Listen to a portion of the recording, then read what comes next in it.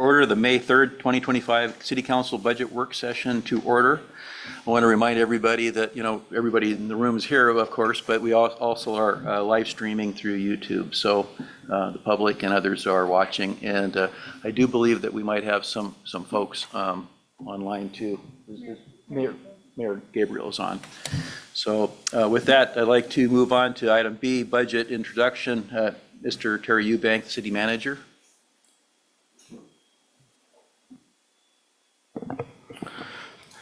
Thank you, Vice Mayor, members of council. One, I just want to start by saying thank you. I know it's Saturday, and seems like clockwork. It's a sunny Saturday here in May this year. I know how valuable people's time is, but I think these conversations that we're going to have today, or our staff is going to be able to have with council today, are pretty invaluable to us and to yourselves in understanding what our priorities and objectives are in the upcoming year, what of our goals the departments were able to meet in this fiscal year to date and are still planned to be able to achieve before the end of the fiscal year.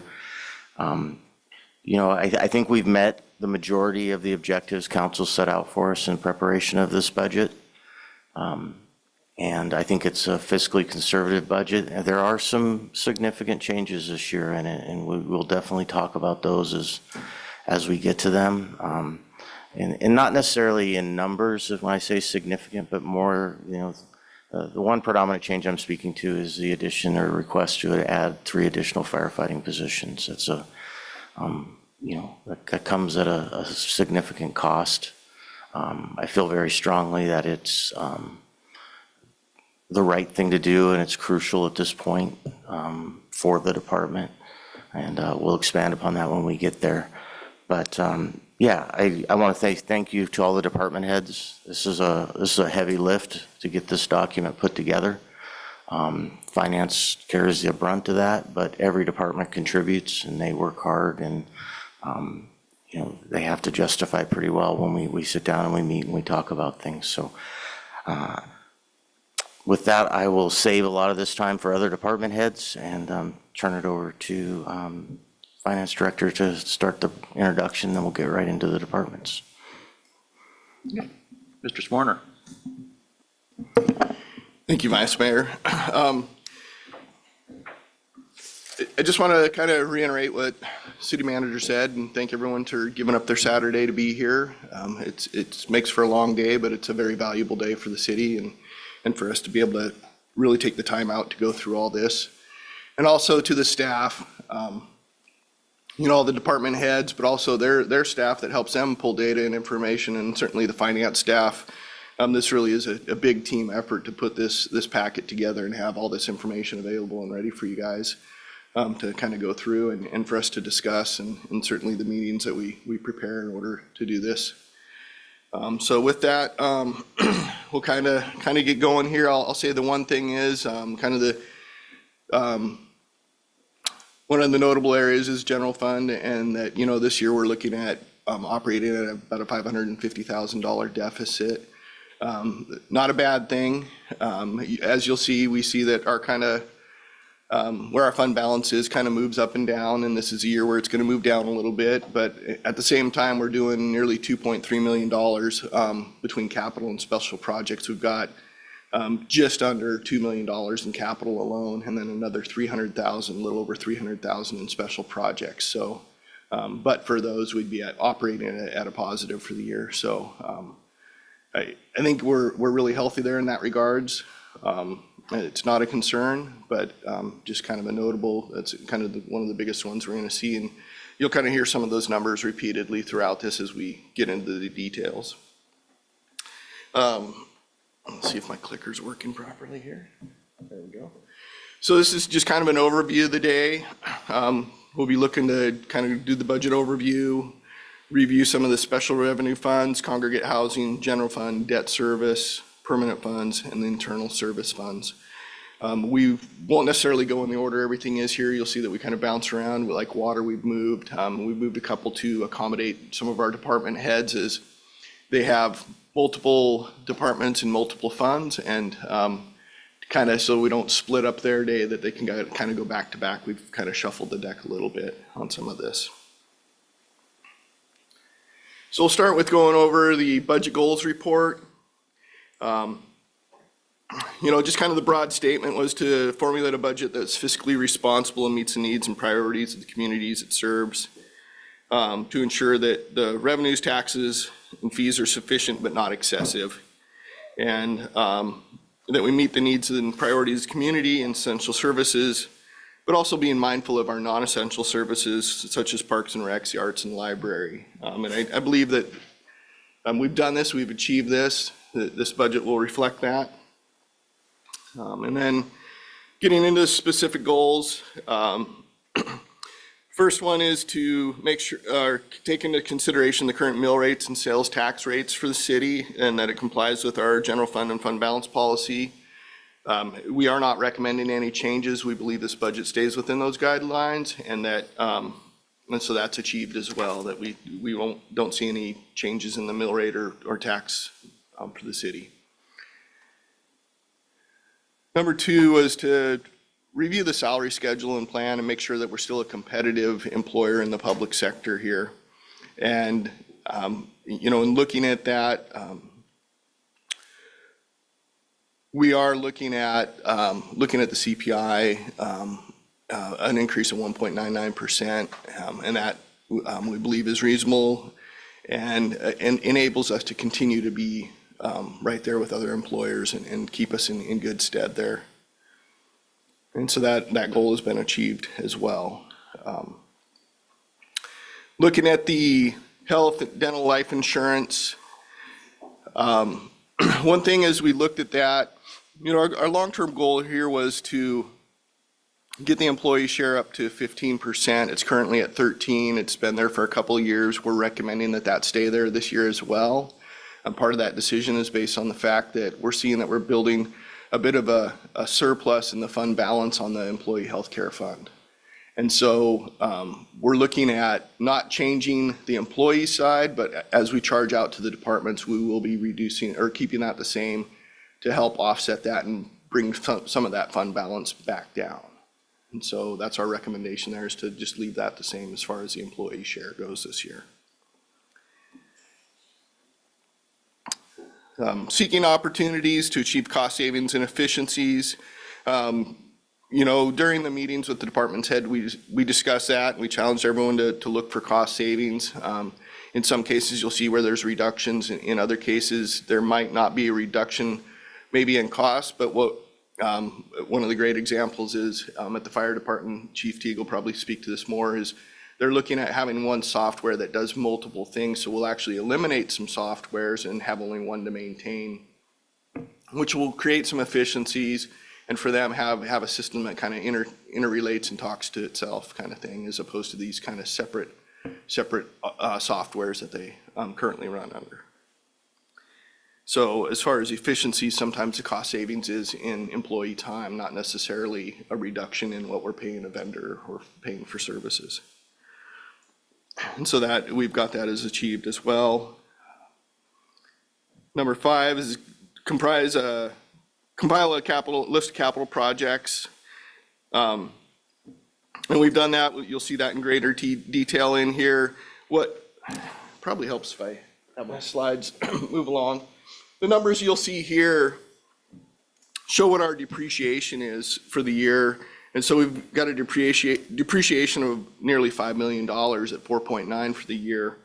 In the capital plan for the next 5 years, we've got $124 million worth of capital projects proposed. As far as funding from the city, 5.4, that would be from general funds, another 5.4 for the airport, 5.2 for water and sewer, 75,000 for senior citizen fund, and 300 in congregate housing, with 107 million of that coming in grant funding. So, that's another one that's been achieved. We're looking at maintaining our infrastructure, and so we're going to need to continue to spend, about what we depreciate in order to maintain that. And so we feel that we're on the right track with our capital plan on that as well. Number 6 was to adjust rates and charges and fees in all funds. As we meet with each department, we'll have those discussions for any changes. This goal is achieved. We believe that the changes we do have proposed in the budget were reasonable and can be supported. And so as we meet with each department head, we'll review those. 7 was the project ending fund balance retained earnings of at least 50% of the FY25 budget expenditures.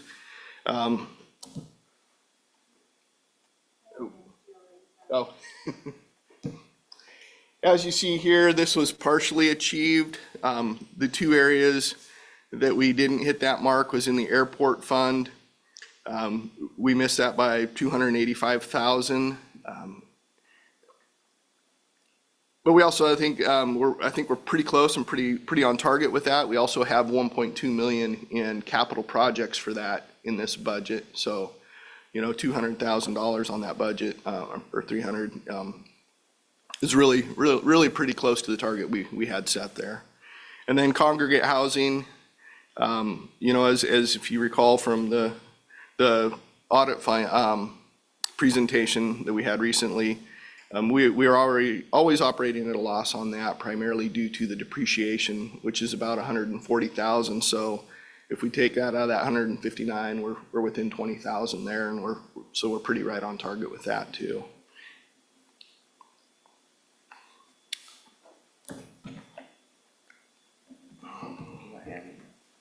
Yeah. So, as the city manager mentioned earlier, there's some key budget factors, personnel changes being one of the biggest ones. Kind of the 3 we have: personnel changes, fleet and equipment replacement funds, and capital and special projects. So under personnel changes, he mentioned adding 3 firefighters, which equates to 1 person a shift for them, as they work in 3 shifts over there because they work, 2 days on and 4 days off, and so it's a kind of a rotating schedule. Wages and benefits for that would be just over $405,000. The equipment to get them set up is a little over $48,000. When you talk about equipment costs, wow, that's a pretty big cost. But when you look at, they have to buy a couple of sets of turnouts, which those are thousands of dollars each. Radios, which can be $5,000-$6,000. The SCBAs, the self-contained breathing apparatus, or their air packs, that they have to get special fitted for those. So there's a big upfront cost to get those, but it's for equipment that's going to last them 10 years. So it's when you look at the overall cost for that spread over the time period that they'll use it, it's not as bad as it looks when you see that big sticker price of $48,000 for 3 people. And then with that, though, we anticipate some cost savings in overtime, because for shift coverage, they won't have to call in as many people on overtime. And Chief Teague will probably speak more to this when we get to his part of the presentation here. So in total, we're talking a cost increase of a little over $293,000 for those 3 positions. The other personnel change we had was changing our building lead into a building foreman position. And that's about $5,500. Public Works Director will probably speak more as to what changed there and what that means for the city as far as what the kind of the reasons for us making that change. And again, talking about CPI, second half over second half was 1.99%. The budget incorporates an increase based on that for CPI, and the cost of that across the city is $201,000. And then just kind of another note here in regards to changes is the state has this PERS on behalf portion that we receive each year. And last year it was 4.76. Well, it's now gone up to 6.33%. And so that change over last year is going to be $173,000 citywide across the departments.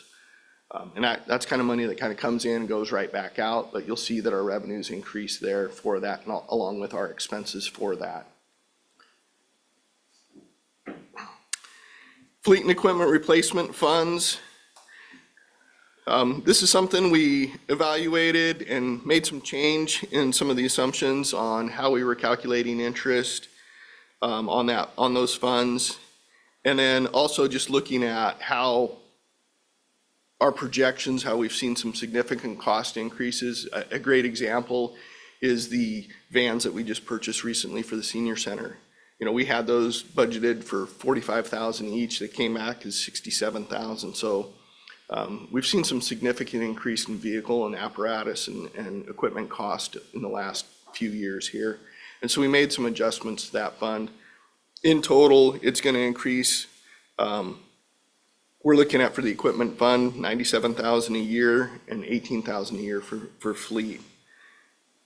And so we made some modifications to that, and you'll see that in the budgets as well. Primarily, the areas that impacted the most are going to be fire and streets, are going to be kind of the departments that see the biggest changes there, because the equipment that they run is our most expensive equipment. You know, we're looking at a new ladder truck for the fire department. That's going to be $1.4 million.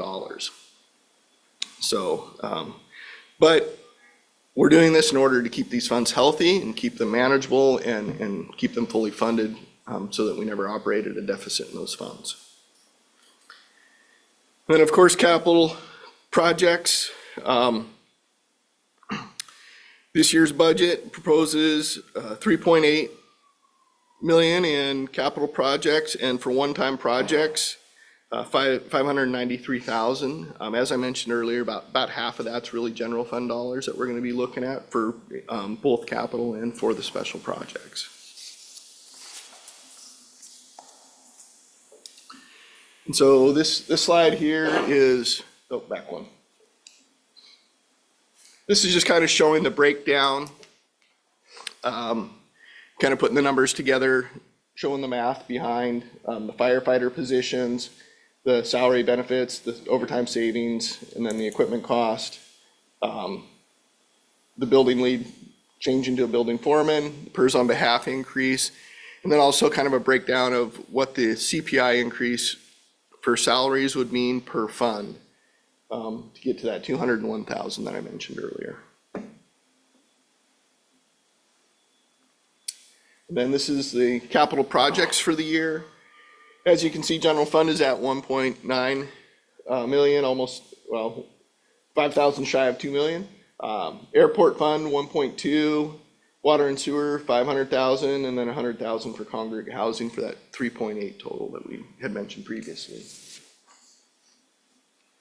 And then special projects, again, 304,000 for general fund, 45 for PU fishery, 92,000 for airport fund, 93,000 for congregate housing, 55,000 for water and sewer, and 2,500 for senior citizen fund, for a total of 593. Sure. I think what's really important, I think you see we put a lot of emphasis on what are capital projects and what are special projects. The difference here being these are one-time expenditures, right? I mean, these are not recurring type things. And when we look at operational budgets for sustainability, we want to make sure that those budgets are able to year after year produce enough for their operations. I think it's really important to factor out these one-time expenditures when you start looking at those things and analyzing them, because like Finance Director said, the budget shows a deficit spend in the general fund of $500,000, around $500,000 for fiscal 26. That's a result of about $2.4 million of one-time expenditures. So if we took those one-times out and didn't have them, we could sustain our operations. We could sustain the level of service that we're providing to the community. You know, it couldn't be long-term because you can't not invest in your capital and your those types of things. But I think it just goes to show how, I think, very conservative we are here as a city, and that our budgets are definitely sustainable. So that's why we put so much emphasis on the capital and the one-time project data.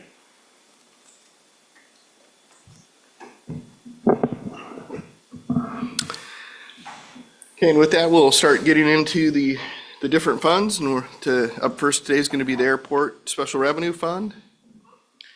So what you have here is kind of a chart of the revenues, and as you can see, it's really our interest on investments are the largest part of the revenues for this fund of 35.6% of the revenue comes from that interest. And then we have the terminal fees, rents, usage fees kind of make up the rest of that. That kind of shows you the breakdown of where the monies are coming to cover the cost of that fund. We are in the process of negotiating the new 5-year airline operating agreement. We have a draft. Our current 5-year agreement expires on June 30th. So we worked with our consultant. We prepared proposed amendments to that and an extension of additional 5 years. Those have been provided to the airlines. So there are 3 at this point. There's Kenai Aviation, there's Grant, and then there is Aleutian. Derek, correct me if I'm wrong. We got response from 1. We got response from 2. We got no response, I believe, from Grant, unless you have something new. Kenai Aviation didn't ask for a consultation, but Aleutian did request a consultation. Grant's going to attend the consultation. Yeah, all 3 will attend the consultation. We'll do a single consultation with all 3. At the result of that, we'll incorporate some changes potentially that the airlines are requesting, and then we'll have that to council for approval. So we get a new 5-year airline operating agreement. That agreement is not recommending a increase to terminal rents or the fees covered by the airline operating agreement. There's no change for fiscal 26. At this point, what's proposed is 5% changes for the remaining 4 years of that agreement. So 27 through 30, we're proposing 5% increases. So we'll keep you posted on that, but just to let you know, like on the terminal rents and things like that, there's no proposed increase in those fees for fiscal 26. We do expect higher revenues because we'll have 3 airlines in the terminal as opposed to 2.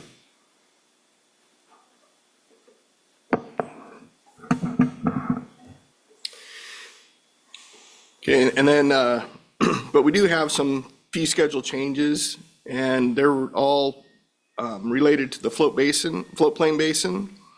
Looking at increasing the private fees from $40 a month to $60, for commercial fees from $50 to $75, and then for the commercial fees that include electric, increasing those from $75 to $100. Is that outside?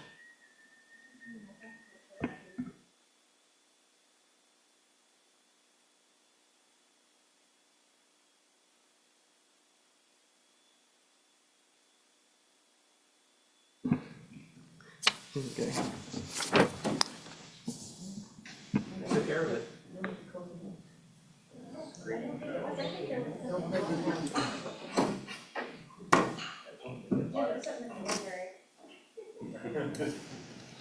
Yeti outside.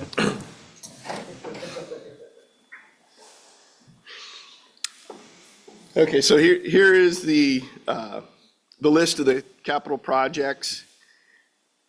So we've got rehabilitation of the runway construction happening, looking at design for a taxiway, and then replacing the roof over at the animal control building.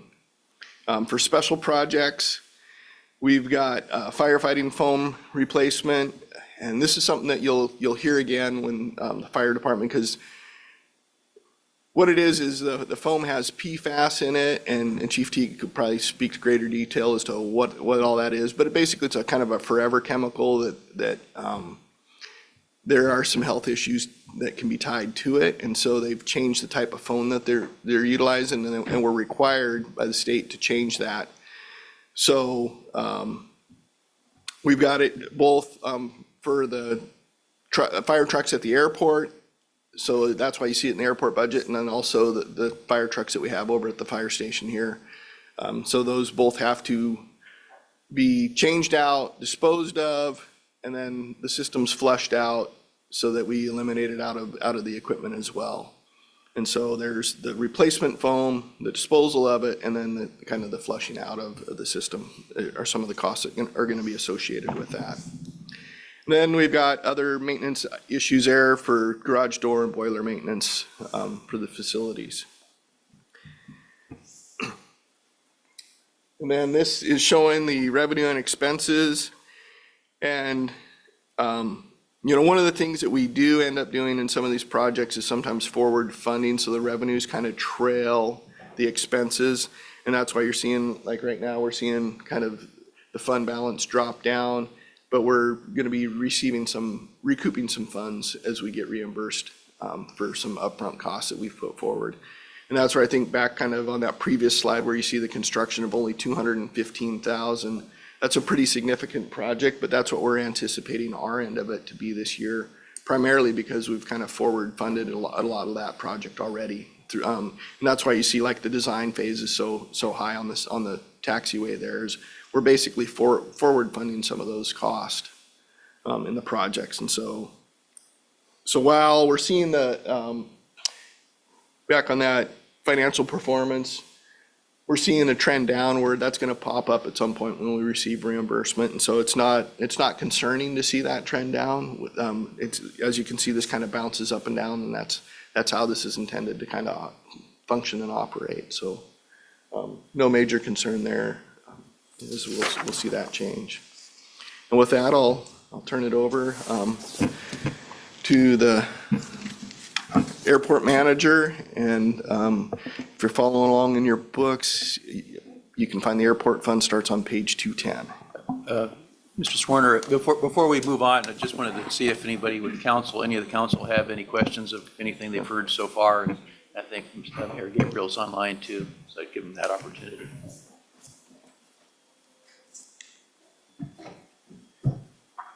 Just a quick question. You mentioned the deficit and we shouldn't be concerned, and it sounds like it's fine, as just because we have all these special projects in this cycle. Are we anticipating more special projects that will have another deficit next year, or is this we're just kind of up and down? What does it look like projected out in the next couple of years?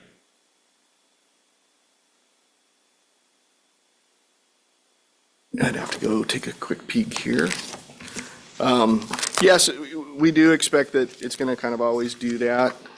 And to be clear, my concern more is we're not going to have a deficit every year that we need to get ahead of. That's what I'm asking, really. Right. So. Yeah, thank you for the question, Councilmember Daniel. If you go to page 64 in the budget, this is and I'm just speaking to the general fund at this point. I think that's where your question is focused. If you see probably 3/4 of the way down on the page, you see a adjusted surplus deficit line. In proposed FY26, it's a deficit of $550,026. That deficit is also in fiscal 27, but in fiscal 28, you see that it's a $300,000 surplus. The difference there generally is driven predominantly by the amount of capital funding that we have planned in those years. So if you look at our capital plan, which you don't have a copy of in front of you, but the document we adopt there in January, when you're looking at the general fund, you know, our FY26 spend and included in the budget is $1.995 million.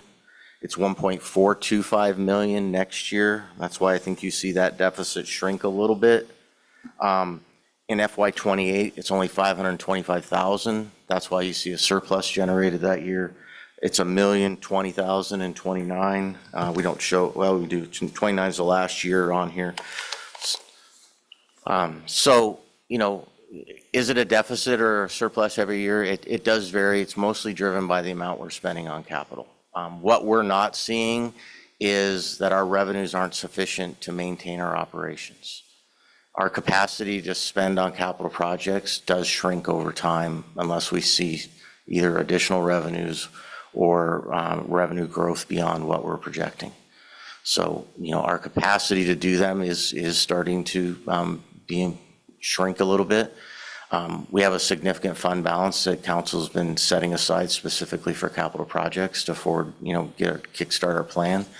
So, I would say sometime in the next 5 to 10 years, we're really going to have to look at that because we're going to start to consume those funds and start to have to look beyond. But I think there's a lot of other triggers we could pull. We could pull some debt financing and some other things that could help with that, and term out some of these improvements that we're doing. So, we're not overly concerned, even though, like we said, it is a deficit, but it's mostly driven by the amount of capital spending that we're projecting in those years.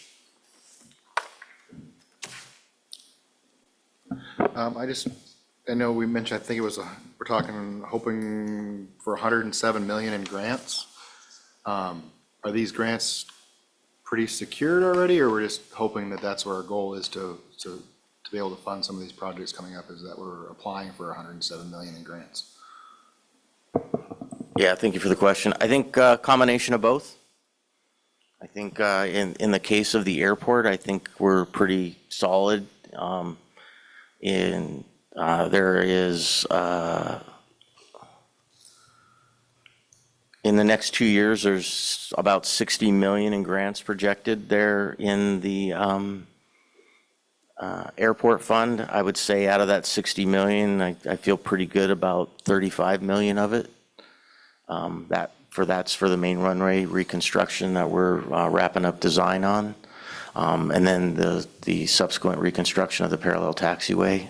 Both those projects have been programmed or squarely on the horizon of the FAA in Anchorage. Feel really good about those grants. Taxiway Sierra and the floodplain basin, I'm less confident of at this point. That could slide a year or two. I do think it'll happen eventually.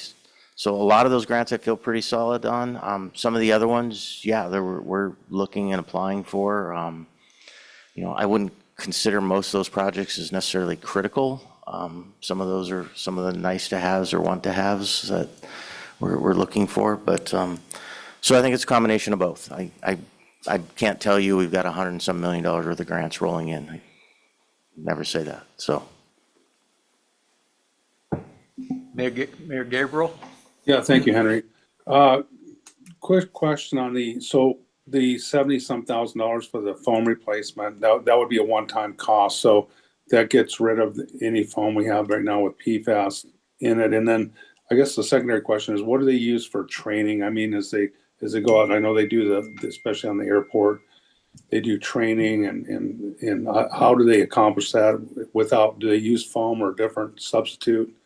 And maybe that's a question for Chief Teague, but that was just, so the 70,000 is just one time and then that's done, I guess is what my question is.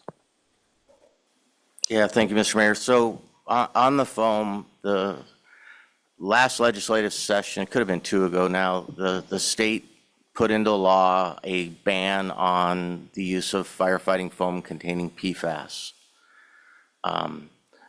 They also had a delay in the implementation of that. It has been implemented at this point. We were anticipating, because they said there would be grant funds provided for entities to do what we're having to do, replace the foam, decontaminate their vehicles and buy replacement foam.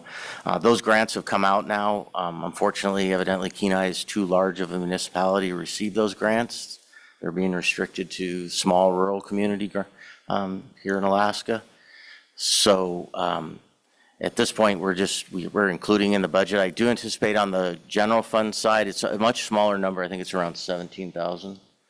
I do expect that we're going to have to pay that. On the airport side, I think we're waiting. I think there's potentially some federal funds that will roll out this fall. We may not have to spend this money that is here. We may be able to get a federal grant to do the airport side. As far as what they're doing now for training, they're not required to flow foam or to spray foam to train. They are required to test the proportioning systems on the trucks. That's the system that actually mixes the foam with the water for dispersal. We now have what's called an EcoCart. We bought that with a grant from the FAA that allows us to test the proportioning systems of the trucks without discharging foam. So those were developed to keep people from having to spray our current F foam, which is, any firefighter is going to tell you it is a far superior foam to what they're being required to go to right now.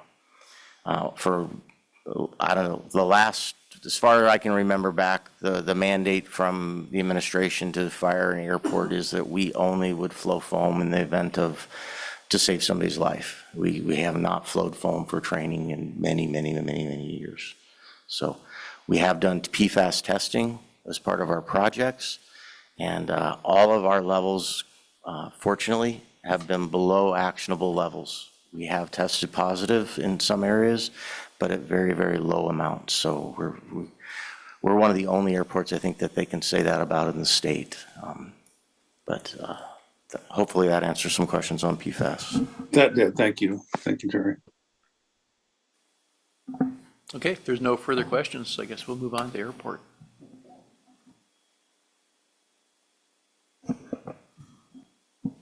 All right, so I just want to thank everybody for giving me the opportunity here today to talk about the airport. We're now on page 212 of the draft budget.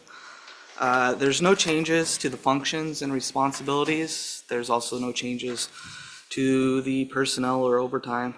And the airport has 5 different accounts: the terminal, the airfield, administrative, other buildings, and then also the Alaska Fire Training Center.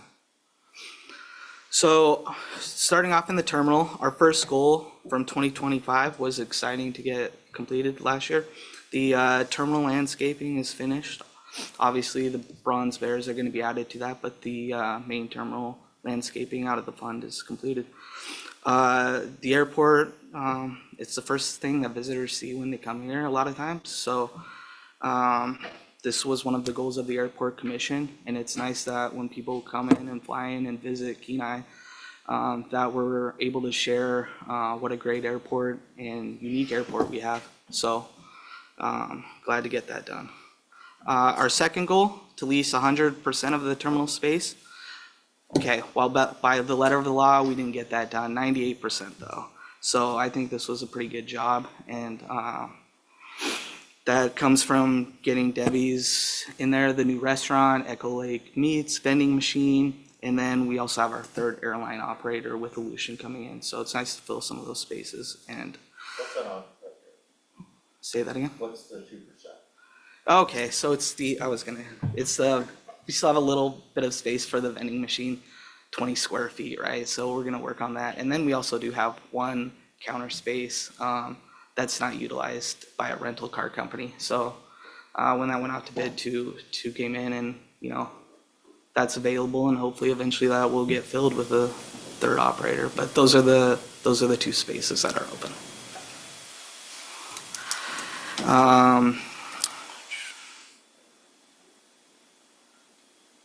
And then I also just want to showcase here that employments are up 5% last year. And we hope to see that just continue to steadily increase, and that's what we're seeing in the first few months of this year as well.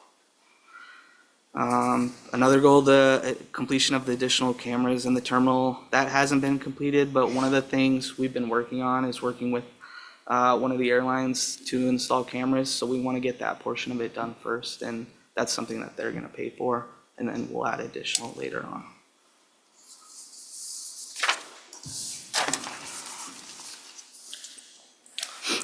So in 2026, we kind of talked about this, but our goal is still to continue to lease 100% of the terminal space. And one of the ways is we're going to get out of the vending machine business and hopefully allow another business to prosper. We're going to release an RFP for both drinks and food. So that's the goal. It'll be more efficient, give another business opportunity to do what they do, and hopefully prosper. Another goal we have is we want to gauge travelers by conducting a survey on the terminal. It looks nice in there, but we always want to seek ways to improve it, and one of those ways is getting feedback from people that are traveling through there. So that's another one of our goals. And lastly, we're going to work on documenting policies and procedures. So that's going to be across all our departments, but that's one of the things we really want to do is take some of the knowledge that the people have that work there and put it in writing. And lastly, future consideration should be given to the terminal parking lot. This has been determined not to be an immediate fix, but I would like to start looking into phasing different parts of the parking lot so that we don't have to do it all at once. Okay, so moving on to the airfield. Okay. Sorry, We can- question Yeah, we can. on the parking lot. Yeah, What do go. you have in mind? What are you trying to accomplish? So just planning for the future, eventually the pavement's gonna need replaced. That's not gonna be AIP funded. Most of it's not. So looking at, doing a third of it one year and a third of it the next year. So planning to phase that. I just had a question. I know when they did the planning for the landscaping, that same company also proposed a redesign of the parking area for more efficiency and allowing more space for parking with the space that we have. I don't know, they talked about basically it was just like a redesign of where they were painting the lines and they came up with a different efficiency point. Is that something that's been looked into again or no? So we looked into it. So you can paint the lines differently, but that does involve redoing the parking lot. So when our guys go out and paint, they're repainting on the lines that we currently have, and they're not stripping the old paint. I don't know if you've ever seen a parking lot where you strip the old paint and then put new lines in the opposite direction, but there's shadow marks, and so it's confusing, and they're both there. So that really needs to be done when the pavement's replaced. Thank you. Yeah, I just remember Yeah. them doing a presentation about it, how they could fit more cars in with the same size space or something. Yeah.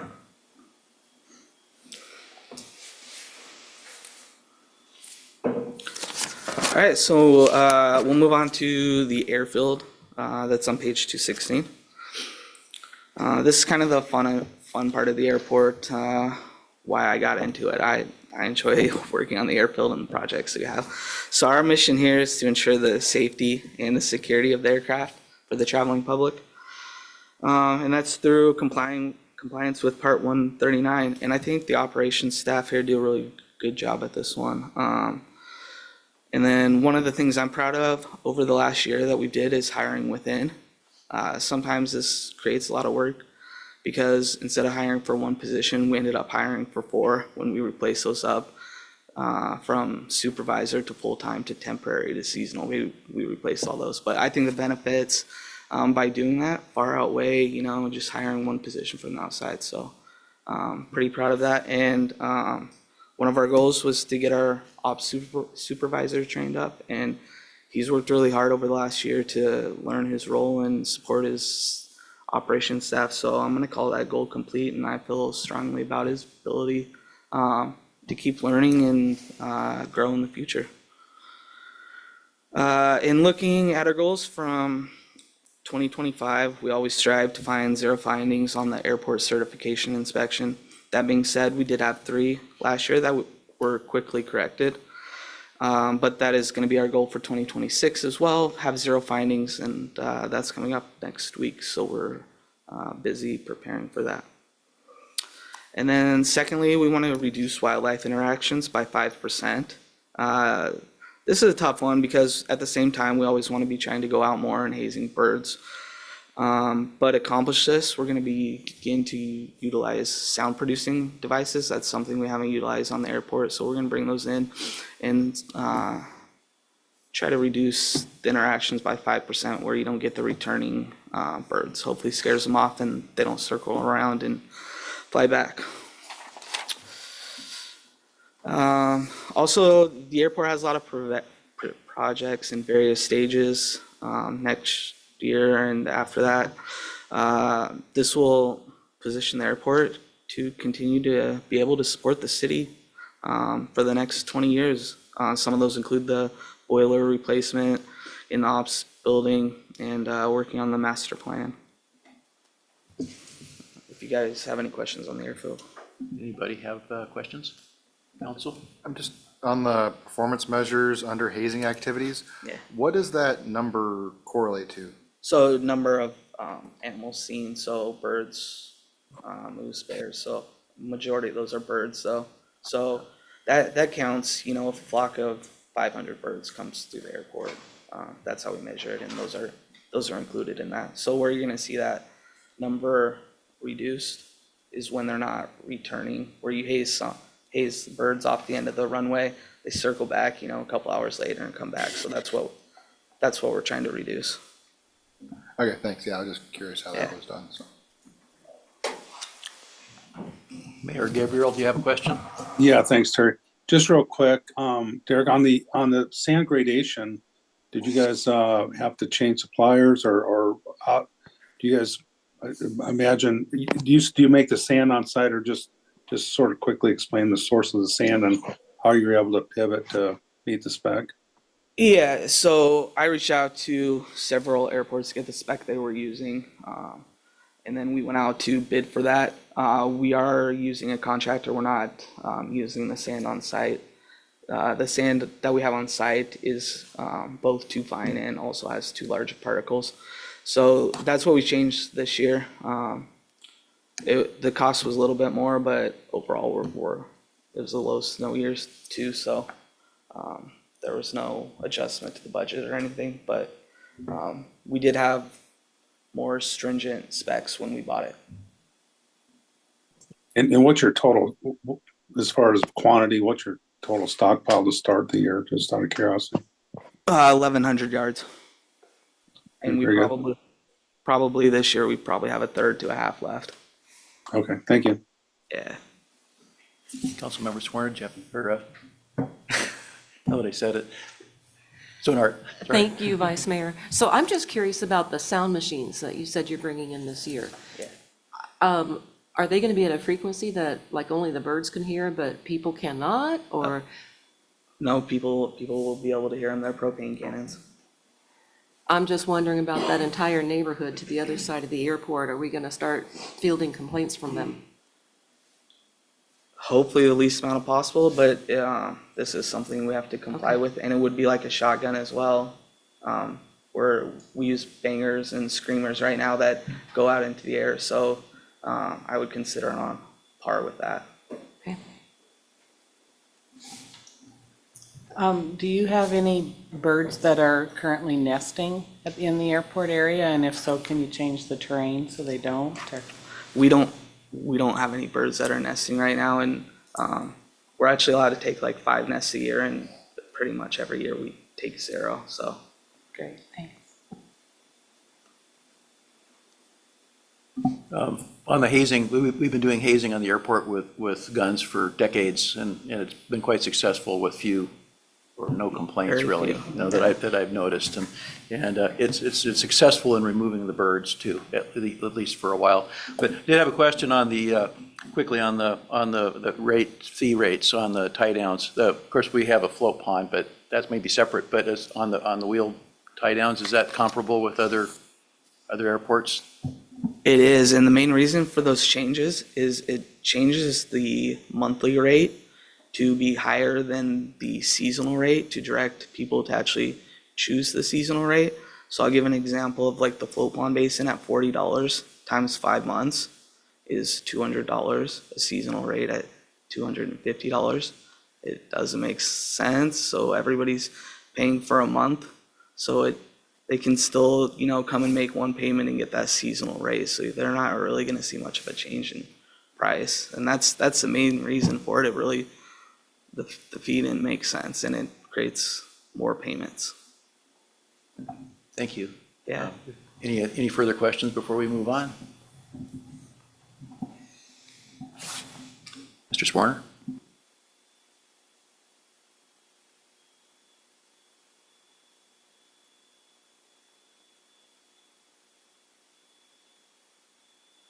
There we go. Thank you. We're on page 220 with administrative. One of the first things I want to point out here is that the enplanements are on a gradual trend up, and costs per enplane passengers are down when you get more people. It's more efficient, and cost of per enplane passenger goes down.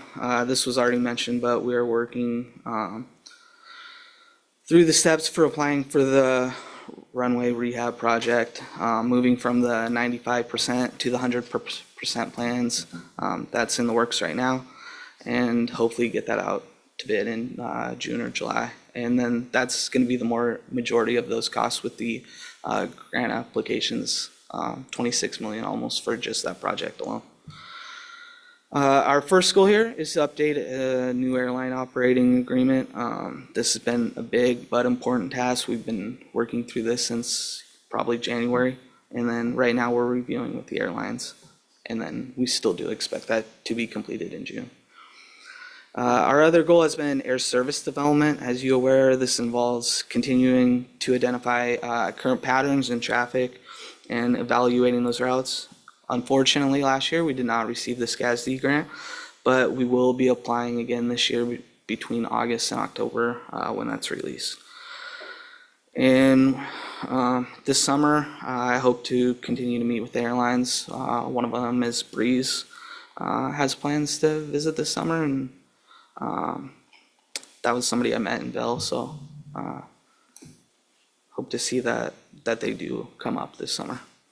Another one of our goals, again, policy documentation. We want to create 12 of those next year to start with.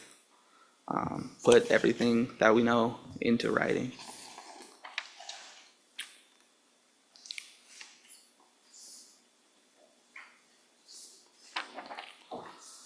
And that's what I have for terminal. So if you guys have any questions on that area. Or for administration, sorry.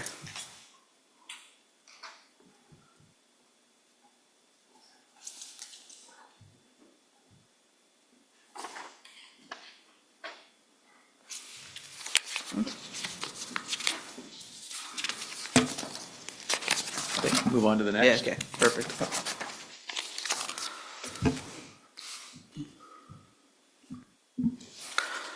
Okay, so now we're moving on to other buildings in the airport fund. My goal here is to complete a long-term lease for the fueling station at the floatplane basin in the fall. An RFP will be released, and it'll create another business opportunity within the community and hopefully increase demand. And also, we're on page 224. We also want to continue to work towards development of the west side of the airport next to the floatplane basin. I think there's a lot of opportunities in the future for the floatplane basin. And we want to continue to plan development of Taxiway Sierra and the lease lots. Also, we want to work on a planned Willow Street extension, which could create additional opportunities for larger lease lots. For commercial operators, both of these projects have actually been submitted to the FAA in our capital improvement plan, so they'll review them for funding eligibility in conjunction with our airport master plan. So that's why our airport master plan right now is really important to determining our needs. Any questions on other buildings?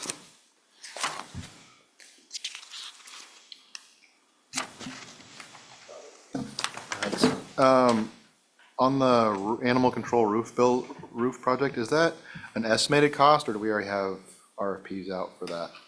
That's an estimated cost.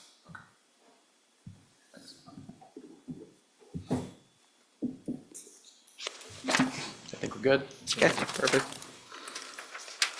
And lastly, we have the Alaska Fire Training Facility on page 228. For the 2025 goals, we are still working on establishing a long-term janitorial contract and renting out the unused office space. The administration has given tours and encouraged interested parties, and we'll continue to do that.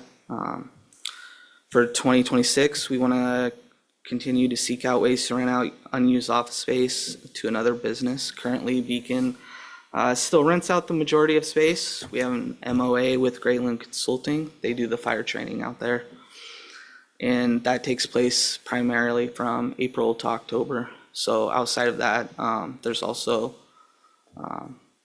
could be more use when they're not utilizing that space. And then over the last year, maintenance has been working hard to improve this facility. I think we are well on our way to establishing step 8 for 2026, and later this month, we're going to have company Alpine Metal Tech come out and do a lot of work on the props and then update us on a list of maintenance items so we can continue to keep improving the facility. And if there's any questions on the Alaska Fire Training Center, please let me know. Is that your last? That's my last one. Well, if council has any questions on anything about the airport, I guess, before we move on. Councilmember Daniel. Thank you, Vice Mayor. Quick question on the Beacon building. I've never been in there, the training building, so I'm curious, what kind of space are you talking, like looking for a business? Like what is it, like just office space or Yeah, conferences? So we actually did a tour with the commission. You weren't on it yet, but I'll always give a tour if you want to come over anytime. Yeah, a lot of it is office space. There's bathrooms upstairs in some of those offices, but primarily office space. There's like a library area with desks and stuff, so multiple options, multiple sizes. Councilmember Dothett. Yeah, just, how much, approximately, how much space are we looking to try to rent out? Up to 4,000 square feet. Thank you. Yeah. To let council know on that subject too, I did have, last month or so, I had a meeting with Paul Perry. Paul is he runs the paramedic program over at the university, and they're used to run their firefighting program too. They used to do a level 1 firefighter certification. He is interested. He brought the director from KPC over. We sat down and met about expanding their reach in utilizing the fire training facility to expand their class offerings over there. And so I think I would describe that as very preliminary at this stage. But I think that would be a real opportunity. I'd love to see Firefighter 1 program developed down here. I would bring more students down here.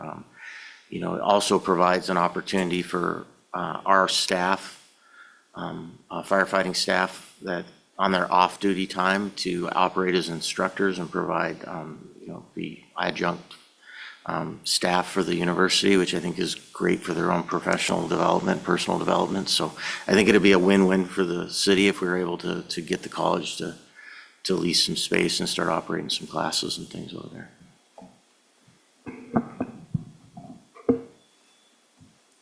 Okay, are we ready to move on to the Senior Citizens Fund? Think so? Okay.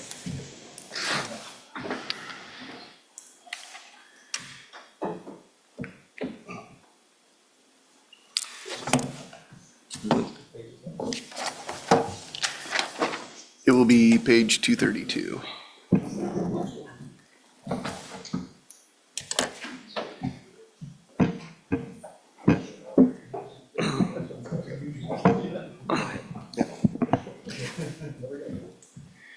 So the Senior Citizen Special Revenue Fund, we'll start with revenues here. As you can see, about 50% of what they operate is based on grants. And about 26% of it's general fund dollars that support this program. Also donations, and certainly a great contributor has been the Senior Connection. And in previous years, current year 2025, in previous years it was 100,000 a year, 2025 it was 120,000 they contributed. And they approved doing another 120,000 for FY26. So it's great to have them as a partner in this and have them participating.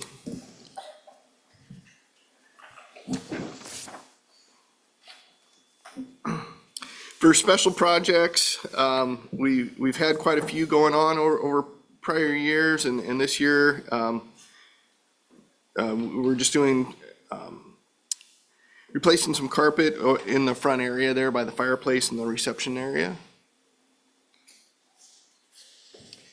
And then with this one, you'll see that our fund balance basically is at 0, and that's our target. 0 is our target each and every year for this fund. Kind of go back a couple of slides when we talk about that bottom line, the funds from the general fund. what we do is we do quarterly transfers into this fund over the course of the year, and we hold off the last one. It's one of our kind of year-end entries, because let's say they only needed 276,000. Well, we would keep that 10,000 in the general fund and not transfer it into the senior fund. And just the same, if they overspent and were over budget for the year, which was actually the case last year, we build that into the budget for the current year to make up that difference and again, bring that back up to zero. In the case of last year, they were, I want to say $8,407, not to be exact, but it's a number that sticks out. Can I say one thing on that? Sure. So it doesn't represent that Kathy overspent her budget. There's two factors that impact that significantly. One, we project a lapse. So we project that they're not going to spend a portion of their budget. So and I think it's 5 or 6%. So if Kathy ends up spending 95.5% of her budget, that's going to create, could create a deficit. The other key portion of this is we're projecting revenues. We're projecting what donations are going to be. If revenues don't materialize to the level we expect them to, it will also could result in a deficit in this fund. So it's definitely not that Kathy's overspending her budget. She's not ever overspent her budget. We stay within budget because that's our legal authority to spend. It's more on the revenue side and the lapse that we may miss a little bit on when we're doing budget projections. Thank you for that.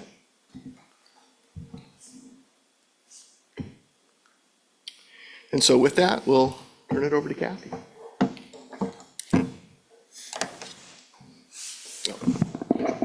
I want this one. Probably. Good morning. Good morning. I'm on page 236 of your budget book.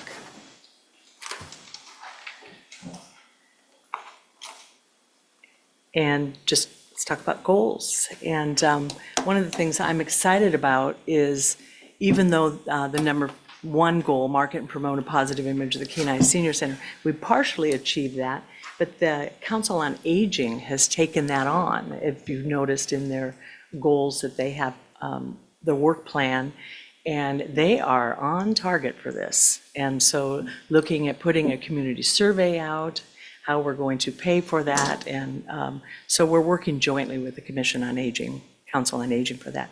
Number two, upgrading the senior center page on the city website, working on that as well. Kayla is our digital person who works on the website. She's been pretty active this spring with things going on, so she's still working on updating things.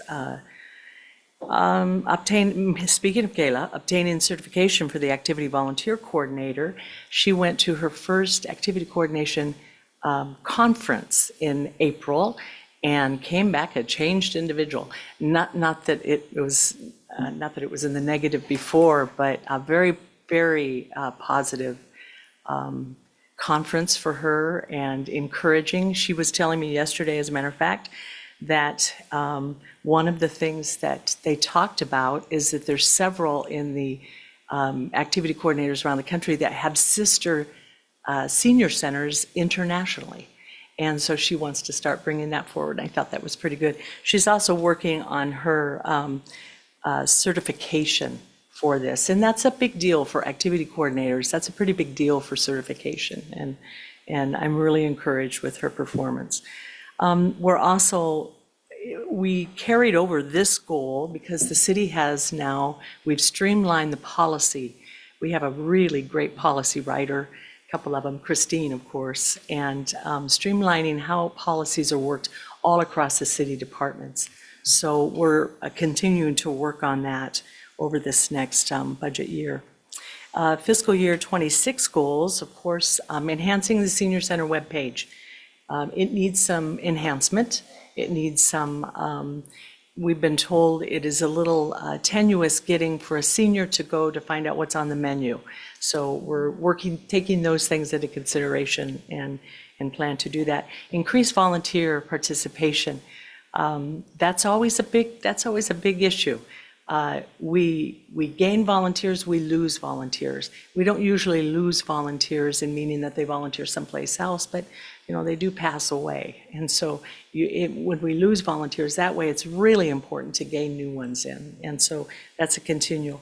The Create an Emergency Plan, if you remember, this was a grant that Red pursued while I was out, and doing a fantastic job on this. Even though the city has an emergency plan, we need a site-specific according to the Older Americans Act, and so we're working on that. And then, of course, documenting our 20 department policies for the senior center, getting those in place and making sure that they correspond like all the other departments across the city. Future considerations, senior center dining room can accommodate over 200 people. We've updated, in 2018-19, we received a Rasmussen grant, and we updated the flooring because our Senior Stronger, there's a word for it, but it's an actual program, and it's a workout program with lightweight weights. And we had outgrown our space, and so we decided that back third of the dining room, we would put LVP there, and the rest of it carpeting. And now we have so much outgrown it, we have 2 classes going on for this. So looking at various ways, how we can expand our building, how we can, not taking on a capital project, of course, but just getting a little creative in how we do that.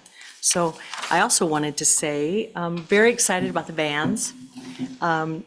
Previously, our vans, the ones that we currently have, hold 8. And if they weigh about 90 pounds and about 5'2", you could get 8 in there. Most of the time, it's 6 people comfortably. And so if we take a trip or we go for an afternoon drive, we're using 2 of our vans because that's a popular thing. So we're getting 15 passenger vans, which is exciting for us and beautiful. Very, very thankful to Public Works for helping us with that. Also wanted to announce that March 27, 26 is March for Meals, and the committee decided yesterday, this is pending the Senior Connection, but it's a Wild West theme. So you have a year to work on that. So I'm happy to answer any questions if you have for me. Any questions before we move on? Thank you, Kathy. Go ahead.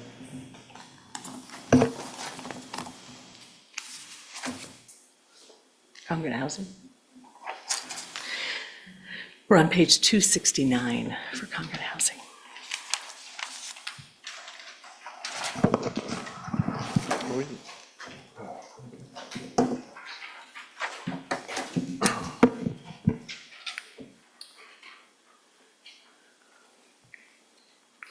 So for congregate housing,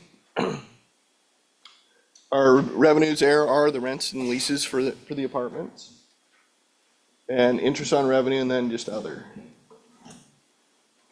Primary, with the rents being the primary driver there.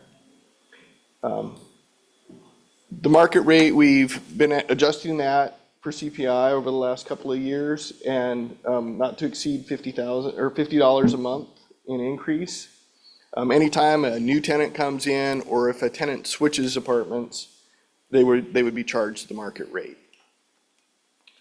Currently, we're in the process of doing a market analysis by a consultant, so we've got the budget built with a 2.24% increase. That has the potential to change because we should have that market rate cleared up within the next week or two here. So for the final budget, we may see some changes there. We'll have to see what the results of that are. For capital and special projects, we've got $100,000 for capital project for elevator maintenance. Special projects, looking at updating some lighting in the hallway and stairwells, doing some flooring replacements, some paint on the first floor hallways and common areas, some furniture and a solarium cabinet for $93,500 total, for a total of $193,500 for the congregate housing. And then here is a look at the financial performance on congregate housing. You know, the one thing I want to note is that we've had some pretty big projects in prior years, capital projects that I think we replaced a generator and a boiler over at that facility. So some pretty big high dollar projects that really are long-term and provide long-term investment into that facility.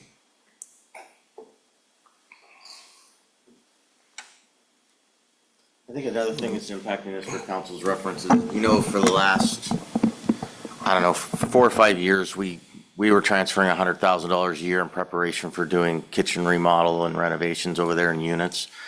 That money is still accumulated in a capital project fund. That graph assumes that all of that gets spent before the end of this year. I can tell you for a fact that's not going to be the case. They're still working to get the actual design done so we can move forward with those projects. But this makes an assumption that we spend every bit of capital that we have on the books right now before this year is out. I don't think that's accurate, so that drop-off really isn't going to happen, and it should not be that. That would be alarming if I was sitting in your shoes and not having an explanation. I don't think it should be.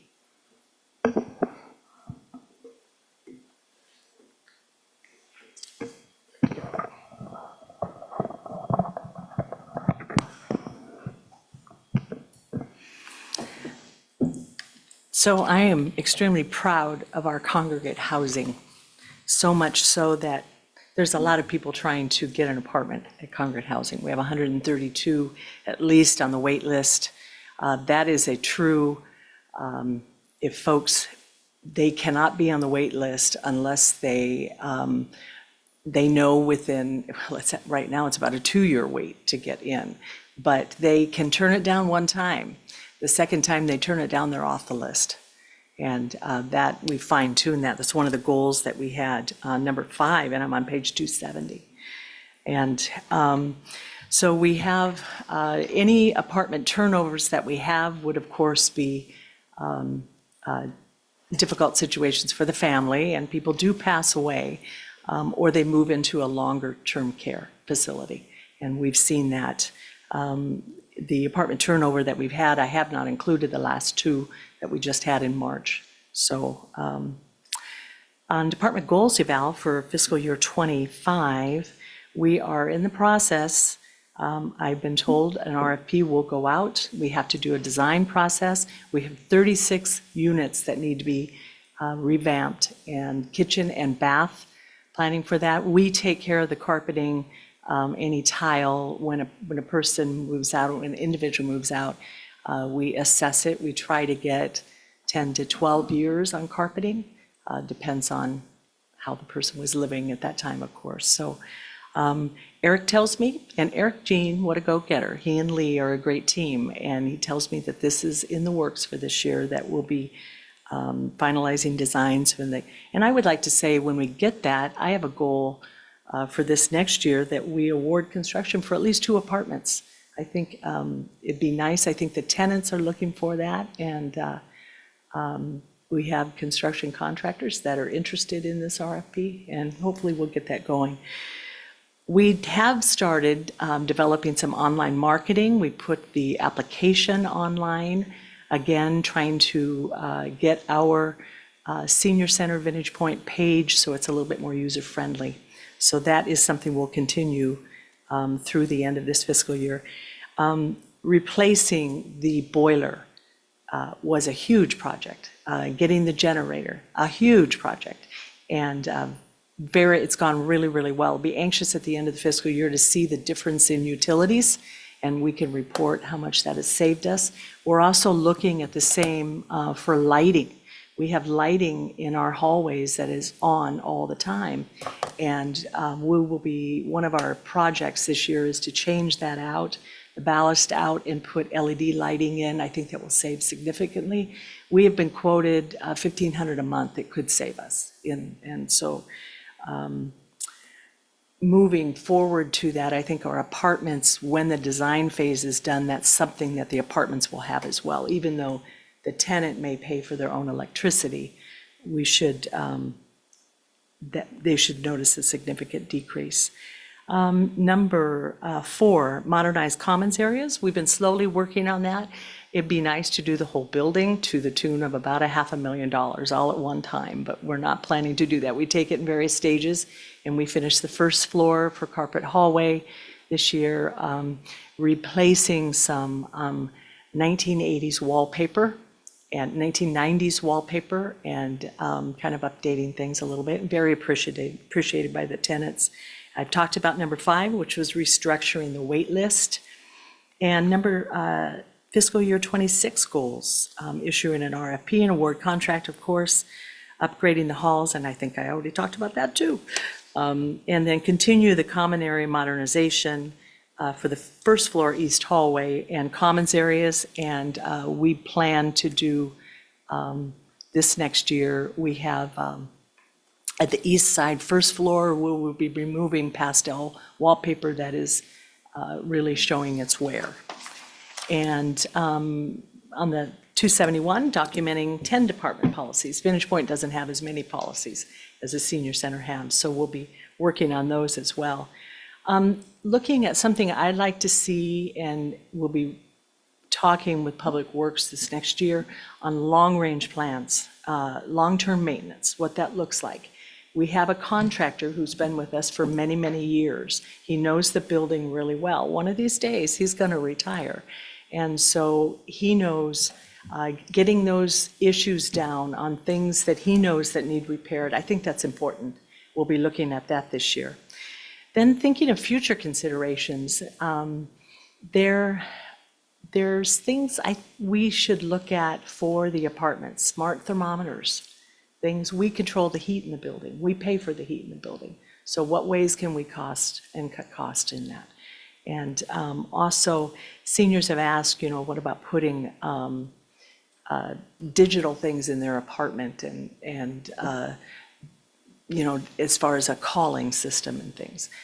Pretty spendy to do that. It'd be updated wiring for sure, but it is worth looking into and seeing what it.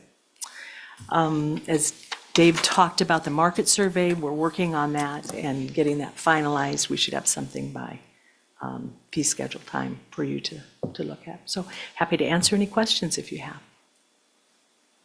Any questions for Kathy? Alex? Just a question, when you are planning to redo a couple apartments hopefully this year, will those be ones that become vacant?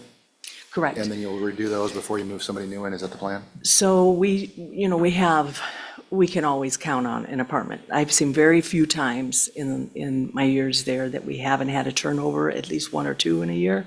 So as soon as an apartment becomes available, we will move. Bill has a list on what apartments need that first, with the cabinets and so on and so forth. So we will move those tenants into the vacant, actually we'll do the vacant apartment first. Then we'll move another tenant into that's currently in the building. They stay there while their apartment is being done. They move back out, we go to the next one. So we will have probably, as long as the apartment rentals are being done and we have funds for, we will have a vacant apartment. So we will lose revenue in that apartment for that year. Any further questions? Sounds like you covered it pretty well. Thank you very much. Okay, Mr. Swarner, looks like we're up to the personal use fishery fund.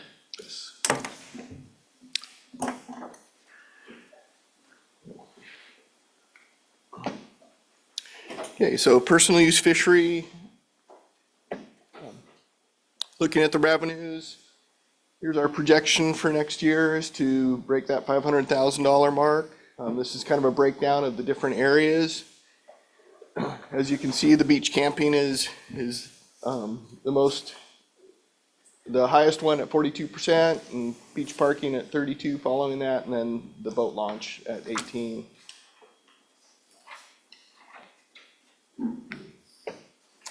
For capital projects for the PU fishery this year, we're looking at regrading the parking lot over at the dock. This will require bringing in some additional material as a part of that. And then also replacing one of the rangers that they use down on the beaches.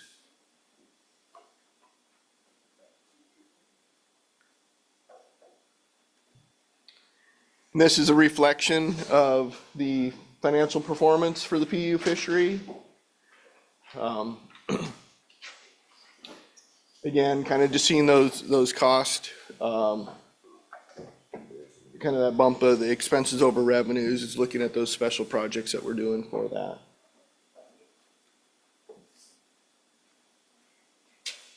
And with that, I'll turn it over to Tyler.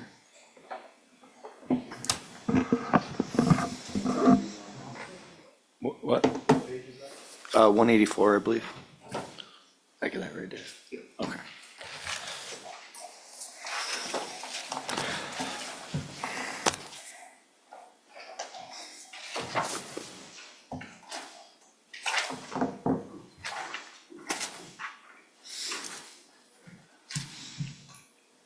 All right, everybody on their page? All right. General overview, quick overview of the PU fishery. Parks and Rec is the point person in managing that. We kind of took that over as being the head person, but it does involve really all aspects of the city department. Streets moves around a lot of our infrastructure and sets it up. They grade all the roads, take care of their public safety is always active and making sure everyone is safe. I think we had a number of people try to climb the bluff last year. Park signs it, people pull out the signs, but public safety really helps us with their temporary enforcement officers and their full-time officers during that time. On that going into it, our total transactions are kind of projected to be the same going into 2026. Our DipNet Kenai page views are a little bit down. Our traffic control calls are about the same. Our vendors days had a little bit of a spike. Our projection is going a little lower just based on a lot of people at the PU fishery bring their own food. They bring coolers, they make their own food down there, but it was nice to see a variety of people trying it out. I got reached out to just this week from the Kiski High School and asked about going down there and selling ice. So kind of a different angle of a vendor day. We had the KCHS hockey team go down there and do some sales. Monte Cristo sandwich shop went down there.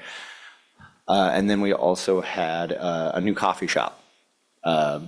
I'm trying to remember their name, but they're a small trailer, and they actually came back the following week. And so I think that coffee shop kind of had a little bit of a luxury that someone didn't have down there. They may have a sandwich full of, or a cooler full of sandwiches and everything, but like, ooh, a nice latte sounds really well. So it was cool to see more vendors trying it out down there on the beach. Down on North Beach there, we call them end caps. They are the end of the parking lot that we leave like 3 of those spots open for vendors. And it's kind of just a cool opportunity. We just kind of charge them a daily rate and they can set up and see how it goes down there. And then going to our goals, we set up lots of Jersey barriers. So we purchased some those ones this year and have a line on some more if we want to get any more towards the end of the fiscal year and the start of the fishery as well. South Beach, we set up a long wall to stop people from trying to sneak into the fishery. It would still be open if someone wanted to walk through. And then we also use these Jersey barriers to direct traffic going onto North Beach and to protect our shacks. The signage that protects our dunes always seems to get moved or faded. We bought a number of signs and hung them up last year, and we also have a healthy bank of those to replace any that may go missing or anything there. That's along North Beach and South Beach, but we usually get more people trying to bypass the walkways and everything on North Beach. So we purchased a bunch of those last year. And then our dunes are, protecting our dunes are working. They're getting very, very big, but they're also aggressively overtaking our pathways. So we really just kind of looked at our different options of we kind of gave it just a full assessment. We went down there and to see what our options could be to kind of keep those pathways going because they do protect our dunes. We made a goal to do some aggressive clearing and really getting one fully cleared for next year. We really want to attack one and get it really, really well done. And then going into our 26 goals. Oh, sorry, I also want to say there's also bollards that have been overtaken by the sand. Last year, we purchased an auger, so repositioning those bollards, it's going to be a lot easier on our crews now that we have a auger for our Bobcat. They'll help us a lot when we reposition those, because I don't know if you guys have been down to the beach lately, but in November and I think early March, we had huge winter tides, and a lot of our bollards were buried, and some of them are unburied up to 10 feet now. Like a big section of that got taken away. And I don't see that as a dam, that's just nature working on that. You get one of those really high tides with wind blowing into it. But there's a couple of bollards that kind of went over sideways. So we'll pull those out, drill a new hole, and replace those. And then our 2026 goals, inventory and restore dipnet signs. We have a lot of dipnet signs. Sometimes, one of the things we've done is, I think we've removed some where we had some counteractive signs since I've started, where like, no motorhome parking, and then motorhome parking only. We cleaned up that a lot, but then just to get a good inventory, we don't really have a good inventory base. I think we're very reactionary when we set up. It's such a fast, like, event or, department that runs for 3 weeks. So me and Assistant Director Brown want to sit down and really go over what signs we have and get a really good inventory, because it's, and then, so when we set up stuff, we can be like, yep, we have 30 of these signs that go along North Beach that say no vehicles, no camping. We have a large variety of signs, but cleaning up, inventorying what we have so we can take really good care of it in the future. And then here's our goal: move and repair one of the walkways on North Beach. That sounds extreme, just because it is. Again, those dunes are really coming over those walkways. So it may just be an aggressive like trail clean where we scrape out a lot of the sand right next to our pathway and see if we do need to take it apart, move it all, or what we need to do. So that's why I think once we start moving the sand, and we may find damage or something, and we open up a large can of worms. If we can get to the other ones, that's a bonus. But there's so much sand, I would be surprised if there isn't a little bit of damage too. Future considerations. It's been mentioned multiple times throughout the years in the fishery that the city of Kenai should have a permanent campground that could be used during the fishery and during other summer months. I think something that is cool to note, I think the Port of Kenai, who is a private enterprise, has really improved their campground next to the dock, and they have an online accessibility renting form, and I think that's open throughout the summer. So that's really neat to see, and complements the fishery quite well. From Parks and Rec, we have no major special projects. Some of the big staffing changes we've made over the years, we added a dock attendant, and then we've added some hours at the beach over the last several years, and I think we have our staffing operations down really well. And then another big really boon to us that I think the last 3 years we did is we started a bypass lane. We made that bypass lane on North Beach a little bigger, and then we established it even more, I think, with some better fencing after some safety concerns. And just for you guys' knowledge, North Beach, up on Spruce, there's a lot of traffic that can come during the peak of fishing, during dipnet, and it can overflow on the road. And now that we have that bypass lane dialed in, people who already have a pass can just drive past the shacks. Before, you were going to church, we had to coordinate with our cops to do traffic control. And now you can almost just pull into Spruce and almost have immediate access to the bypass lane. So if someone has a pass, you can use it. If someone wants to go to Boys and Girls Club, they can use it. If someone wants to go to church, they can use it. And the only time we backed up on the road, we never backed up on the opposite side of the highway. My first year, there was one day where we had traffic down to the visitor center. This year, it was that kickoff at 5 a.m. for about 20 minutes is what staff reported. We had some traffic that went down towards Forest, but not all the way to Forest, and that cleared up within about 20 minutes. So that bypass lane has been super successful, and I think we've made a lot of good modifications to our operations.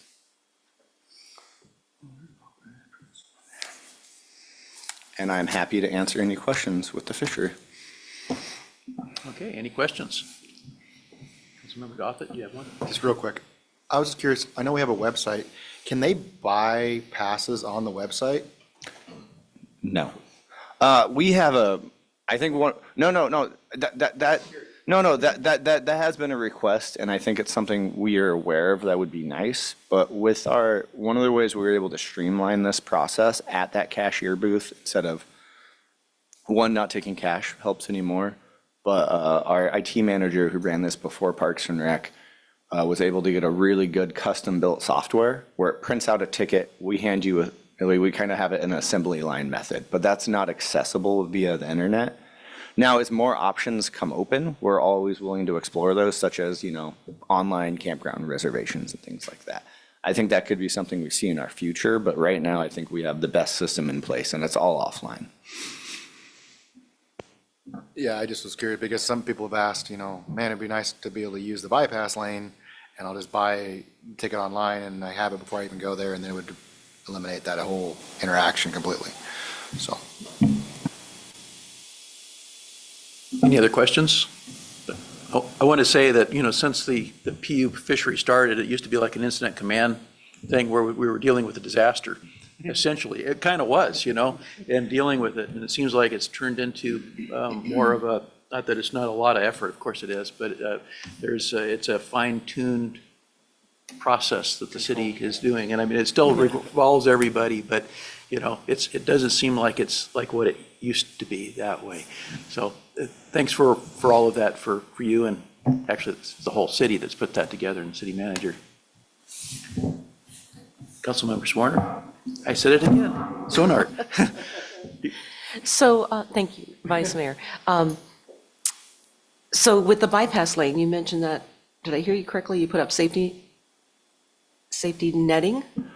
So the first year we did it with snow fencing, which is temporary safety netting, and then last year we had most of the section done with a metal like crowd control barricade, and that seemed like that was received a lot better. So we Okay, have so like a then temporary does that metal help fencing. then with the little kids that are playing behind the bleachers during the games? Yes, that was Got one it. of the direct comments we got back Yep. from Little League, is they wanted to see a more secure fencing. Yeah, okay, thank you. If I could get a quick clarification on the sand, the piling of sand, it actually sounds like a good problem, but the pathways I'm not familiar with. There's the road, and then there's the beach side, and then maybe it's the cross over. What Yeah, pathways so are- over the dunes, we have several metal pathways that go over the dunes so people can walk. People still try to make their own trails, even though we have it pretty well fenced off and signed. So those pathways just allow points for people to cross over them safely. I'm going to say it's a pretty common practice. If you walk through nature national parks, you're supposed to stay on the trail. That's the same principle, stay on the pathway. And then the joke with trail maintenance is you kill natural vegetation. But in reality, what we're doing is the dunes aren't growing a lot right under those pathways, but we're protecting dunes in between the pathways.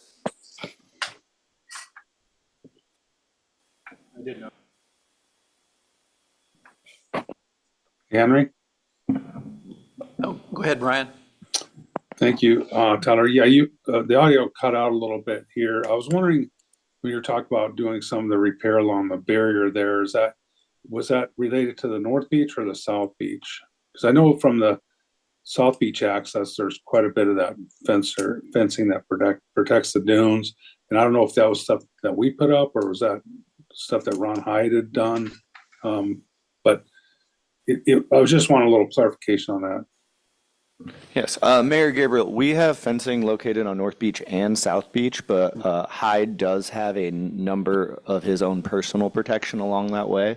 But once you get out to that little peninsula where people are allowed to camp, we have fencing.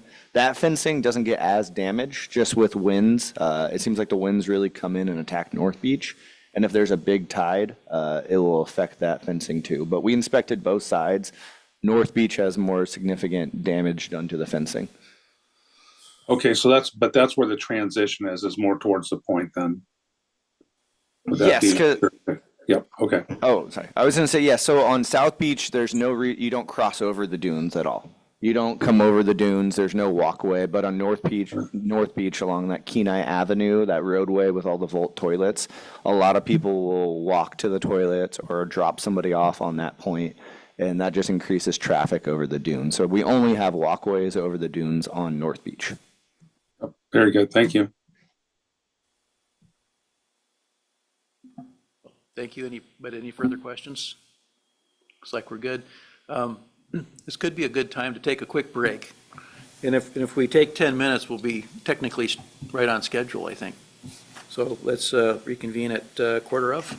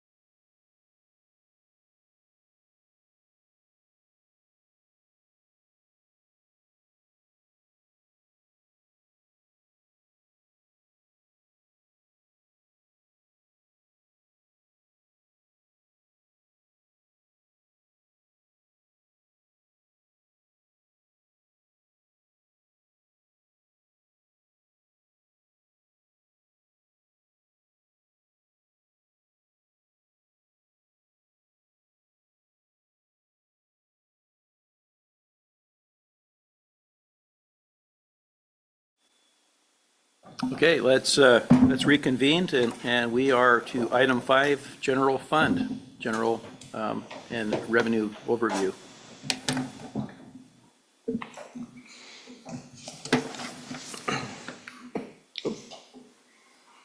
Shelley, can you?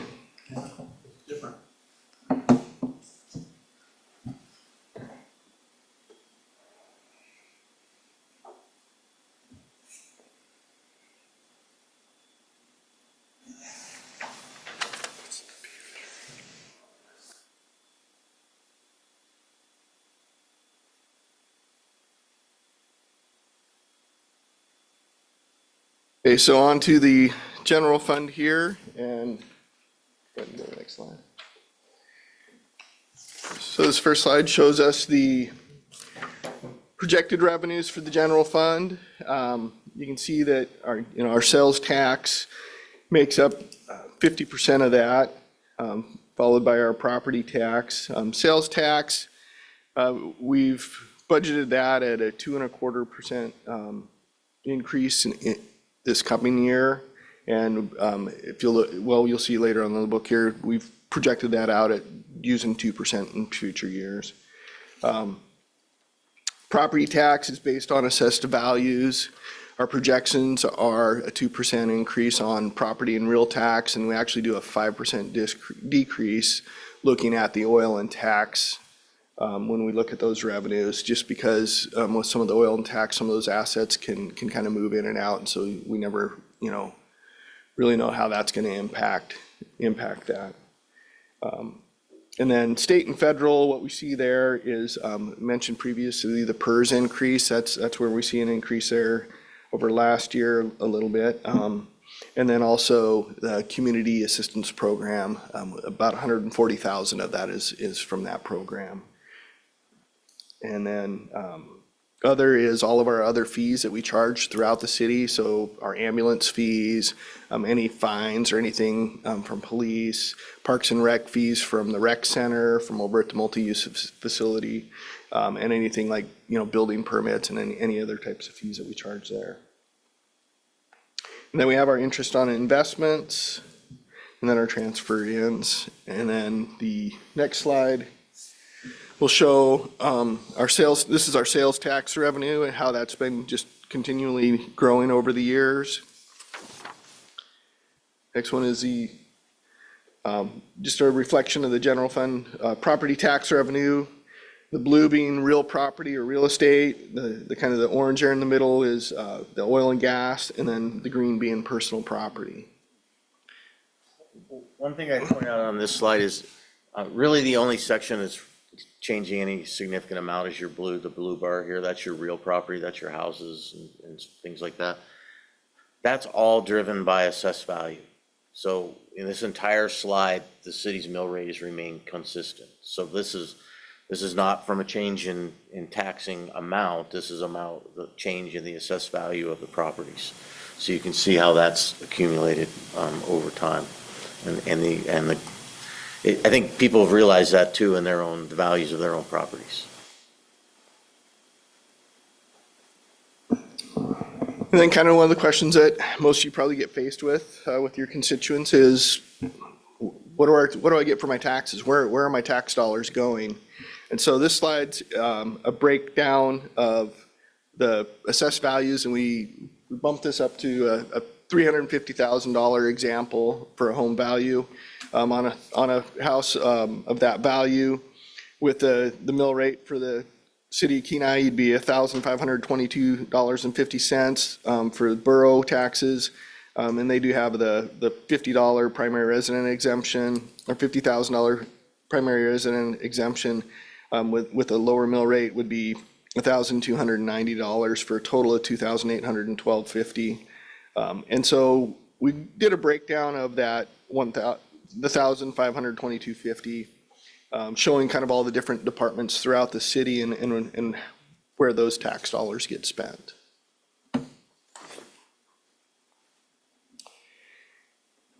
Then we've got our capital and special projects. Here's that $1.9 million showing up, and the $300,000 showing up again for special projects.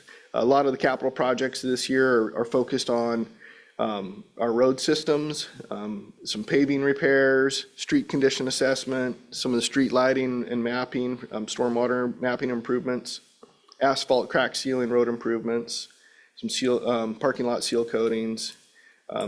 We do have replacing a pavilion over at Beaver Creek Park, and then tractor replacement, and then also looking at design for City Hall improvements as part of that.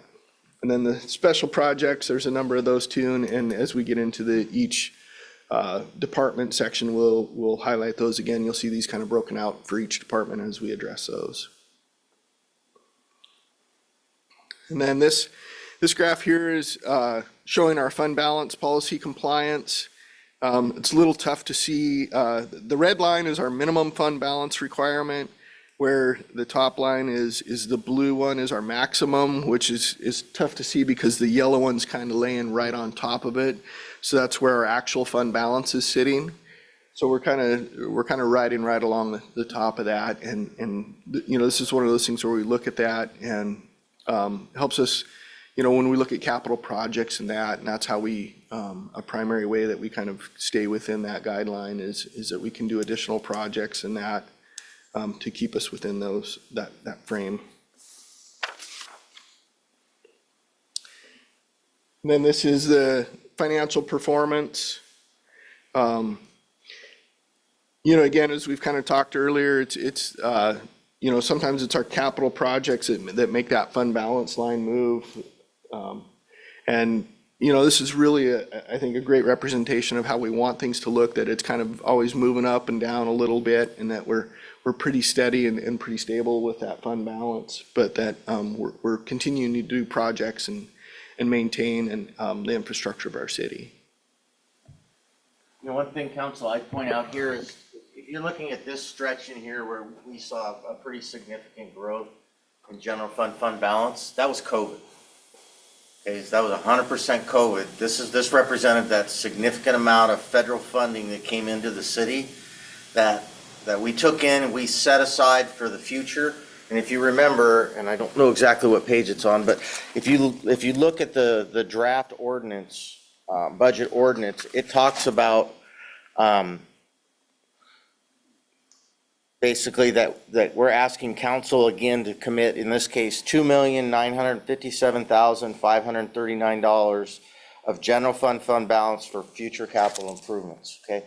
What that really means, council, is that when we go back to the fund balance policy,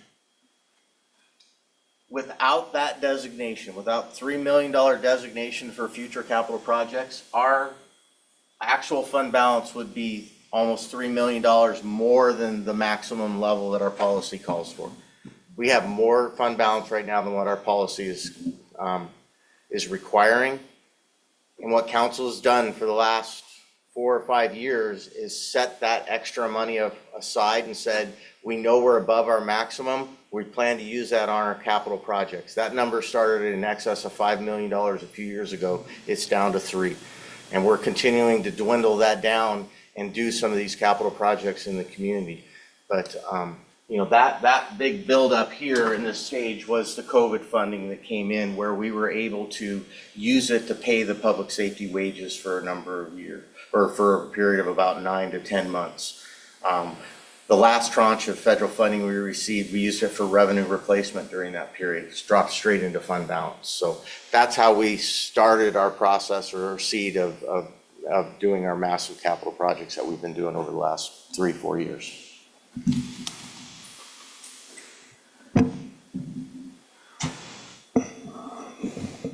Okay, and with that, we'll get into the general fund departments, and we'll start off with Parks and Rec.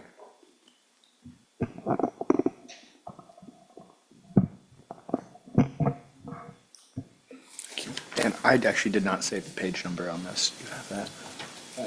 Okay. Page 169.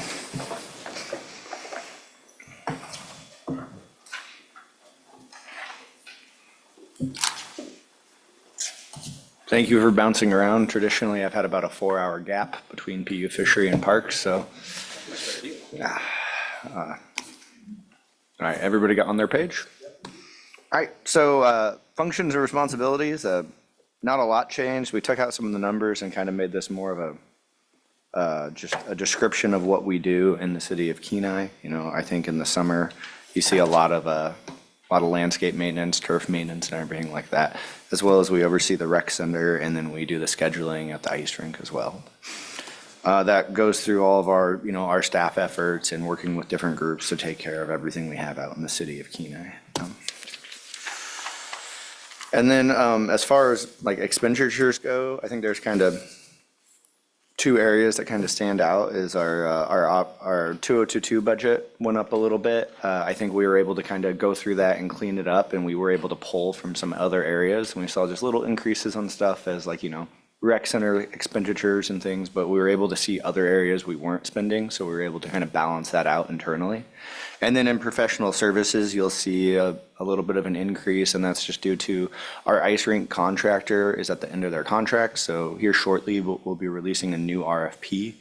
And in anticipation of like usually in that contract, there's a slight increase every year, like a COLA increase, and coming at the end of it, that's just anticipating an increase there. And then the other thing in professional services that added to that increase is we are exploring a recreation software where we could, right now we do all of our scheduling kind of using Google Sheets and Excel and phone calls, and just trying to get in something where we can do a little bit, maybe implement a gym software with this at the rec center, and then also look at having a scheduling software for our shelters and everything. And I think that'll be a vast improvement for our residents and could see an increase in usage because we have that availability. And then going through our goal evals, we wanted to develop a master plan. That's partially achieved. RFP went out at the beginning of this year and was awarded to Corvus Design. We had our first workshop kickoff last Tuesday at the Chamber Building. And then we also have an online version of that workshop that'll be open till May 20th. We're expected to finalize this plan in like January 26th. So this is really exciting. This is number one. And then even going to FY26, it'll be number one again, just to really hammer home how important this is. And then goal number two, assess the multipurpose facility compressor system. Our ice rink runs on R22, which can no longer be manufactured or imported into the United States. So ice rinks are starting to convert over their systems. Last year, we had a contractor come in to assess our system. We received that draft report, and we were able to analyze it, send it back to them with some notes, but we have a draft report. We'll have a published report soon from them, a finalized one. But that was really important because it can kind of give us guidelines on what our alternatives are, what's going on in the current climate with R22, which our systems currently operates on. So that was a really useful report. And then also things, I know people have asked for summer ice. It balances like, what does that look like? And they assessed our whole facility. So that was a really good report to get. And we were even able to save money on that last year because Soldotna used the same contractor. So we were able to share some of that cost. So both our facilities were evaluated by this engineer. So that was a really, really good report to get. And that should be finalized soon. But we received the draft report in the beginning of March of this year. Can you tell council the magnitude of some of the numbers in it? If we had to replace our refrigeration system. So there's a couple different options. You can buy our 22. The demand for it's actually gone down because so many places have done this conversion, but there is a finite amount inside the United States. To go over to an ammonia system, I think was just shy of $1 million. However, those systems aren't as like commercial industrial grade, and it's hard to repair them. It's kind of like, okay, it's going to go out in 5 or 6 years, and then you're going to replace it. And then a CO2 system, which is looking like it's going to be the next gold standard, I believe, was just over $3 million to replace. So a pretty significant cost. Now, R22 has gone down significantly the last couple of years because of the demand going down, but there is a finite supply, so it kind of just gives us a good scope there. So we have to kind of weigh those options as we see them. Just wanted you to have magnitude. Yes. And that has nothing to do with if we have to do any work in the slab. So that is just the equipment to produce. reduce the cold. If the slab has to be maintained or the coils of the slab, it's an additional millions of dollars, so. Just curious now, so there's no direct conversion of R22 to something else with the existing equipment? I apologize. There's a synthetic R22. It is not as efficient. I forget it's an R number. But the other thing you get with those synthetics is the EPA is starting to regulate those more and more as well. So I couldn't tell you, they may say, hey, in 2 or 3 years, you can't manufacture or make this anymore. So it could lead down the same path as R22. So follow up then, so I guess when we get a final report, we'll have an idea of where we're gonna go. Is that or do you have a suggestion? I don't think I have a suggestion until we get that final report, because I think that is something we'll probably review altogether, because that would significantly affect Parks and Rec capital improvement cost and, the magnitude of what we want to do and what our options are. Do we want to stretch this out as long as we can with R22 and just kind of weighing the options? Because there's going to be pro and cons to every option. Is there, how much R22 do we go through in a season, and how much do we store? That varies. It can vary. You can have acceptable R22 leaks up to I believe 20% in an industrial thing. So that can go through a lot. We don't currently have that, but I'll say I think we just bought, I forget how many pounds with our contractor, about 250 pounds, because we refilled our system and we put a couple hundred pounds in there. And it's $26 a pound. And that is very low. A couple of years ago, it was right around $100 a pound. Just to follow up on that, do we have a storage facility for that, or we just have to contact through a contractor? How does it come in? So our contractor has their level 2 refrigeration cert, so they're qualified to move it and store it, but you get it in about 33-pound containers. And you can get that from different refrigeration companies and companies from Anchorage as well. It is interesting, but you have to have a permit to be able to store it, so we couldn't stockpile it. I'm currently exploring options such as that, yeah. Mhm.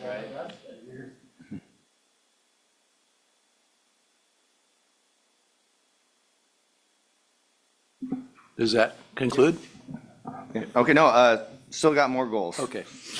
Redesign, remap trails, including multi-use walking trails and Kenai ski trails. Make these maps available at trailheads and via QR codes throughout the city. This supports Goal 4 and Goal 6 of the comprehensive plan. Partially achieved. One of the cool things I think we did last year is we have multiple short trails that kind of go throughout Kenai. The Rotary had a really big national push of something called a Path of 10,000 Steps.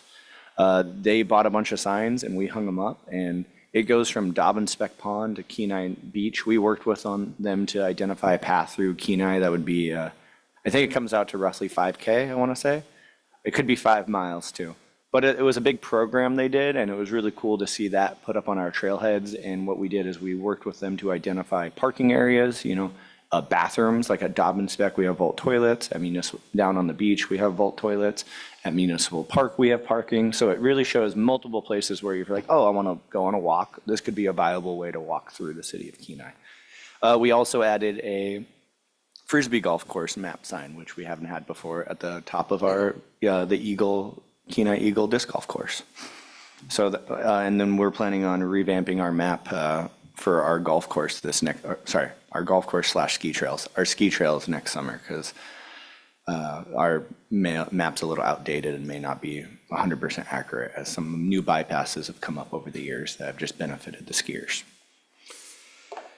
And then beetle kill, tree removal, and reforestation. I think this is all, what? Oh. On that goal, if I just could interject a personal, Yes. I was wondering if that might be something on the trails and any new ones. I talked to you about it a little bit, but is that your consultant Corvus, if they might work with the borough, they're on that emergency transportation. There's a certain amount of money, and we have places where there's sidewalks and state right-of-ways, but we really need pathways separated and whatnot. So if that would be something that might be in your purview in this goal, to coordinate that, at least maybe so it's in the borough's document for the you know, for their transportation plan. Yes, I don't have a formal connection yet, but me and the city manager are planning to meet, discuss a plan moving forward with that idea of connecting with the borough. Excellent, thanks. Sorry to interrupt, go ahead. No, and then beetle kill, tree removal and reforestation. You know, trees fall a lot and we have a lot of land and parks and we work on removing those. You can see a metric, I think we issued 5 permits in the last year. I think that went up to 7 of tree removal permits, and then just working with different parties as, 'cause we'll get phone calls quite a bit. We can't see everything in our parks, but I really appreciate it when community members, I'll get a photo emailed to our parks@kenai.city. That is parks, not park. I made that mistake on a flyer the other day. But yeah, so parks@kenai.city, but that's been a really useful tool that we started just over a year ago as well, where a couple of our normal trail users will send us a picture so we can really see where a trail has fallen across a walkway or a pathway, and we can go clear it. 2 weeks ago, I got off the phone with a disc golfer, and they're like, hey, like in that last storm, like 4 trees fell across the pathway, and you know, we just went and moved them right away so people could still utilize it. And then we got it on our plans to go remove the tree and get rid of it. And then following that, I marked this as achieved, but you know, I think we talk about removal a lot. A big push of mine and the city managers has been getting more trees planted. So I'm currently working with the forestry to try to get some saplings and everything so we can do a plant day and have a planting day seminar.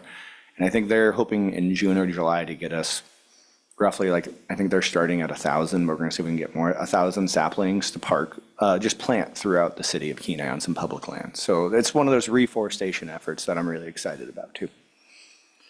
I think that's an ongoing goal of Parks and Rec. You know, we love developing parks and our facilities, but that conservation effort is kind of at the heart of our department as well.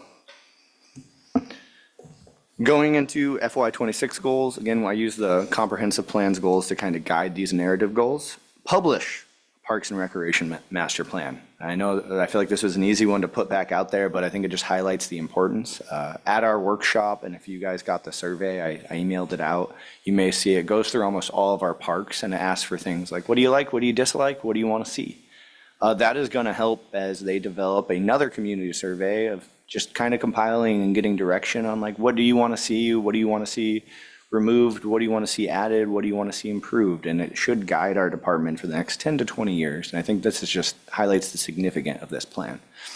So I'm really excited about this. Our goal is, I think, to have it to go forward in council in January with the schedule we were given via the RFP. And it seems like we're right on track with that. So just really, again, I can't stress how excited I am about this because I think it really gets the feedback from the community and the active users and what they want to see in the city of Kenai.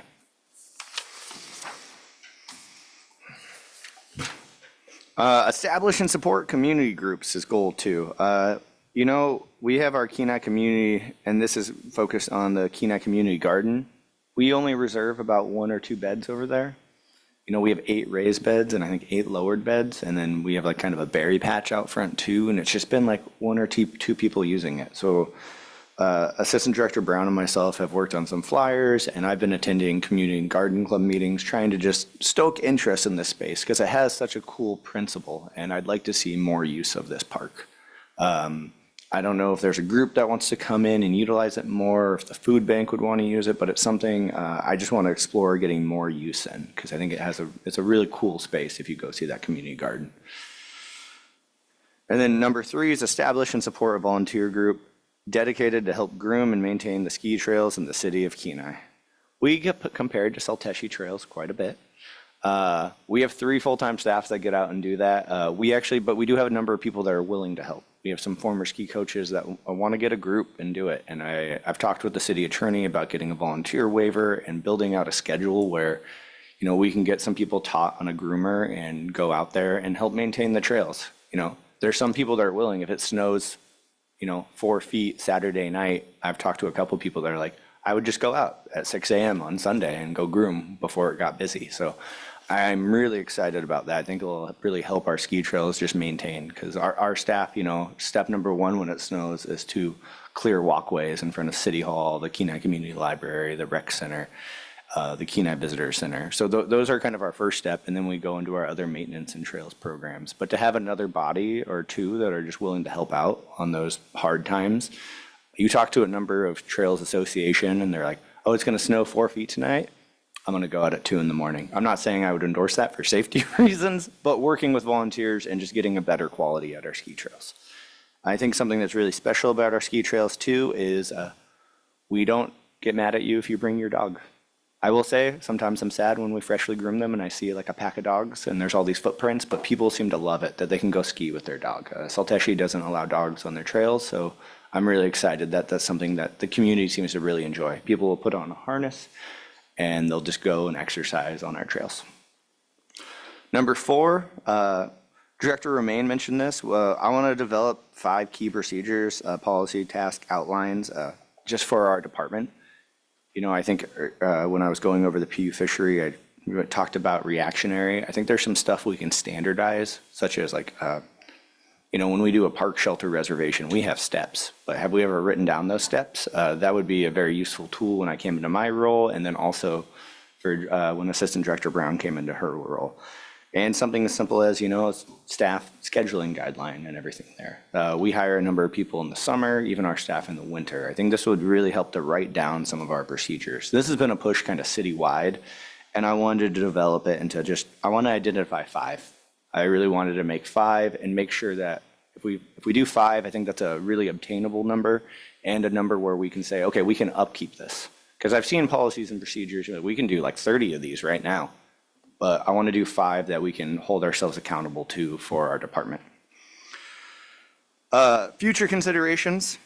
I don't think it's any surprise. We bring up prioritize and execute projects outlined to be completed in the Parks and Recreation Master Plan. My goal is to adhere to this master plan. You know, if the community says they want something, it'll be in my best way to identify grants, funding sources, but put it forth through the public process to see that it gets done in the community. So again, I'm really excited about the master plan for the next 10 or 20 years in the city of Kenai with this document. And then any questions on 2026 goals?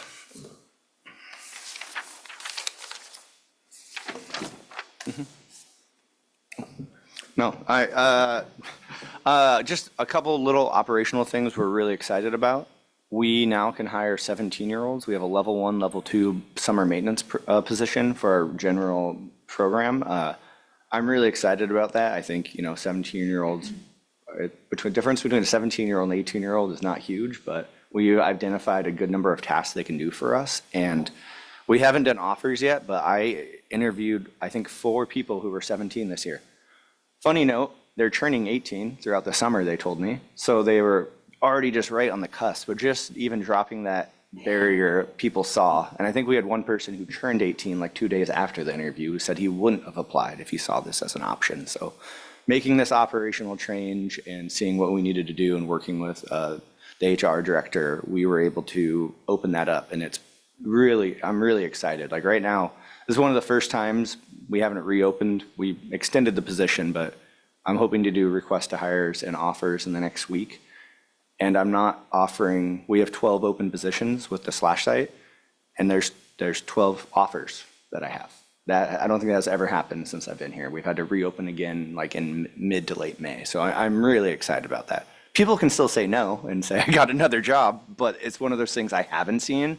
And I think without opening it up to 17-year-olds, that wouldn't have happened. Yeah. And then I'm also really excited about that tractor. We have a tractor replacement in the CIP.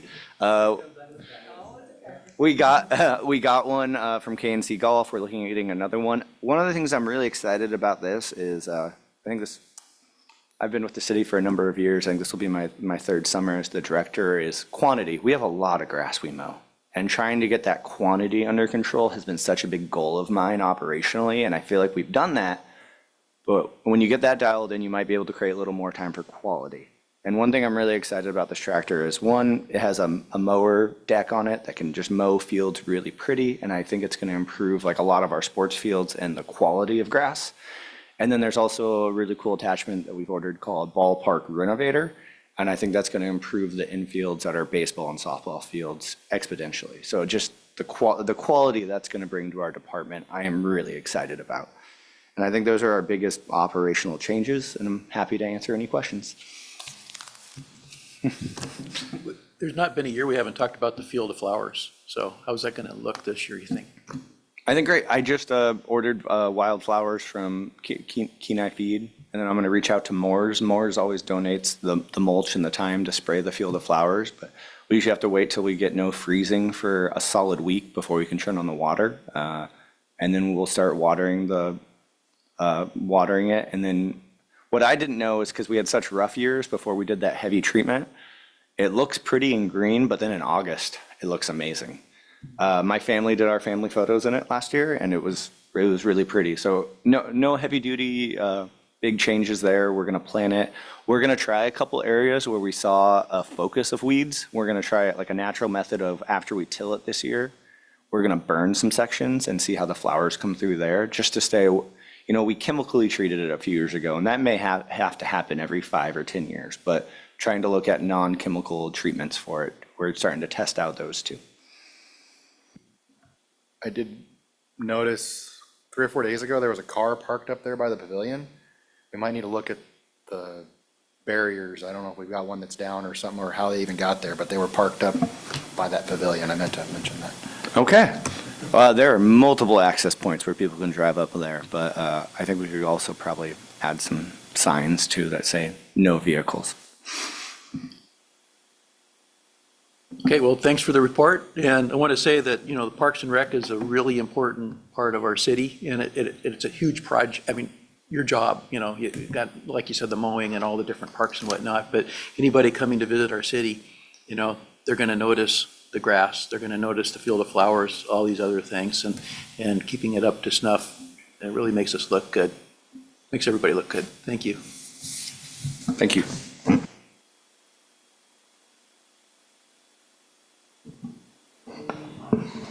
Okay, and up next, we've got planning and zoning. Page 111. Thank you, Mayor Gabriel, Vice Mayor Naxted, council members, Mr. Eubank and Mr. Swarner for having me today. I wouldn't be a planner if I didn't bring a sticky note, so. First off, I just want to say thank you for your vote of confidence in hiring me last year, kind of mid-year. So as we go through this, you'll see some of the goals from last year were partially achieved or maybe not achieved. A lot of that was due to the staff turnover. So some got pushed into this year, and we'll kind of touch on them as we go. The first thing on staffing that I wanted to propose, and this will kind of touch a little bit on land administration that's under the city manager's report, is kind of reallocating some of our resources. So our planning technician, Mr. McElray, he is kind of de facto been our lands administrator. He's been digging into a lot of the leases, looking at some of the things from where we've inherited land through both the FAA, BLM, a lot of stuff in the past, and just making sure that all the stuff is all I's dotted, T's crossed, that kind of thing. So as that, I was going to take him basically and go half-time under lands. So you'll see when we look at the budget that it looks like there's a huge cut to planning and zoning, but that's really because we're moving some of his salary under lands.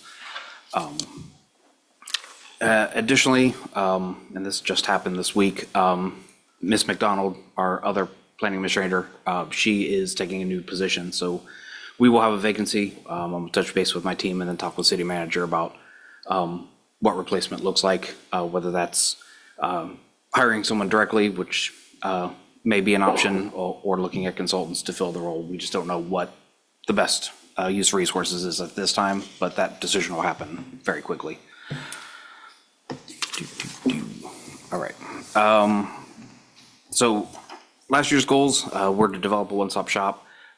That has partially been achieved. We've been working a lot with our building official who sits right next to us in our department, and working with the Public Works Department when they need driveway permits, that kind of thing. So we're trying to make it more functional. We are looking at some software solutions that's supposed to encompass multiple departments, and that's still ongoing. So we're making progress. We're just not quite there yet. making an ongoing list of code amendments, cleaning up code. Good thing about having a new person in the role is I haven't seen your code until I got here. And so any place I think that there might be inconsistencies or, potential improvements, working with the administration, working with the Planning and Zoning Commission, and then bringing it to council for your approval. Like, for example, we don't have to issue a CUP to the airport so we can do that. We got that fixed. But other things like that are something we want to tackle. Looking at our current plans that we have out there, like our comprehensive plan, hazard mitigation plan, land management plan, some of those are starting to show their age. And either they are expiring, or for the comprehensive plan, good rule of thumb is every 10 to 12 years, renew it because communities change, the development patterns change, that sort of thing. Due to the staff changes, none of those plans really have been touched right now.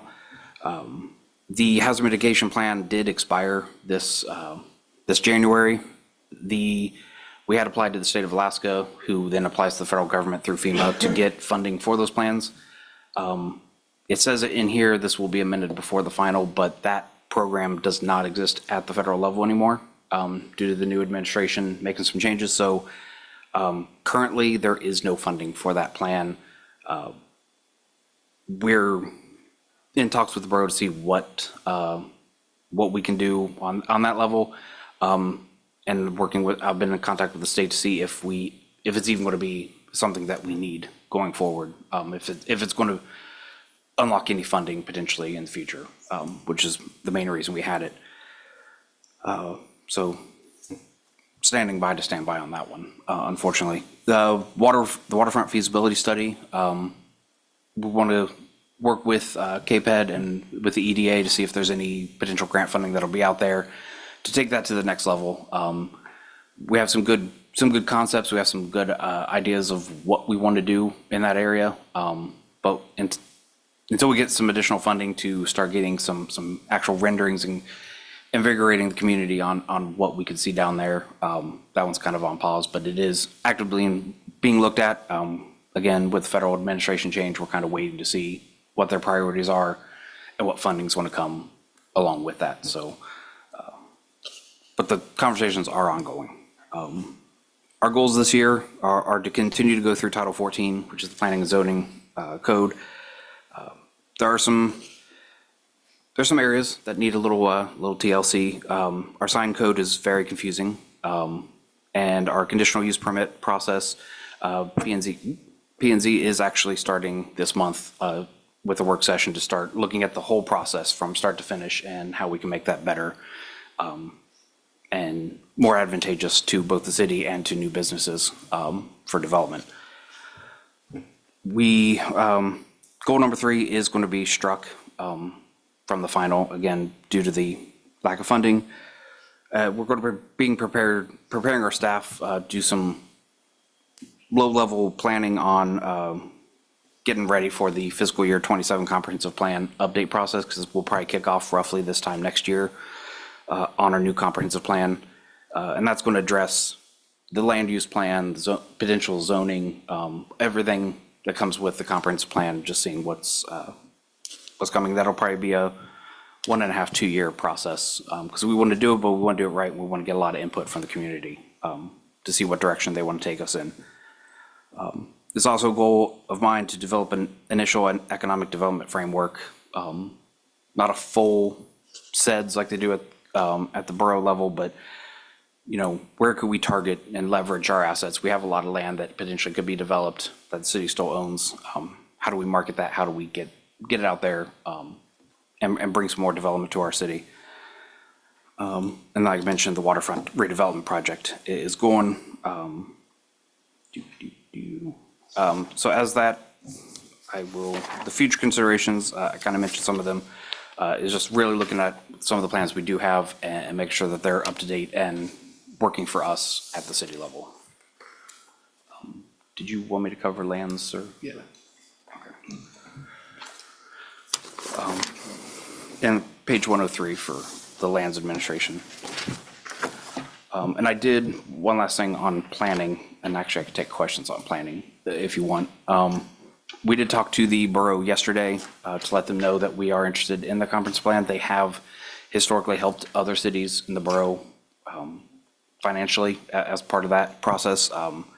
So they appreciated us thinking ahead and getting on the wish list for their budget next year. So those conversations are ongoing, so that we're prepared to move forward. Do you guys have any questions on the planning zoning before I switch over? Just on you mentioned the sign code, and it being on the list. I know that's been on a couple of planners' lists and talks before they left.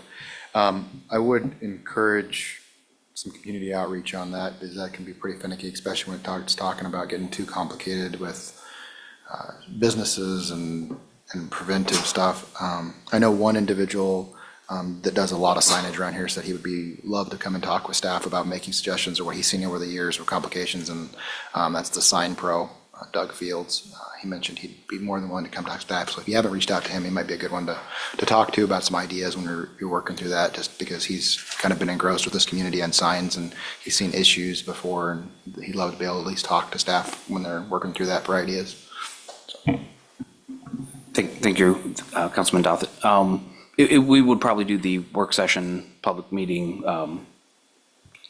kind of approach as well. So we make sure that it is marketed out there so people can have input. We definitely want to make sure that it's a community-led effort. I want to say that the sign code is something we've talked about in the past. I know that's going to be a huge job. I think the CUP one will be many times greater. It needed, but it's a huge project because it involves a lot of code and a lot of people. I appreciate that. I'm hopeful, as long as Mr. Eubank will have me here, that trying to knock down some of these things, because if it's confusing for someone who looks at code for a living, I can only imagine what it looks like on the other side for a new business who wants to come or wants to start up here. So we're trying to be able to have the code to lean back on, to have some safeguards and some guardrails of what is and isn't allowed. But at the same time, we want to make it as easy as possible for developments to happen. So we're kind of trying to play both sides of the coin, if you will. Just, we want to do it, we just want to make sure it's done right when it is done. And I think on the CUP process,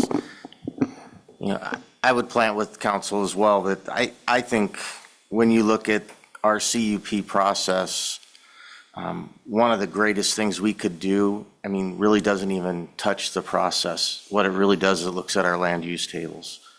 Because I think what you see here in the city is, and I hate to say this, but sometimes not making a decision is making a decision. And there was a lot of times where you either permit something or you don't permit it, and nobody could decide which way was right, so let's just make it conditional use. There are a ton of Cs in our land use table. And I think that might be a focus in the next master plan, and that land use table examination is to take an opportunity to reduce some of the Cs in our land use table, because there are a lot of them. I think that's also aiding to some of the difficulties we have with our CUP process.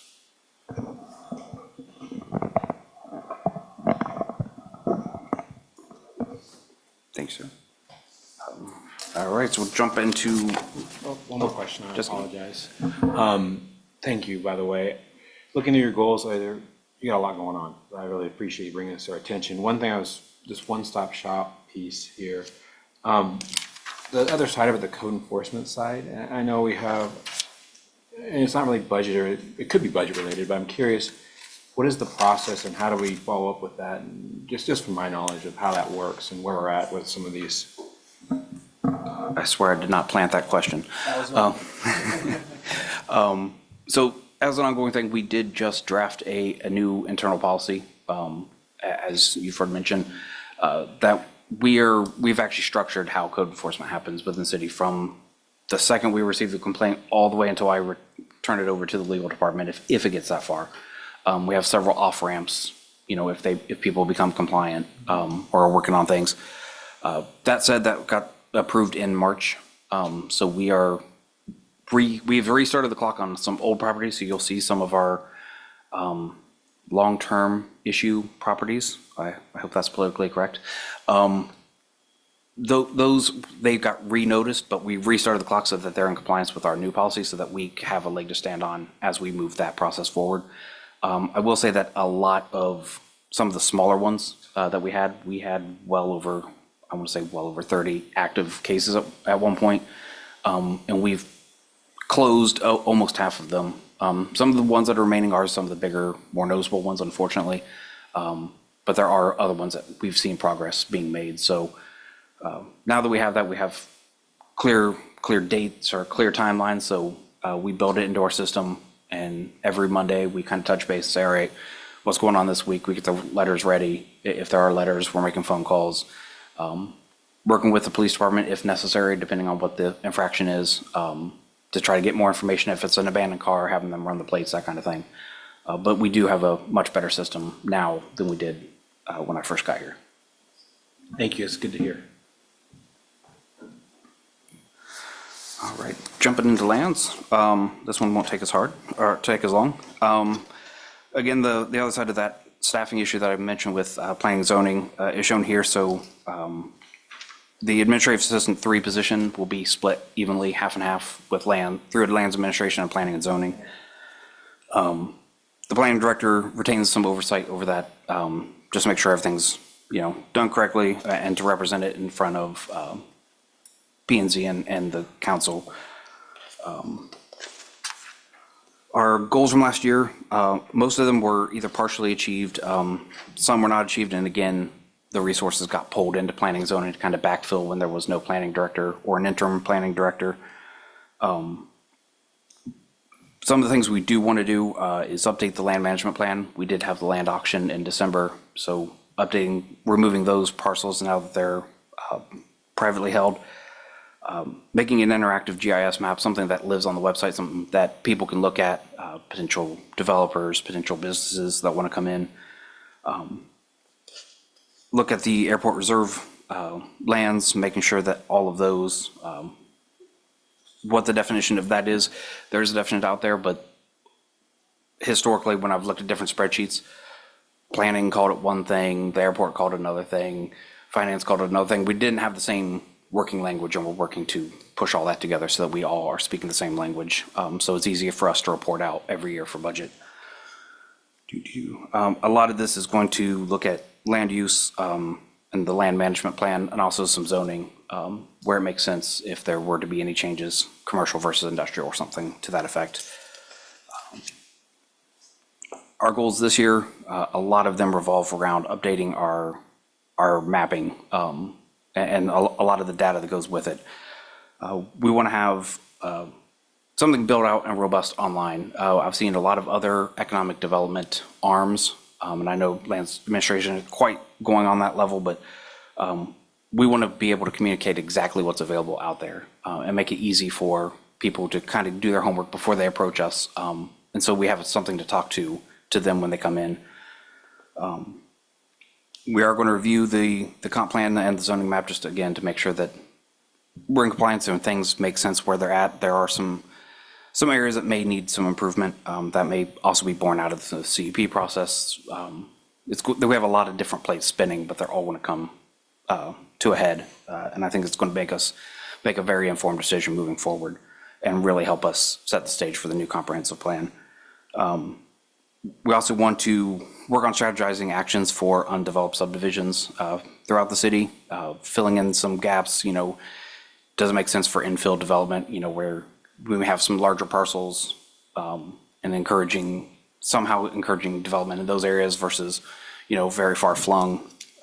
And then marketing the availability of those parcels, I think is going to be important because if we don't tell people what we have, people may not look at us, and we want people to come to Kenai for their businesses and, work, live, and play. So that's going to be our main goal going forward.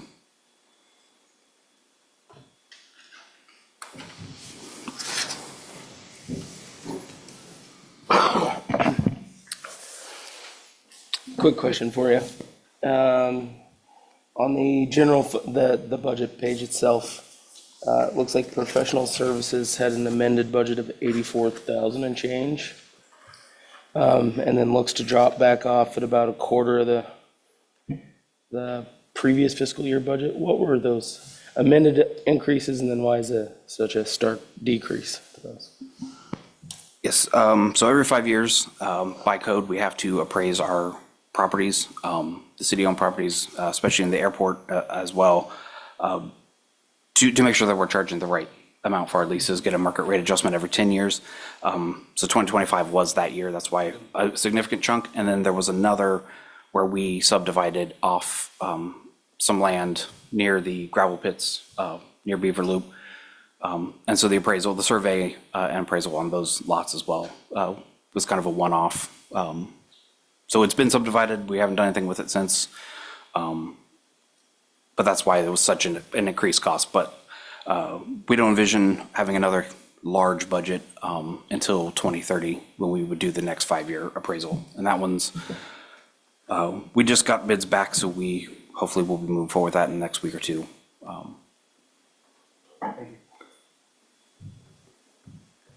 Go ahead.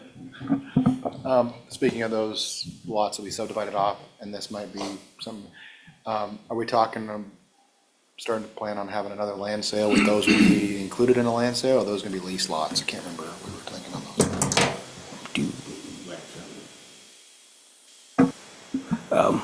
It would be the intention to have a future land sale. And I think we were talking about some other properties, potential commercial as well throughout the city, not just those lots. It just, we haven't quite finalized the list of what we would put forward. Thank you. Just for planning wise, the borough's having one in August, it sounds like, this year, so. Okay, anything more? Okay, go ahead. Yeah, thank you, Vice Mayor. I want to point out to council too, on page 106, it's account 5047 there, grants to agencies. So what's not included in the budget right now, I did not include in is additional funding for the storefront improvement program. We're in the third round of that program right now. I'm not against additional funding. I think that if council wants to direct us to continue that program, I think to date we've budgeted 100,000 maybe total. So I just want to point out though that there is no funding. City manager did not include funding for another round of that in fiscal 26. But if council would like to, I'll leave that up to your.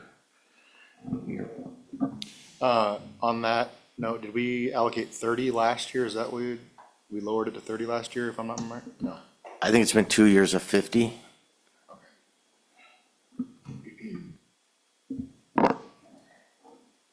And have those funds been utilized both years? Right now, we have an active grant period open right now. I think we have 3 applications right now. We have about 38,000 available. So the max we could spend on 3 would be 30,000. So, you know, it has been well received, but again, we're up to about 100,000 on the program, and we won't have enough application. Well, I think it closed yesterday. So we only have 3 applicants, so we won't have enough to fully expend those, the available monies too. But again, I think I'm not opposed if this is still a council priority. I just prioritize some other things, and when I put my draft budget together for you to consider. Well, I've been thinking about it myself. We're just going to discuss it. It's not a high priority of mine. It kind of was at one time, actually, 10 years ago, but I was for it, and I'm not sure that I'm seeing necessarily the return, but probably it's something we need to discuss a little further, because maybe it's a good thing, and I'm just not seeing where it's applying. And I mean, we started out with talking about having a deficit this year too, and which maybe taken care of, but it would certainly help that. Well, and if it would be helpful for council, I can ask Kevin's group to put together a little report on what projects we've done, where they're located, maybe get some pictures for you, and we can get you a little summary, say, in the next week or so that might help council have a little bit clearer picture about where those funds have been spent and what it looks like. So, because I think it has made a difference. I mean, that one, I think it was an old Doyle Fuel property or something out here on the spur.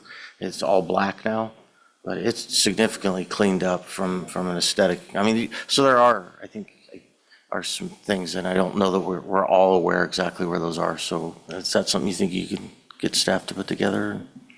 Okay, we'll get that to council, and you can definitely take that into your deliberations. That would be very helpful. Okay, thank you very much. That brings us up to legal. Do we have Mr. Bloom? I can do legal. I have no comment, but I'm happy to answer any questions. And we won't have any questions for you either, so.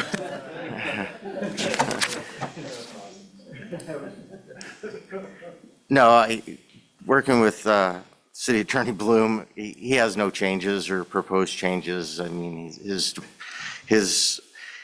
his budget is one of those, I think, unfortunately, sometimes is a bit reactionary. I think fortunately for us, we have been pretty successful in avoiding any sort of litigation here at the city or against the city. So we haven't seen great fluctuation, but there,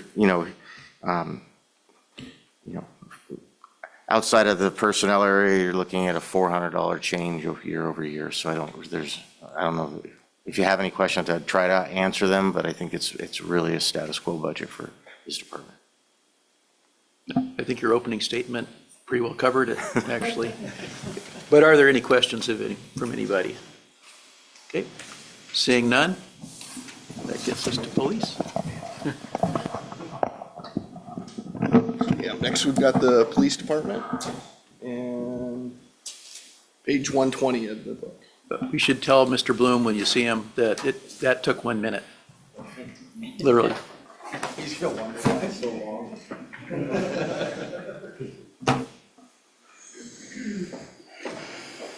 Good morning. Thanks for having me, Vice Mayor and Council.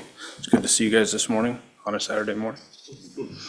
Page 120, the Police Department.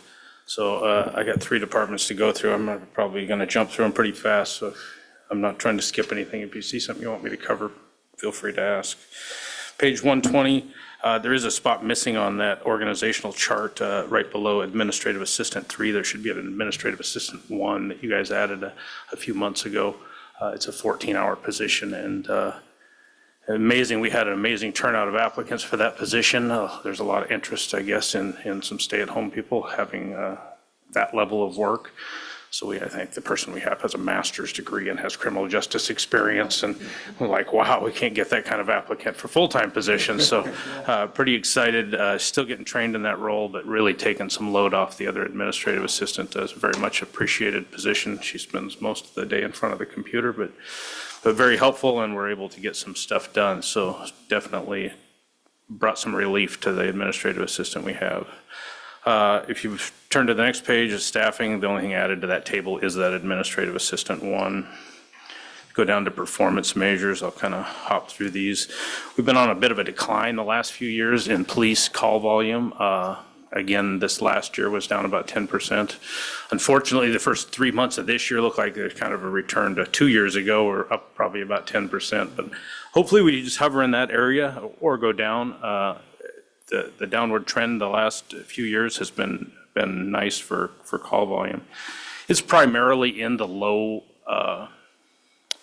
effort calls, the trespass, the suspicious person and stuff. We really haven't seen a big decline in the things that take a lot of effort. We're not seeing less sexual abuse, unfortunately, less sexual assaults, less domestic violence. Those things are pretty consistent. So the things that take a lot of effort have stayed there. Some of the things that take less effort have gone down in volume. But we do appreciate that downward trend.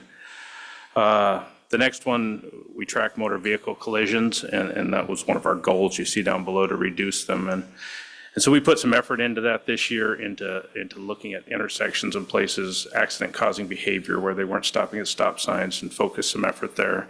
And I would love to tell you all of our efforts brought down the number of accidents, because the number of accidents was down, but I would really honestly have to attribute that to the winter. I mean, our accidents really have a lot more to do with the weather than us. We can have some impact on it, but a few really icy mornings right at school time create more accidents than we can solve. So, but we're happy to see the number of accidents down. Crime reports, or property crime was down in 2024. Look, this trend is back upwards a little bit, so you'll see one of our goals this next year is to collaborate with our local retailers to see if we can help make an impact on that and keep that from rising. Some of the statistics below that, DUI arrests, traffic contracts, patrol hours really speak to how much resource we have as a department. You'll see a downward trend anticipated in the next couple, or in FY25, and it's really related to staffing. You know, we lost an officer in July of last year, and we have hired that person. They're in the academy, and they'll be on their own in September. So 14 months after we lose that officer, we'll have a brand new officer. So we're really impacted in statistics by our staffing. We lost another officer that retired in October, and we will have a trained up officer, a lateral officer in this case, 9 months later. So this year we lost like 2 years of officer staffing based on losing 2 people. So that impacts how much time we have to patrol, that impacts how many traffic contacts we make, and other things like that. If you jump down to goals, I just talked about traffic crashes a little bit. One of our other goals was to get our WatchGuard system up and running in our cars. It's been a great video system for us. The officers, it automatically comes on in situations when your overhead lights come on, or if the vehicle goes a certain speed, pull into the parking lot. We got the system working. It automatically uploads to our system as soon as the vehicle pulls in the police parking lot, and the retention schedule is automatic, so it deletes it, you know, a year later when it needs to be deleted, or keeps it if it's criminal. Or so it's been a good system. It's not fully implemented. We got new cars coming, so we saved some to go in the new cars instead of retrofitting old cars. So, but really, it's mostly accomplished goal. The next one, we switched who was our school resource officer and who was our investigator in the drug unit this last year. So it just took a lot of training and transition, but that all went very smooth. The schools are very happy with who we have in there and how that's going. So that's all gone smooth. Upcoming goals, reaccreditation is up this year. We've been accredited for 3 years at the police department with the Northwest Accreditation Alliance. So Lieutenant Langham's been working on that to get us reaccredited. It's an every 3-year thing. We've got the paperwork submitted, but then they have to come assess us again on site. So they'll probably do that this fall. Accreditation has been a big statewide kind of discussion or issue this year. And both Lieutenant Langham and I have been involved in that. We spoke at the Alaska Municipal League about accreditation. There's a bill before the legislature now that would require all police agencies in the state to be accredited. It's a problematic bill. We've talked to some legislators about that, and I've been appointed again to the Alaska Police Standards Council by the governor. So we've talked about that at that level. And Lieutenant Langham's part of a steering committee for a statewide policy manual. So we're trying to get our input in that, and it looks like the statewide policy manual that's this $400 grant AML got this last year is going to go along with the accreditation organization standards that we're using. So that's going to be a benefit to us that we're already going to be on the right track when they come up with a statewide policy manual. Realize that's all getting down in the weeds and not near as exciting as a tractor, but that's what we get to deal with at the police department. Our other goal was to fully incorporate this new administrative assistant and really get as much load as we can off our current evidence custodian so she can work on evidence. So that's already underway. And already discussed meeting with our local retailers and collaborating in ways that we could reduce some shoplifting. Future considerations, recruitment and retention. I really see that as the struggle we're going to have in the coming years. You see it all over the state. See some departments not running around the clock and some departments severely handicapped, not running traffic patrol at all. That's still happening. It's, the local agencies are struggling. We're going to mix 3 people that can retire in the next few years with normal attrition, and I think we're going to continue to see some struggles in the next 2 to 3 to 4 years staffing our police department. Hopefully that goes better than I anticipate, but I see some struggles there, and we'll see what we can do to mitigate that. And then the other future consideration is underway, the assessment of that public safety building. We've had several meetings on that. I think we have another one this next week to discuss with the contractor, the consultant, the next steps in that. So happy to see at least the formulation of a plan for the future, so that'll be good. I guess if you go to the next page, there's not really much change in the numbers in the police budget. They're all pretty standard. I guess if you see one number stand out there under computer software, there's a significant number there, and that's the special project. The watch guards, we got 100% under grant years ago, but the grant was written about 4 years ago. There's a software update that needs to take place with them that we have to pay for that I think will be $10,000 to $15,000. So that's included in this budget, that we could upgrade all the software for those watch guards. Other than that, I think the budget's pretty status quo. Any questions on the police? Are there any other questions? Hey, Henry. Yes, Brian. Hey, just a question sort of run through my mind. I know as the chief stated, we have problems with recruitment retention, as do other departments. Is there any thought given? I know in my previous life we had, when we would do professional development, education courses, things like that, there was a required repayment if we left of a certain sort of prorated over time.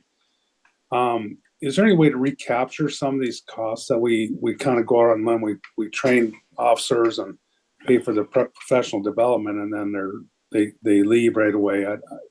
I don't know. I one of those things I kind of think of, and you know, how do we solve this problem? Because I know it's not just us, and I know we've done things code-wise to sort of entice people to come over. So we kind of do the same thing as far as poaching. But thoughts on that?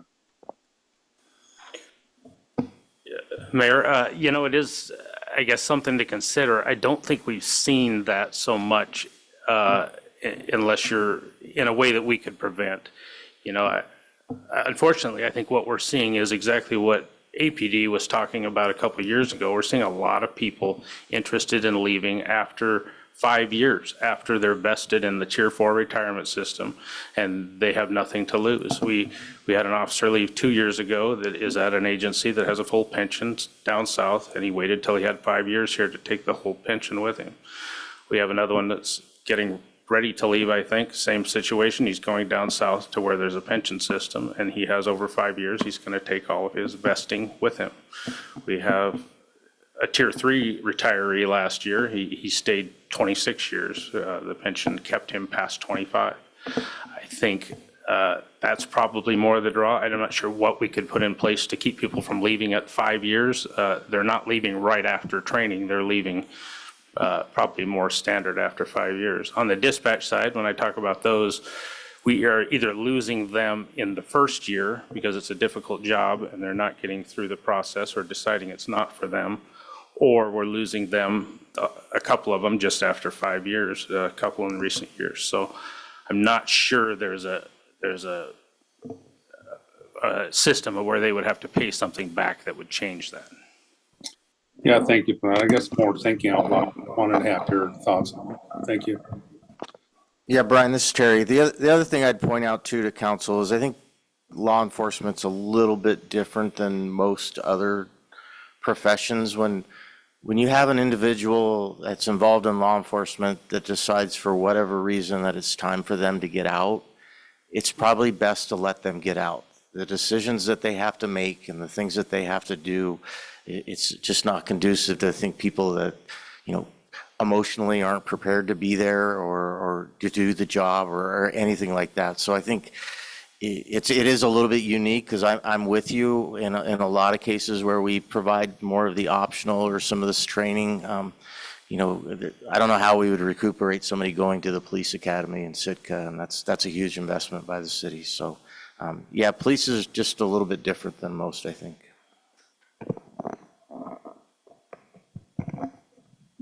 Kind of what I'm hearing here, because I had somewhat the same question, is it's predictable generally. I mean, you don't know who, what, but it's probably going to happen, and you just kind of did that. So what can we do with working within those confines of about 5 years or 6 years, if that's, you know, what can we do to, it may require increased staffing a little bit to be able to cross these little humps, because you just said we had, what, a 9-month training period?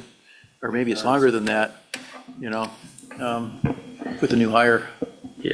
Yeah, the person that we will have replaced in 9 months, it's because we hired a lateral officer. The non-lateral will be about 14 months from the time the officer left. And it's really, the issue is worse than that, because we lose somebody with 5 years experience and we gain somebody with no experience 14 months later. So, you know, if we could predict that, better, we could maybe, you know, pre-hire. I'm just not sure how that works budget-wise or how we would do that. But certainly, I think we could predict in the next 2 to 3 years, there's going to be a fair amount of turnover. I think the most important question for council would be if council starts to see the level of service that we're providing from the department is inadequate. Because, you know, we've been dealing with, you know, attrition and turnover in the police department, you know, significant for the last at least 10 years. And, you know, I think the department's still doing a very good job. I know it's frustrating for them. Sometimes they have to pull back in certain areas. There's times where we've had to pull back our resources from the schools or from the local drug unit because of this. So I think the real question for council is when you start to see a level of service you think is inadequate, then yeah, we probably need to start adjusting our staffing over there. But this is nothing new. I think we're doing everything we can internally as far as trying to offer competitive benefits and everything that are within our control. I'm certainly not going to advocate the city of Kenai create its own defined benefit pension system on its own. And it's difficult to compete with what other states and things are doing. But I think the department, the staff there, the command there has done an incredible job of maintaining quality service to the citizens of Kenai, despite all the turnover and things that they've been dealing with. And it's been going on for 10 plus years.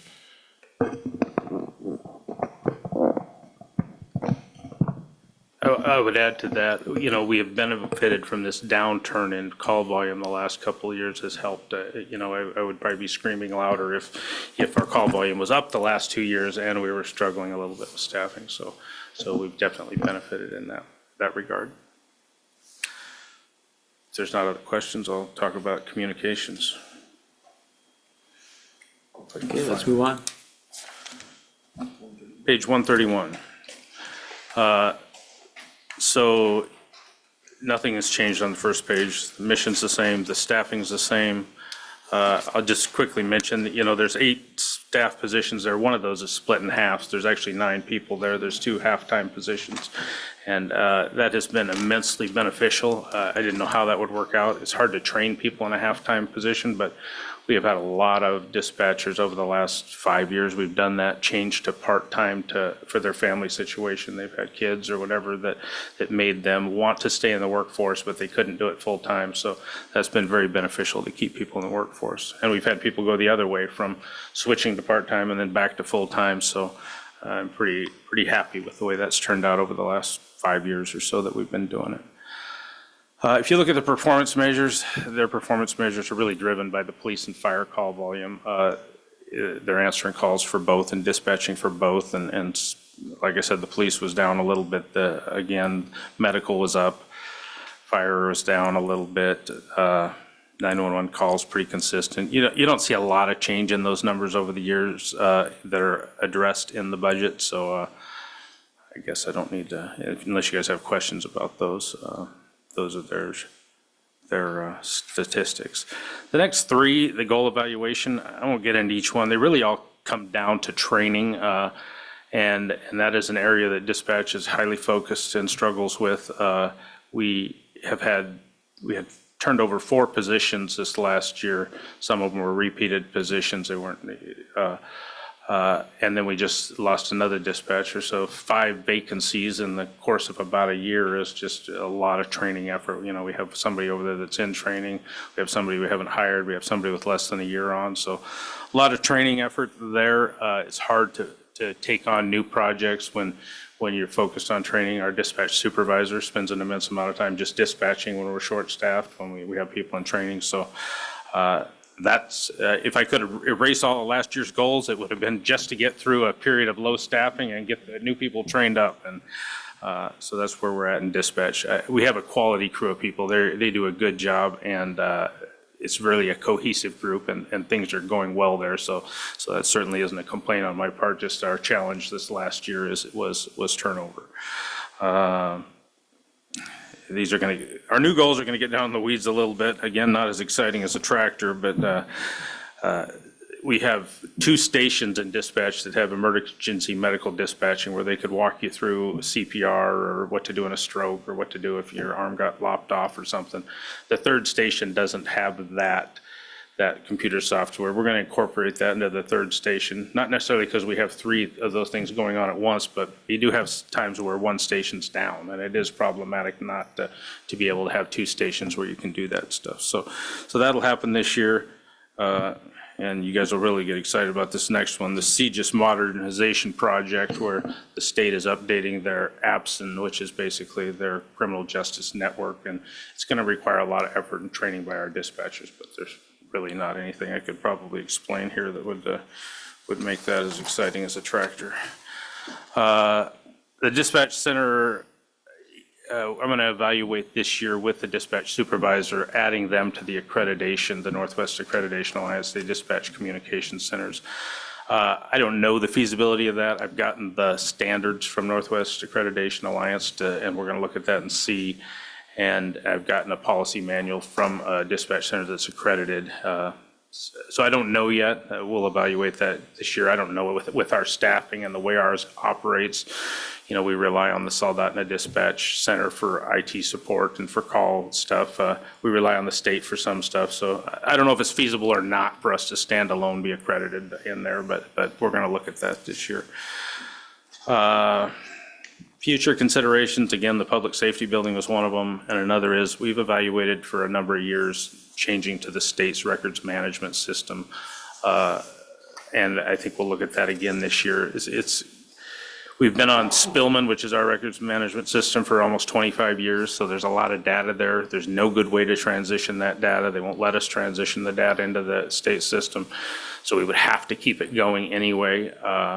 So that's the problematic part of it. You know, we have 25 years of evidence all in our records management system we got to do something with. And so to switch to the states is more costly every year than what we're doing, plus the problem of our old data, and I haven't really overcome the solution to that. What we have is working. So that, if you go to the next page, the budget is pretty status quo. There's not really any changes to that. But any questions about communications?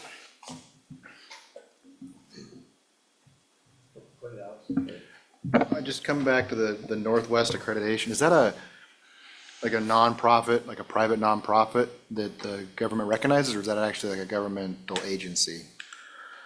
So it is a organization. It was started in Oregon. It's Oregon's run by Oregon police chiefs and sheriffs, and they've added in Alaska. So there's representation from Alaska.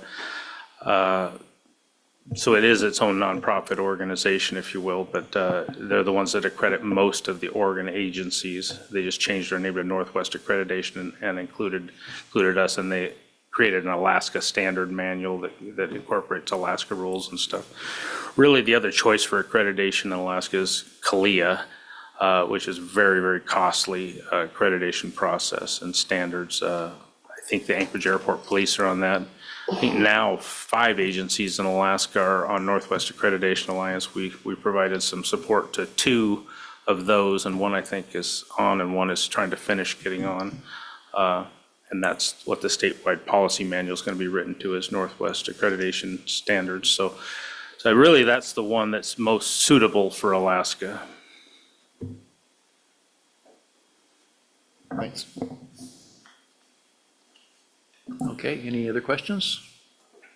Move on to animal control. Animal control, page 136.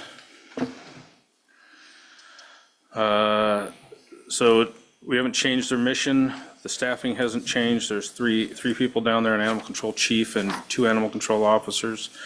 I'll sound like a broken record here, but their challenge, and it impacts their performance measures and stuff too, was staffing this year. We turned over 2 people out of 3, the 66% turnover in the animal control, one of those being the chief. So they have spent most of the year getting up to speed.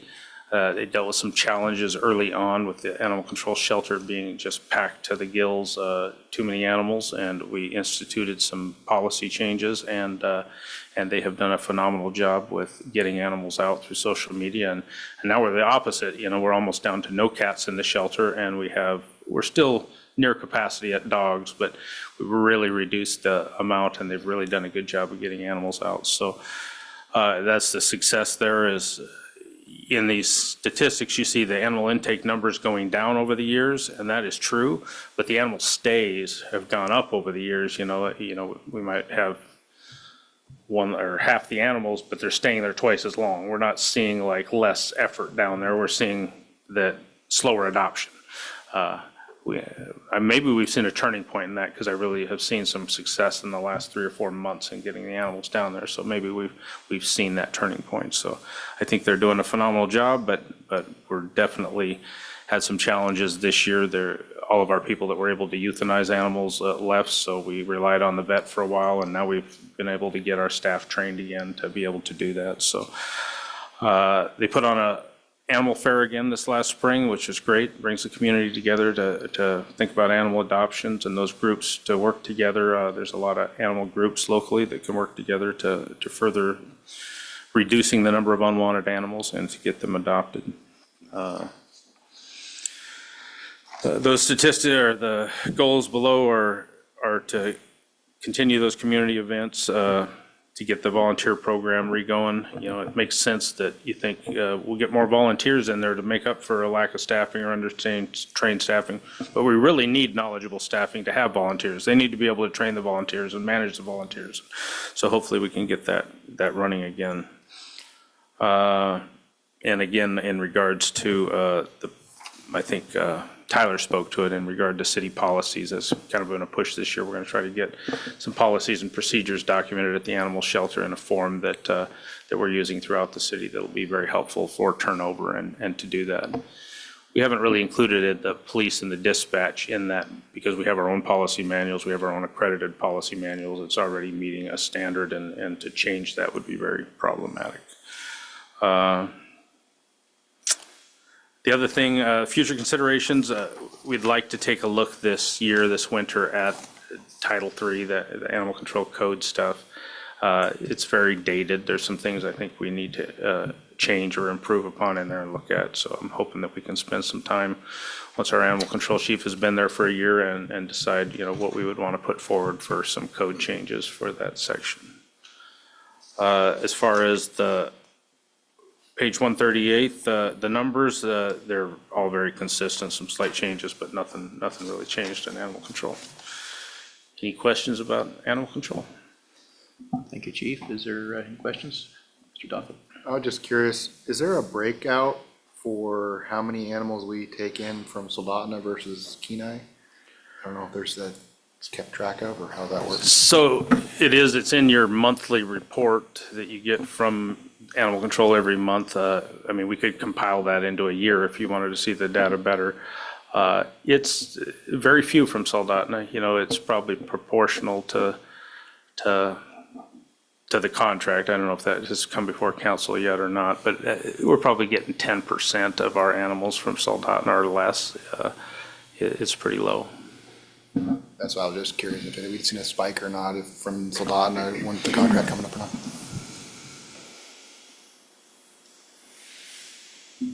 Go ahead, David. Thank you, Vice Mayor. I do have one item that we didn't get into the budget draft, and Chief, if you could talk about the change in animal control fees that you wanted to propose. So what we proposed this year is a couple changes in the fee schedule for animal control. There is a fee there of facility use. If we collect your dog off the street and take it there, and it's a couple days before you pick it up, there is a facility use fee you get charged. In the code right now, in the fee schedule, it says if your dog or animal's under 15 pounds, it's $20.40 a day. If your animal's over 15 pounds, it's $35.70 a day. What we'd like to do is get rid of the 15-pound one, and it just be $35.70 a day for any animal we impound. We just don't feel like there's really a difference. You know, if your animal's 14 or 16 pounds, it's not less effort, it's not less food. So we can feed it. What if they gain weight while they're there?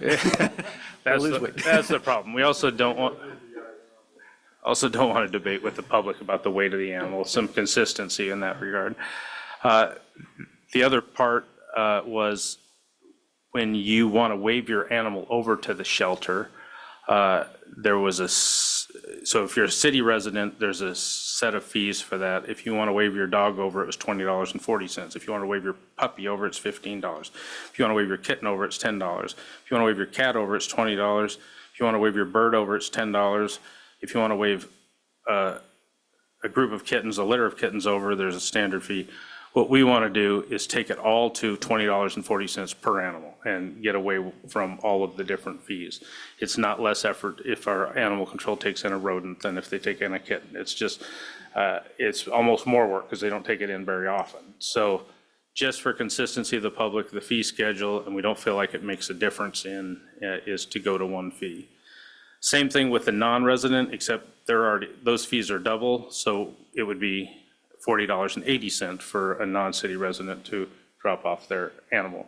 These are people that want to give up their animal to the shelter that are paying these waiver fees. So a city resident would be $20.40, a non-resident would be $40.80, and there would not be variations of size of animals or types of animals. Every animal would be the same. So that would be the recommended changes to the fee schedule that will be in the final budget that comes before you. Any further questions? By the way, I think the fee change makes sense internally, and otherwise it's not that much either, you know. So, thanks. We're at go ahead. Thanks, Vice Mayor. Just a question on the fees. Do we get a scenario over where somebody tries to drop something off and they can't afford those fees? Do we have anything for that? Or people just, I guess I don't want it to become a barrier where people just let their animals run loose. I guess that makes sense. Certainly that happens. Sometimes fees have to be waived so we can accommodate the problem that's before us. I really don't think, though, those fees, they're incredibly low to prevent barrier already. You know, if you want to give up your dog to the animal shelter and you have to pay $20.40, that's less than a bag of dog food. So I feel like the barrier is very low to begin with, but we certainly wouldn't prevent it simply by the financial barrier.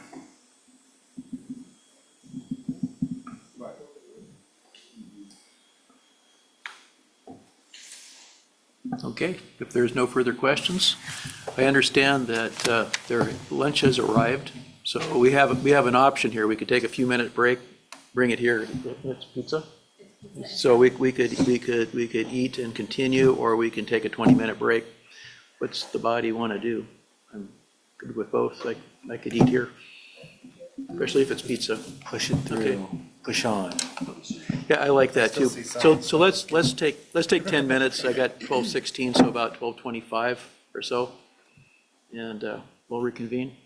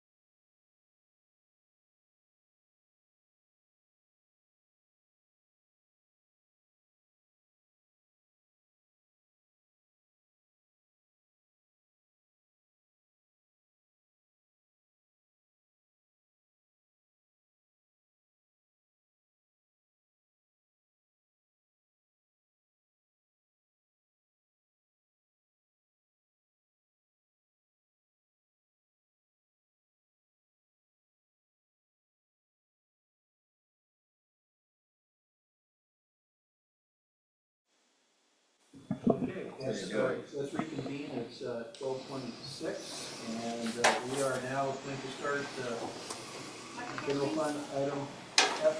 Fire. Well, good afternoon, council members and mayor. It's good to be here. Thank you for your time. I'm excited about my first time through the gauntlet with you all. I was just telling Deputy Chief Coots back there, this is a little less intimidating of an environment that I'm used to in previous positions. I did want to say that since I got here 10 months ago, I've been absolutely happy and ecstatic about the integration with the team here at Kenai. My wife and I, my family, we brought our daughter up with us, and Kenai has met all of our expectations and then some. The department has met all of my expectations and then some. All the hopes that I had for integrating with the personnel here at KFD has been tremendously great.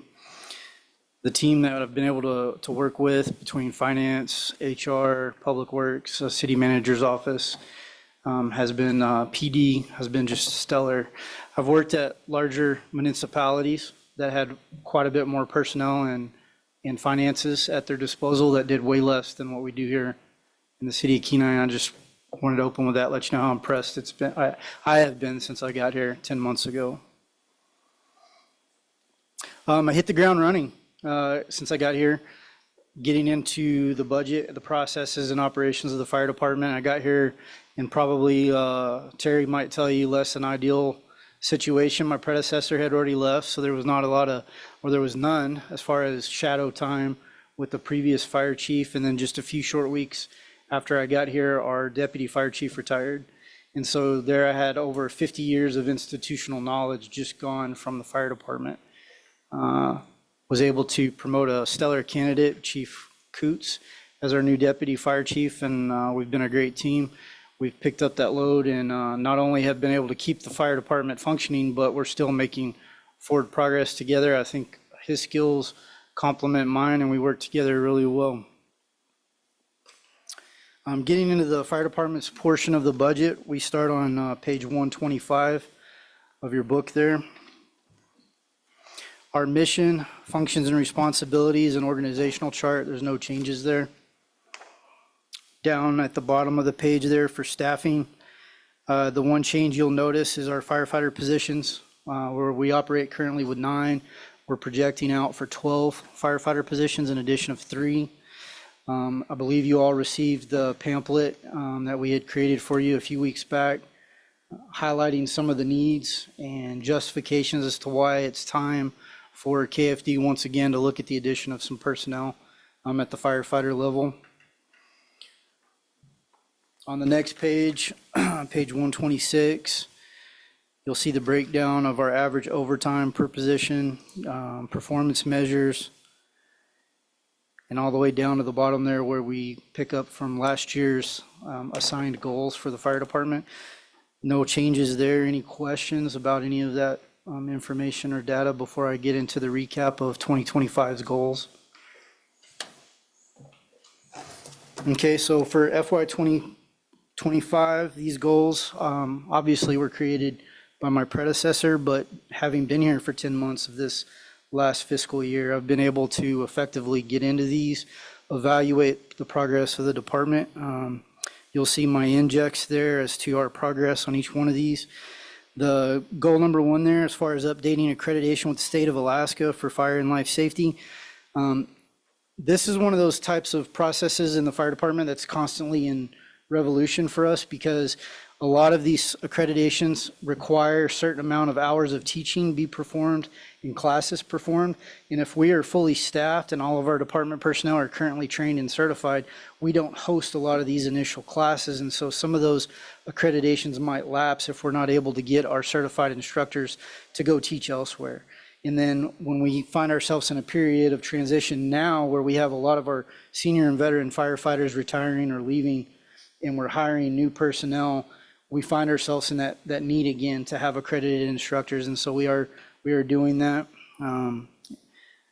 as far as getting some of those programs reaccredited so we can certify in-house. I have submitted my credentials also to the state of Alaska. I've been approved on some of them already to teach and certify in-house and also teach across the state of Alaska. Currently, We only have 2 incident command level instructors on the entire Kenai Peninsula. I hope to be the 3rd once approved by the state of Alaska. On the next page, 127, goal number 2, the grant funding that is referenced here as far as our USDA and state forestry funding for the beetle kill mitigation. I was successful back in December to apply, and the city of Kenai received an extension for use of the funds for state forestry. I just applied this last week for another extension for our USDA funding, hopefully buying us another season of work for this beetle kill mitigation that's going to allow us to expend the remaining funds that have been allocated to us through those 2 grants. Any questions on the mitigation warrant? Goal number 3, increase our public education. This is again one of those kind of active processes. We've done that. Myself, Chief Coots, and the Fire Marshal Jeremy Hamilton have been extremely proactive and involved on our weekends and after hours, working with the local high schools, some of the educational programs. I have been over and given talks at the Boys and Girls Club. We have been over to the Senior Citizen Center for events. We recently integrated with the local Coast Guard contingency, as well as other volunteer organizations, trying to be more proactive out amongst the community. Goal number 4, continue partnership with KPC and the fire department. And this has been a very key thing for us to maintain advanced EMTs and paramedics within the fire department. This is absolutely one of those relationships that we cannot lose. The city manager alluded earlier today when y'all began your session today about our proposed possibility of a partnership with KPC and their EMS program moving into the city of Kenai and occupying some space over here at the regional training facility. And I'll just reiterate what the city manager's already said. It is very preliminary. The legal department and logistical or building department of the college is coming out to do a tour of that facility soon. And hopefully that'll take us to that next step of negotiations with them about maybe them assuming some of that financial burden for that facility off of us as the city, and also benefiting my department with the increased availability of training certifications right here within the city limits. Any questions on the KPC partnership? And I also now sit as I'm a sitting board member for the EMS program for Kenai Peninsula College and the university. So now I have direct influence with that board to make sure that our interests for the city of Kenai are protected and we're moving forward with the college. Number 5, train and prepare personnel for upper level positions. One of the things I found when I got here, especially with the loss of my deputy chief right after arriving to Kenai, was I got to do a direct evaluation of internal candidates as far as promotion potential and what kind of quality mentoring and training had they received prior to my arrival. I found some pretty significant holes for executive level fire officers, and we've already addressed that. We have created a mentoring program within the department for all of our officers, and our officers are in the process of creating mentoring programs for the personnel that they supervise. I've been able to get a couple of the officers to some executive level training instructor and officer level courses already since I got here. Pete is on the hook for some more executive level officer training as he progresses into his position. Hopefully, we don't find ourselves in a position moving forward where we do not have internal personnel ready to immediately step into that next level if they're called upon to do so. Any questions on that? Part of our college partnership has expanded it for that particular goal as well. Dr. Christina Paxman, who runs the communications department, has been actively building individual mentorship plans and working with the crews. The college allots a certain amount of hours every year for their staff to actually get out into the community and teach at no cost to the municipalities or organizations. And so at no cost to us as a city, the college is footing the bill for her hours to come all the way over here. She comes out to our fire station for each individual shift and conducts training sessions for our fire department personnel.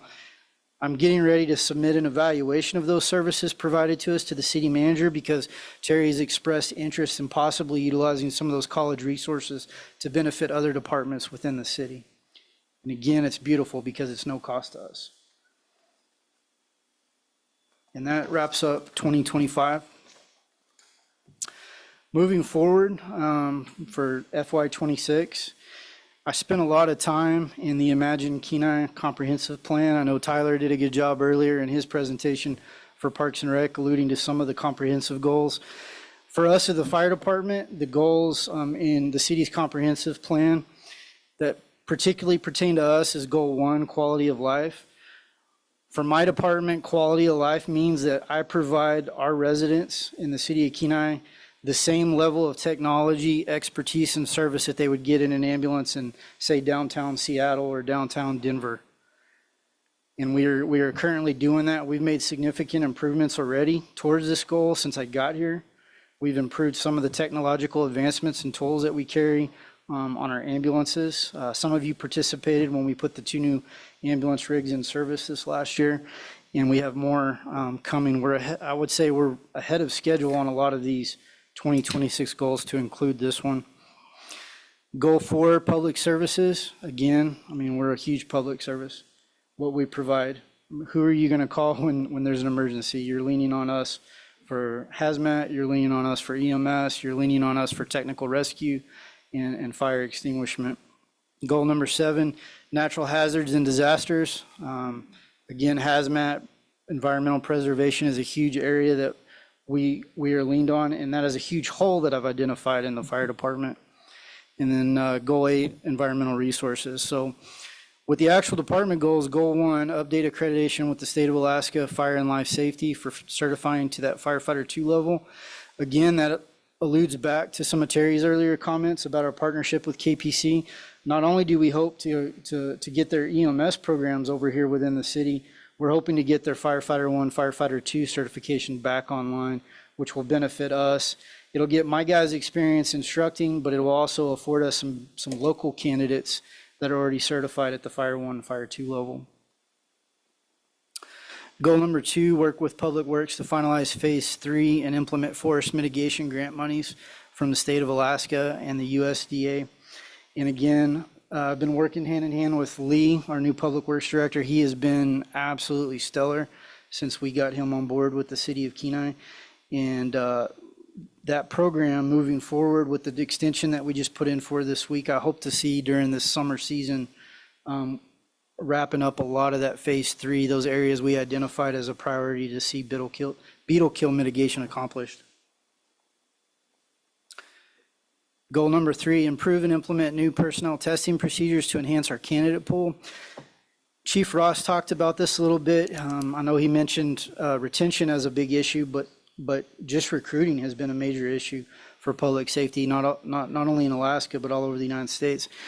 When I got here, we immediately had an open firefighter position. When we went out for that position, we had 11 candidates, and out of 11, we really only had 2 that were even close to being qualified.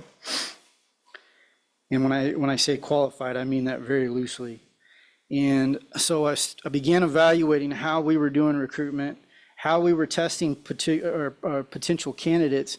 And while we had a very robust physical agility test here locally, it precluded us from a large candidate pool in other states because other states typically use what we call the CPAT, candidate personnel or physical assessment test, and we weren't doing that. We were requiring folks to have to pay on their own dime to fly all the way up here and do our test on site.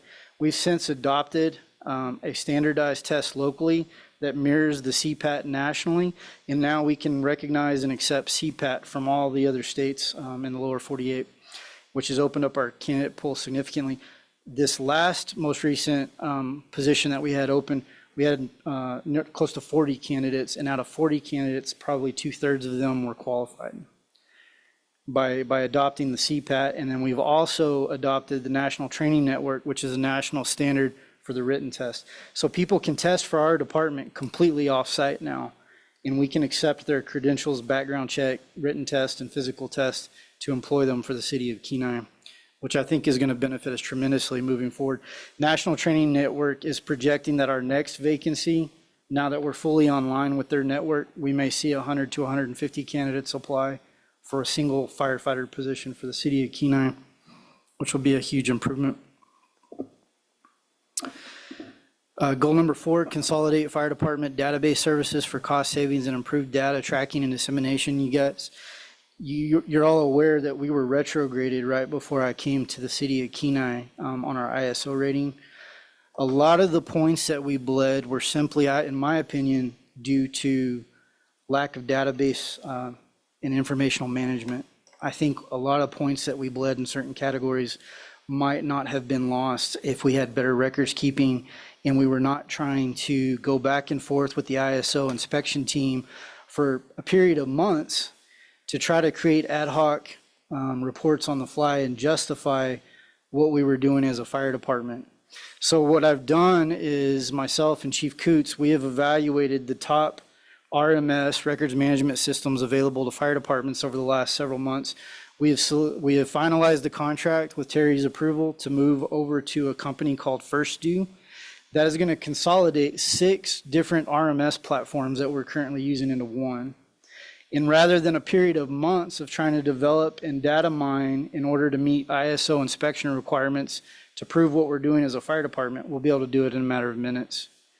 And so my hope is after the approval of this budget, the onboarding of new personnel, and the implementation and integration of this new RMS system, that we will be ready within a year to request reevaluation for ISO and not only get us back from a 4 to a 3, which historically, nationally, that's an average improvement on insurance premiums for private residents and commercial businesses of 10 to 15% reduction in their insurance costs.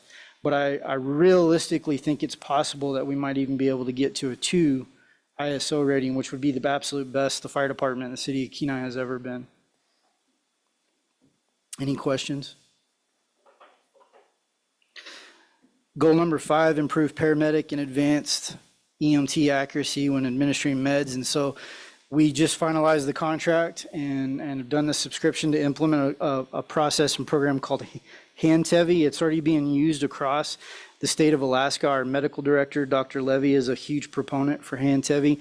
What this is it's an app that will be on our tablets within our ambulances and fire trucks, as well as on the smartphones of every one of our responders, that allows them in the field in the heat of the moment at 3 a.m. when they're groggy and tired and have been up all night already to be able to pull up protocols and get medical or medication doses and procedures prescribed directly for them without having to do math on the fly in the back of an ambulance at 3 o'clock in the morning, which does a number of things for us. It eliminates liability issues of an accident, human accident or human mistake, takes it out of the equation for our paramedics and our advanced EMTs, improves safety and reliability for our residents that we are transporting and providing interventions for, and also takes a lot of stress off of our paramedics and advanced EMTs.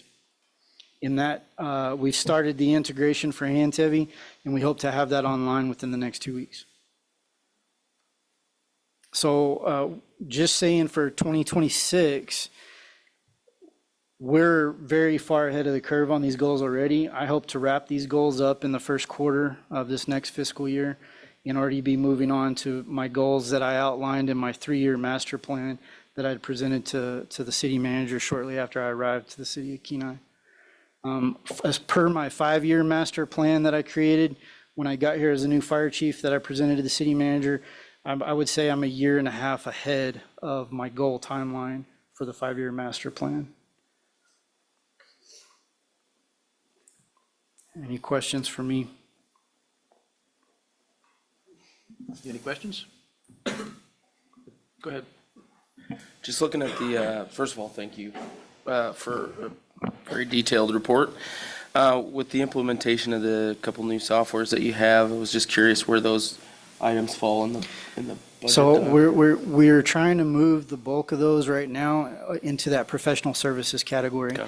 So you'll see we have, if you look at our detailed budget, we've got 6 current different software subscriptions that will be going away. And then we will have the 1 subscription to First Due.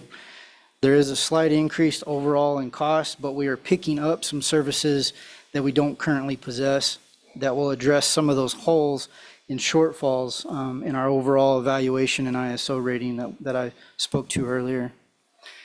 I've spoken with the city manager. We look to hopefully moving into the next budget cycle next year at looking at trying to clean up some of the categorization of some of these services so that it does make a little more sense for the next budget cycle. I inherited this budget and where a lot of these items currently fall, and I do hope to, after having been here for a full year and gone through a budget cycle, I hope to clean this up for you extensively for next year.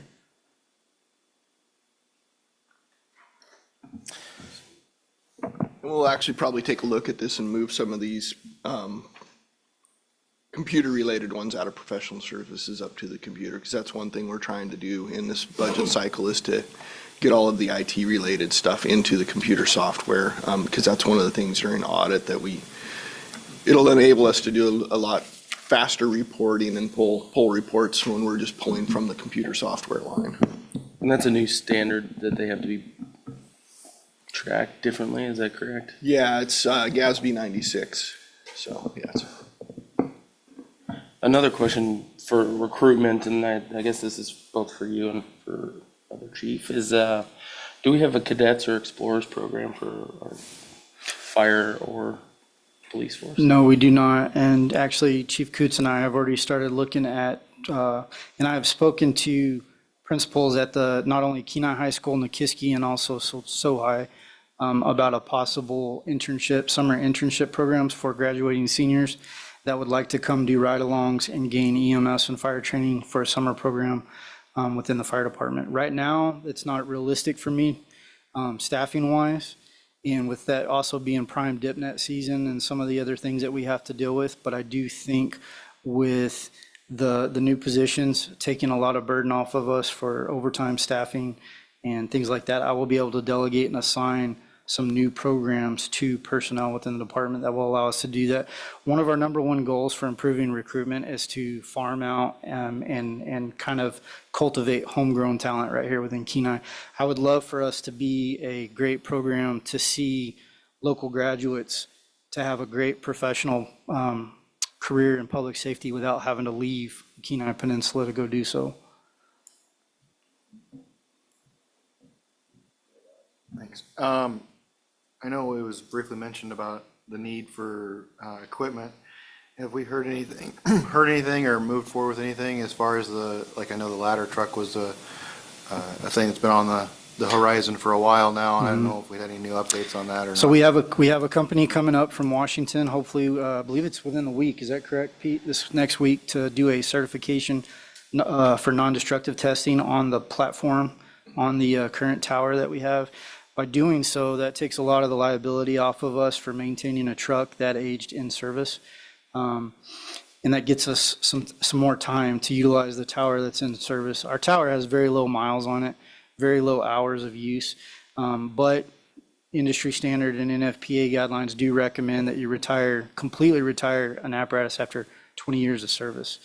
They recommend removing it to a reserve status between 10 and 15 years and look at retirement 15 to 20 years of life.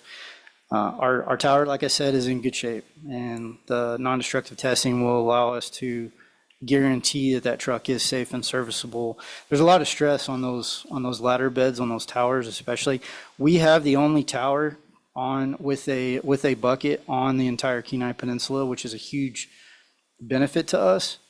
But being realistic, the amount of times we actually utilize the bucket on that truck, I cannot sit before you as council members and make a strong argument to program a replacement to replace that exact truck with a modern replacement. And so what we have done is we've created a fleet improvement plan and evaluated what we truly actually need for the city of Kenai. We do not want to lose the elevated master stream capabilities. And so working with Lee back in February, Senator Murkowski's office actually had a grant come down, and I think we only had about a week to get the application in, but we spec'd out a Quint, which is basically a ladder truck that doesn't have a bucket at the end of it. It's a much cheaper apparatus to acquire, maintain, and replace. And so a Quint as our first due out fire rig would solve some problems for us. It gets us those master elevated streams on scene quicker. It gets us points towards ISO for tower response that we're not currently getting. Because right now with our first due out engine, we're not getting a tower on scene or a ladder on scene until our mutual aid partners arrive from the Kiski or CES. And so that would solve quite a few problems for us moving forward. Did I answer your question, sir? Yes, yeah, I was just curious if we had any updates, and it sounds like we're working towards it. How Yeah. old is, if I can't remember, how old is our current It's ladder? a 93 model. Yeah.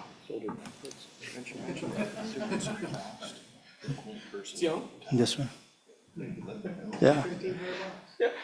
Yeah, and as David just inquired, you know, the cost overall, the lifespan of the truck, you're looking at probably a 30 to 45% reduction in cost between a single axle Quint ladder apparatus versus a dual rear axle full bucket tower truck like what we currently have. And that would still afford me the capability to fight multi-story fires as well as commercial fires the way we would need to with our initial response capabilities for the city. You bet. Just curious, because I do not know the different terms in the apparatuses, and so why this one versus the full-blown replacements? Just because it's one less axle, it's a lot cheaper, what's the difference in capabilities? It's cost and realistically with the staffing that I have, with our minimum staffing that we have per shift on a daily basis, I cannot truly operate an attack crew on an engine as well as safely man and staff a tower. But a Quint, the modern day Quints now, the single engineer that operates the fire pump on the truck can also operate the master stream on the ladder without having to put a firefighter up at the top in a bucket or at the top of a ladder. Everything now it's kind of like video games. It's all remote controlled, and they've got infrared cameras and video cameras on the master stream devices at the top of the ladders that allows your single engineer on that truck to operate those services on scene. It's maximizing my staffing that I typically would have on scene. It's giving me capabilities that I don't currently have to extinguish a fire faster and safer. And it's also improving our points that we would qualify for ISO for the department and the city of Kenai. And it's saving the city money.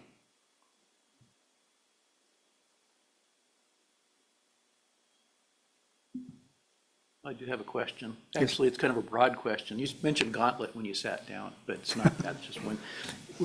It's a pretty heavy lift, adding the two firefighters in our, pardon me? Three. Three? Three. Oh, three firefighters. Okay, sorry. Yeah, okay. It's been a while, but at any rate, what I'd like to know, and, you know, what you provided us is good, you know, but for the public that's listening and whatnot, you know, it's a budget increase. It's going to decrease the overtime, but I do not really understand the dynamics within the fire department. I usually think of firefighters typically as being generally younger individuals and whatnot, and if they desire to have overtime, if that's kind of the normal, or if it's becoming less these days, if this kind of fits within the department. Certainly from a manager's position, it makes absolute sense. I'm not questioning that. I'm not questioning anything. I'm just trying to understand how the operation internally will work if you do this, if that's beneficial to most all of the firefighters. And the positions will address the shortfalls in shift coverage. So our minimum staffing right now is also our maximum staffing. I have to have every firefighter healthy and on duty just to meet our minimum staffing requirements for the fire department. So as soon as someone calls in sick, someone wants to take a vacation day with their family, or they need to go to a training course outside of the local area, I immediately have to employ someone on overtime. Guys and females that are on shift together can't even take off on the same day together because of the way we're currently staffed. I do have, if you look historically at fire departments in general, but in KFD is no different. I have gone back in our records probably 10, 15 years, And you will see that when you get to that tipping point, staffing-wise, you'll see a tremendous reduction in volunteerism to come in and staff overtime. And where it really worries me is on our recall, because we have crew members working so much shift coverage overtime, being here for 24 or 48 extra hours for shift coverage. They have no interest to come in to fight a fire for 3 or 4 hours on an emergency recall when we need the extra boots on the ground for an actual emergency. And so in the pamphlet that you were provided, there was a chart in there that showed a segue, a breaking point, so to speak, for our recall. And when you get a bunch of young new firefighters, they'll be froggy for a few years. They'll jump on every potential opportunity to gain and get that extra overtime. But overwhelmingly, the staff at KFD, including my newest firefighters, have expressed to me the significant amount of burnout that they're feeling and the lack of desire to show up for even an actual emergency recall, because they're working so much overtime just for basic shift coverage. This will alleviate that problem. That is the main driver for the need for the 3 positions. Thank you for that clarification. Yes, sir. Just to put it in perspective, like number-wise, on page 126, you can see, top of that page, you can see some overtime numbers. It's interesting. The first 2 columns are in hours per individual per year. The 24 and on are in like total hours, so those need to be consistently applied there. But actual overtime hours for fiscal year 2024, the average, so we had 9 firefighters that worked a total of almost 5,400 hours of overtime. So that means on average, those firefighters, each one is working 600 hours of overtime. Some are working significantly more, and some are working far less than that. That's the average, 600.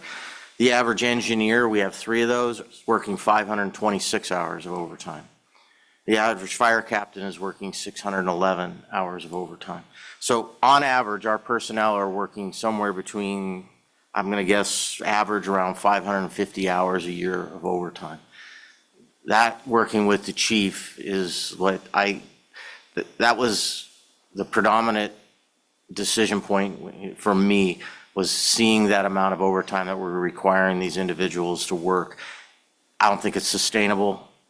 I don't think it's best for service. I think that people get tired. People, I just don't think it's sustainable. I think in the best interest of the city and the department and their personnel, we got to get them some relief. And this is going to significantly reduce that shift coverage overtime, which is probably 80 to 90% of the department's related overtime. It's not about these recalls. That's a very minor portion of overtime. It really is about the simple fact that when somebody takes a day off for any reason, we're paying somebody minimum 14 hours of overtime. If it's on a weekend, it's 24 hours of overtime every single time. Yeah, it's 3.5 months extra each person's working on based on a 40-hour work week. If you were doing the math like that, that's a lot significant.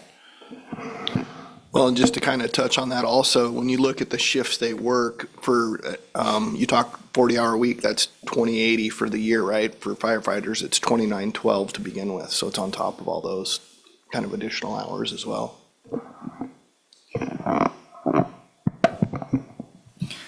I've been blessed to work for many different departments in my 30 years. Being with DOD, I got to move around quite a bit, but then working for a city municipality, serving a community of almost 200,000 in population while I was in Texas. And then my position in Colorado, I had 8 different departments under my purview as the Director of Public Safety for my region. And so I've gotten to see a lot of departments and how they manage staffing and whatnot. And historically, what you will see is once you reach this point as a department, you either increase staffing, or as city leadership, we have to look at reducing our capabilities and services to maintain and stay within the current staffing model and budgetary model. And my goal is to not reduce services. I want to get the folks of Kenai better, more technologically advanced and conducive services to what we can provide. And I don't want us to get to that point where we're having to rehash this and look at, okay, well, are we going to do away with paramedics and only provide BLS response, which basically means you get a ride to the hospital as fast as possible, and the only thing we can do for you is push on your chest. And then I also don't want to become reliant on a extended response time from mutual aid partners. And with that said, our mutual aid partners are in the same boat. I have meetings frequently with our chiefs in the local area, Nikiski, CES, and other borough departments, and they're all in the same boat. And a lot of chiefs are at that point where they're having to look at, well, maybe I can't meet current expectations any longer for mutual aid or auto aid requests, which means what I'm expecting to arrive from Nikiski or CES might not actually happen if they start to cut back on what they provide to mutual aid partners. And we're all in that same boat. And so we're there. We have to address this, or we need to start having some serious talks about what we're going to cut in services for public safety and emergency response to the city of Kenai.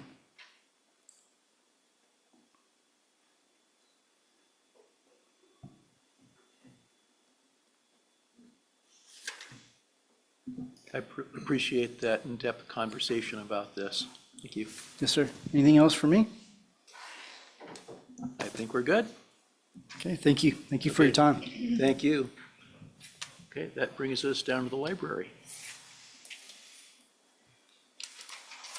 A little bit of fun after that, right? Library fun.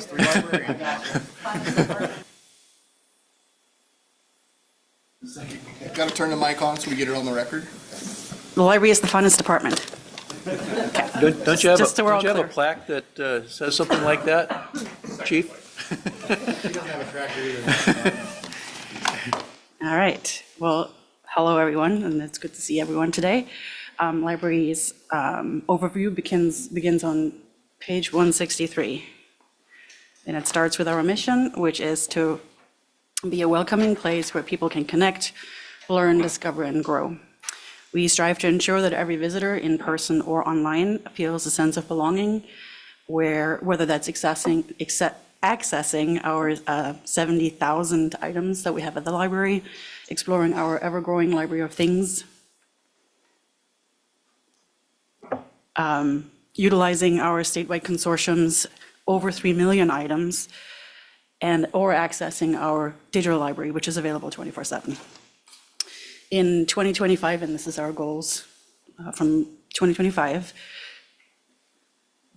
we made significant progress toward our goals, with many targets exceeded. The first goal was creating a welcoming community space, and we've seen very strong outcomes. We are on track to be welcoming about 66,000 visitors, which is far surpassing our 52,000 goal. New library accounts will have grown to an estimated 750, which is amazing to me, exceeding our goal of 550. So 750 new accounts. And our meeting spaces continue to be a vital community resource, and we served 1,700 groups and individuals this fiscal year, and we're hoping to increase that as well. Our second goal was promoting literacy and providing relevant resources. We also saw very outstanding performance there. Based on our latest stats, which I just pulled the other day, our physical checkouts are projected to hover around 87,000, 88,000, maybe even a little bit more, and we have an additional 24,000 checkouts through our digital library. Over 3,900 new items will have been added to the collection, and most of those materials, because I have an amazing team, are available usually within a week of arrival. Actually, it's usually within a day or two because we love to unpack books. Technology access remains steady with over 500 monthly public computer sessions and nearly 5,800 monthly Wi-Fi sessions. We have digital and online resources. They are available 24/7, and fresh displays that are created at least monthly to keep our space dynamic and engaging.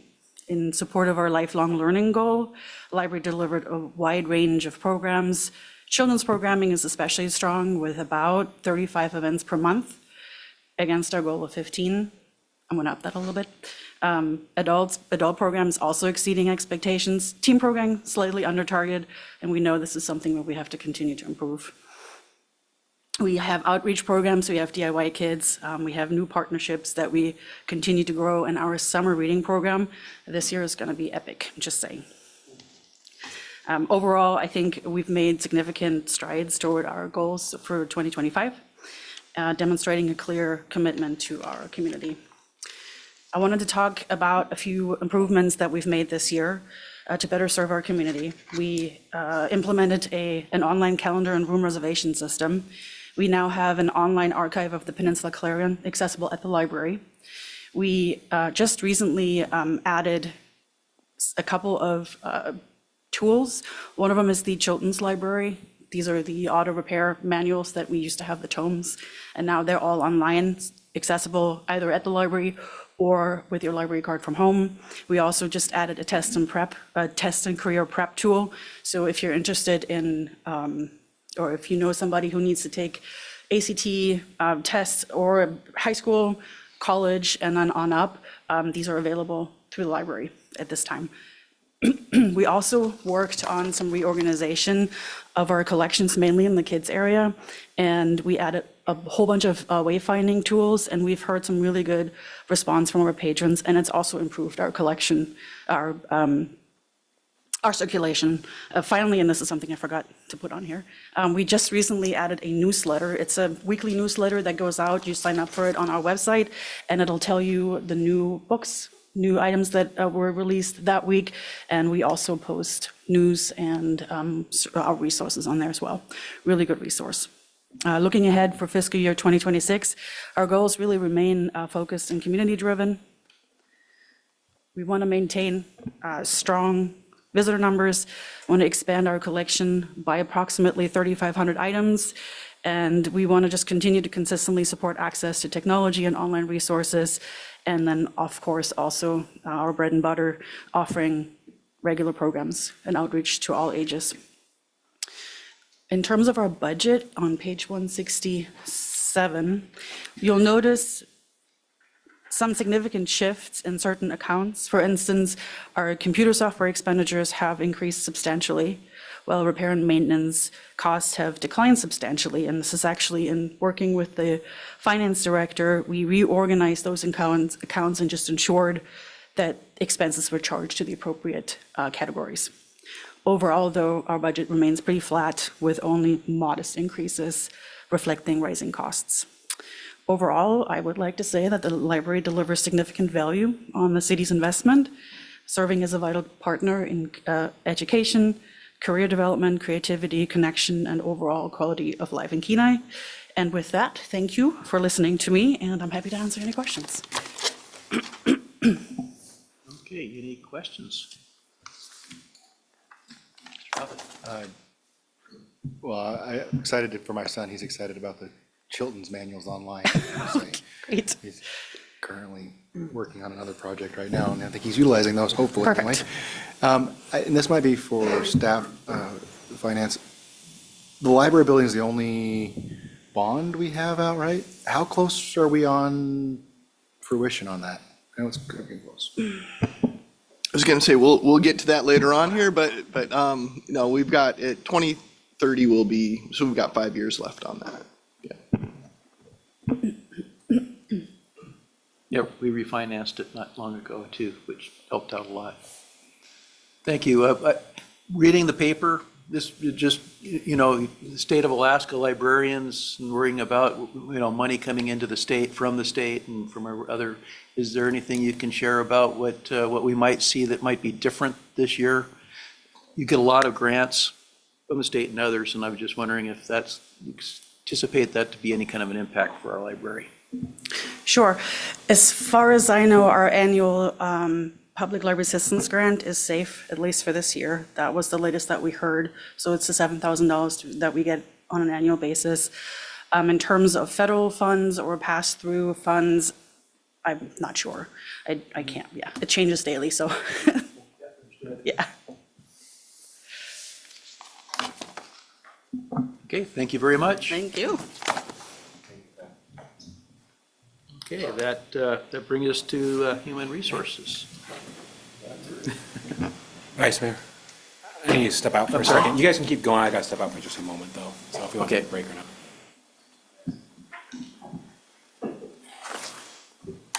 Hello, thank you, and it's good to be here today.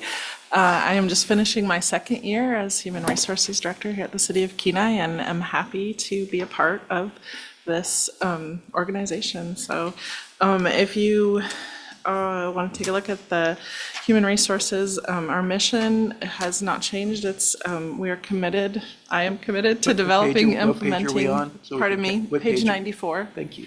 Yep. Committed to developing, implementing, and continually improving human resource services, practices, and programs that support the city's goals and its employees in a fair and equitable manner. If you look at our performance measures, you can see in our performance measures, when I got here, were set up as calendar year performance measures, so that's a little different than budget. But in 2024, we actually had fewer recruitments, which means our turnover rate improved to 17%. The average number of applicants was 14 for positions that we put out in 2024.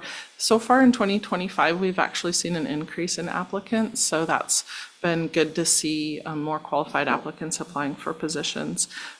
We did add a new performance measure of average number of days to fill.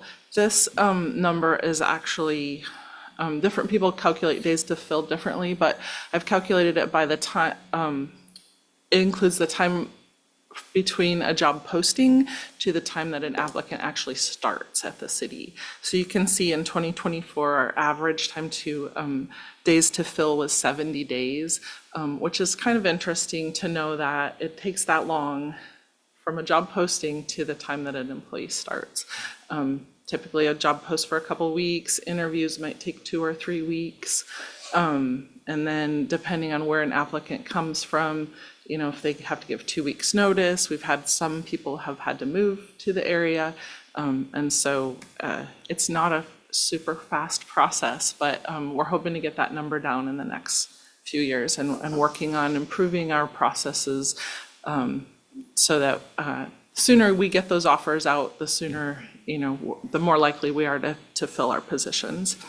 And I will add, in this last year, you've already heard from a couple of our new department heads, but the city was able to fill our planning director position, our public works director position, and our fire chief position as department heads. We also had a couple of supervisor positions that were new this year, newly filled. Our animal control, chief animal control officer was new this year, as well as our controller in finance. And we think those were all just great hires, so that's exciting. Exciting news from HR. As far as our departmental goals for FY25, you can see that we've got, I've been working on improving workflows and developing forms and procedures. Coming into HR, it's not been a department with the city for a long time, and so there were not a lot of processes in place, and so been developing new forms, like on leave, on pay practices, on promotions, and different things, and worked a lot with finance to smooth out procedures that things that happen between human resources and finance. I think we've seen a lot of improvement there. Employee performance evaluations go through HR. I said partially achieves. We've made some progress in identifying areas of improvement, and we're still working towards updating our forms and procedures. Employee training and development. We use a program that AMLJIA, our insurance company, provides called NeoGov that offers different training.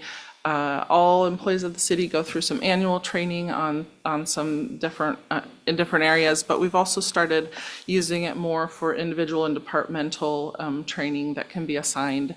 If somebody has a situation that they've gone through that shows that they could use additional training, we can assign them a module in there and say, you know, you need to take the time to sit down and review these things. So that's been really great. And then the last goal, create a positive employee experience. We have a survey scheduled in the next couple of months from our insurance, our broker, to having to do more with benefits to just get an idea of what employees are looking for as we head into the next year and looking to how we can most accommodate the needs of our employees there. Looking forward to FY26, I sat down and wanted to have some real concrete goals. The first one is to continue to review our policies and procedures. I've got to update at least 10 key policies. We've already started this process and we've got a couple already down, so I anticipate we'll go quite a bit above 10, working with administration on that. Number two, since I've arrived, the one thing that we have not had in the last few years is a supervisor guidebook. I'd really like to get something that we can provide to our supervisors. We have a lot of new ones and even the old ones, but just to give them tools for dealing with employees and management, and just to give them some guidance on best practices. And then the other project that I've been working on is organizing, cataloging, and properly labeling all of our employee files. The retention schedule for employee files is 50 years. So the city has 50 years worth of employee files. They're not super organized at this point in time, but I have been working through getting them in a way to be able to locate them. Occasionally, people will call me and want to know something about their time at the city, and I have to go dig for, it takes a lot of effort to find them, and so I'm getting them into a organization. I'm using the Simple Records Manager to be able to search them with just a click and then be able to pull those files up. Some of them have been digitized already, and so kind of proceeding with digitizing them and making them easily accessible. So you can see the future considerations, just continuing to make processes more efficient, support employee growth, record keeping's on there, and training. Those are all the things that going forward I'd like to see happen. Trying to think if I jotted any other things down here. I did want to mention, if you look at my budget, it's fairly simple. The one thing that we added, I think we added it last year, or let's see, was the education for employees if they wanted to, what's it called? Education assistance, thank you. Education assistance. We did have about 8 employees participate in that. They came from different departments, the fire department, the police department, the library. I think I had a dispatcher that requested funds. So I know the employees are appreciating that. They're getting additional training that has to do with their department. And so that amount has continued for next year. I would be happy to take any questions. Thank you. Any questions? It kind of sounds like you covered it all. Oh, well, good. Thank you very much, Stephanie. All righty, thank you. It's in the miscellaneous. Thank you. Now we have the city clerk.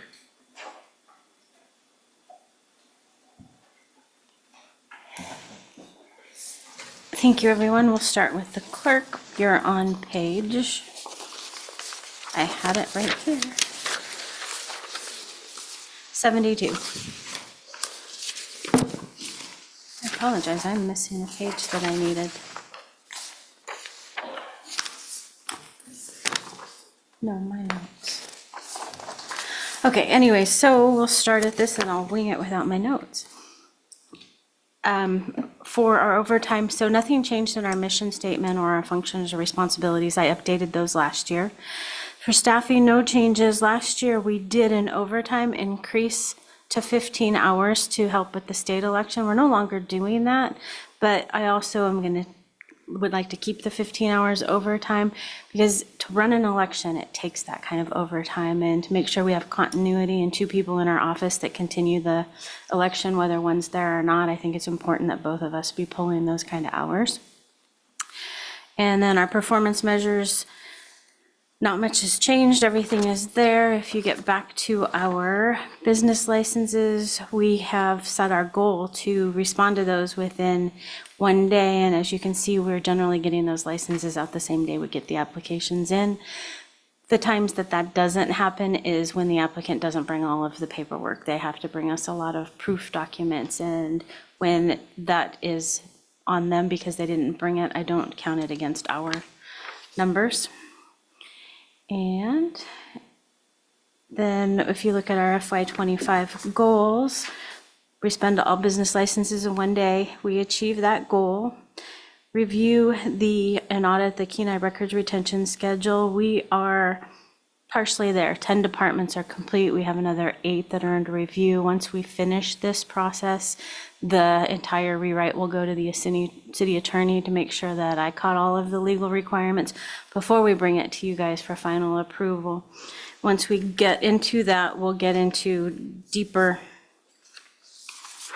levels of our records management where we're going to start going to each department, assessing what they have. We're trying to make a migration to as much digital as possible. We don't have room for paper stacks all over the city. We need to go to digital records as much as possible, which is where this one item in our budget, computer software, there was a $13,000 increase for backup systems, because before I'm comfortable going digital and destroying it, we need that. That is actually going to be moved to non-departmental and taken out of here. So the only actual increase in hours is cost, but with the simple web program that our HR director gave me a great lead in, right now we only have 1 license. So this year, this budget includes a increase to 5 seats. It's a one-time $1,700 cost plus a $250 annual cost for our support from that.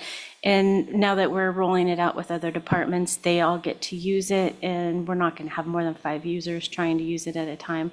But I've created a step-by-step manual, a policy on how it works, and we do need more than 1 license now. So that is where that needs to change. And let's see, what else do we have? And goal 3 from FY25 was update the board and commission application. We were holding that until we got all of their code changes done. That's done. There's now a booklet that gives anybody interested an idea of what they're involved with, and has the application in it, which our online application matches and delivers it in a nice format for packets. FY26 goals. You've heard other departments talk about it. We have a group that have been meeting and talking about how to allow people to apply for a lot of things, and we're looking at softwares that would allow a person to, during any time, apply for a fire inspection, a building inspection, a conditional use permit, a special use permit, a business license. This kind of software package would be servicing multiple departments, making it nice for our constituents to do things at any time. Then we would just verify and can do everything online. Especially in my department, we have the mobile food vendors. A lot of them are not here. They're outside, and it takes a lot of email, or not, they're in another city. We get a lot that come down here just for the dip net fishery. This would allow them to we could do everything virtually online without faxing and emailing and a bunch of other stuff. So that's a big project that we have with multiple departments working on. We are going to, already talked about, my goals follow through every year, working with the departments to get their records, determine the best way to keep them and where to keep them, and evaluate. So number 3 for my goals for 26, evaluate the cost-effective solution for storing records transferred to the clerk's office for archival purposes. So that's the other thing, is like space. We don't need a room for a bunch of space. So how we get them, if they're in digital format, there's no reason for us to be printing. This is a big project and individual, and I see this one going on for a few years. And for future consideration, the AV system in this room is on its last leg. When the microphones go, we can't replace them. They don't make them anymore. Yes, so we went down 1, and we're still operating -1. That's why you see me moving things sometimes when I realize something got plugged and moved.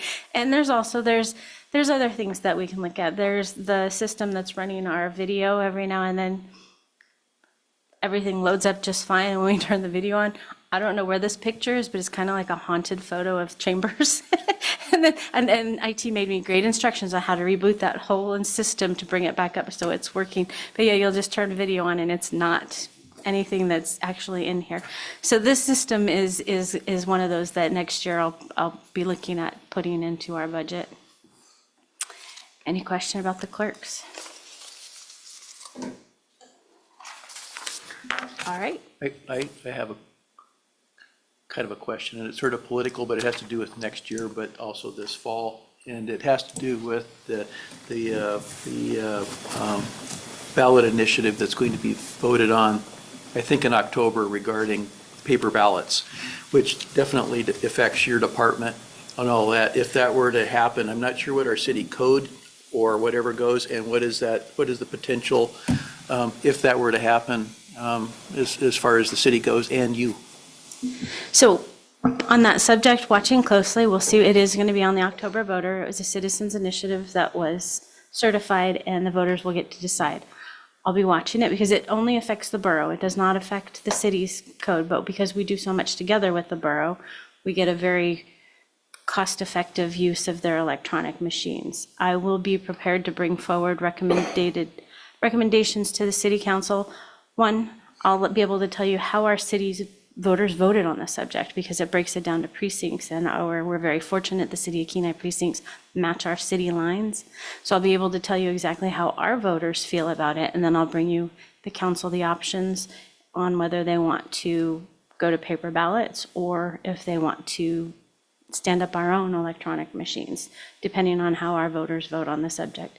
It will be up to you if it's to go by hand count. If that's the way it goes, then I would be responsible for bringing you code revisions in time to be in place for our next election.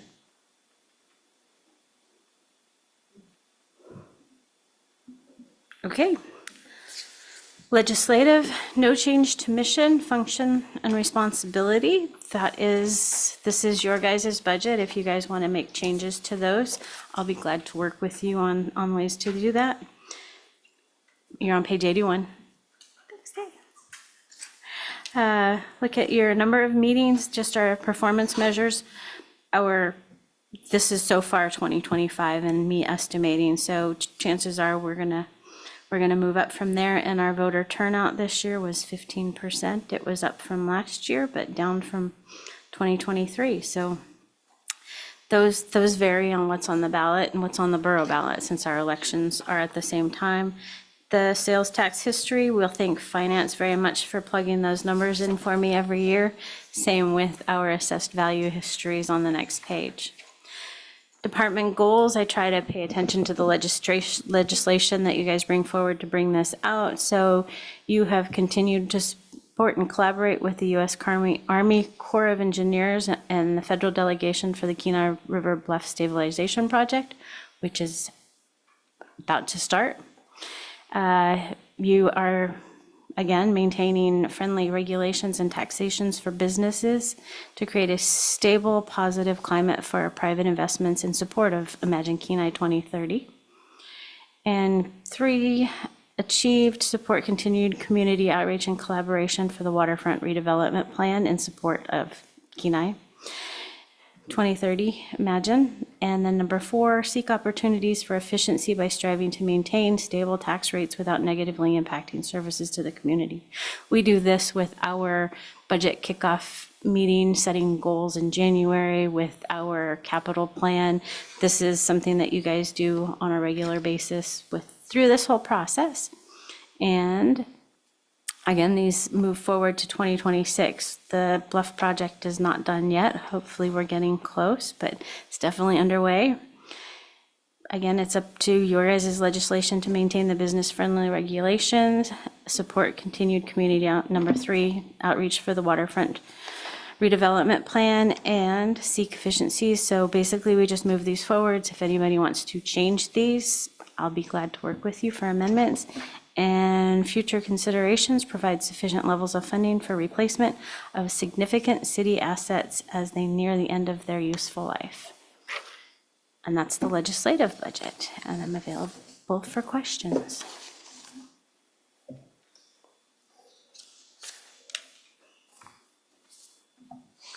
Guess you covered it all. All right, Thank you very much. thank you. Oh, okay. What did we not? Well, I want to point out, so on page 83, it's account 5047, grants to agencies.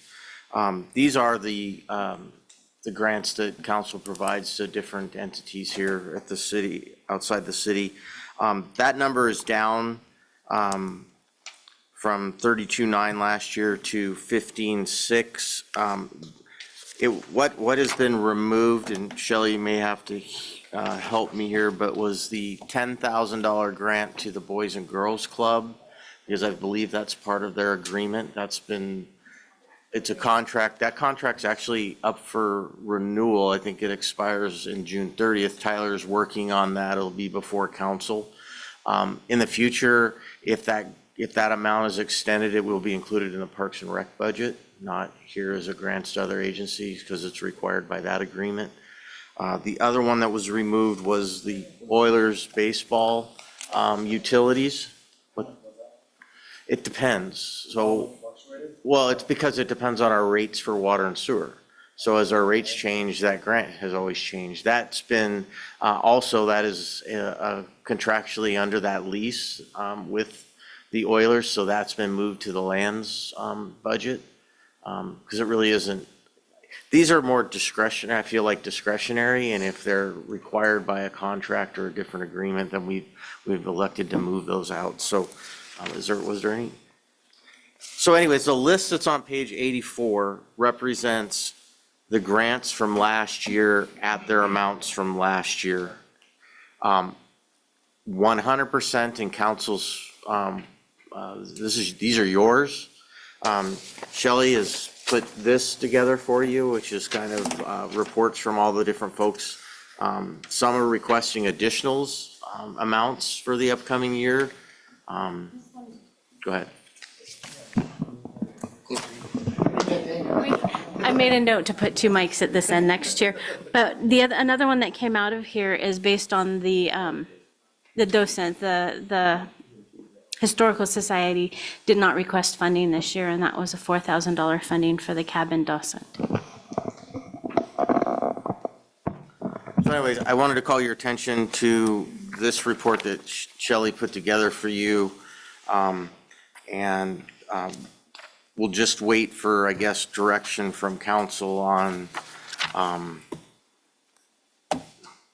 what you want to include, what you don't want to include.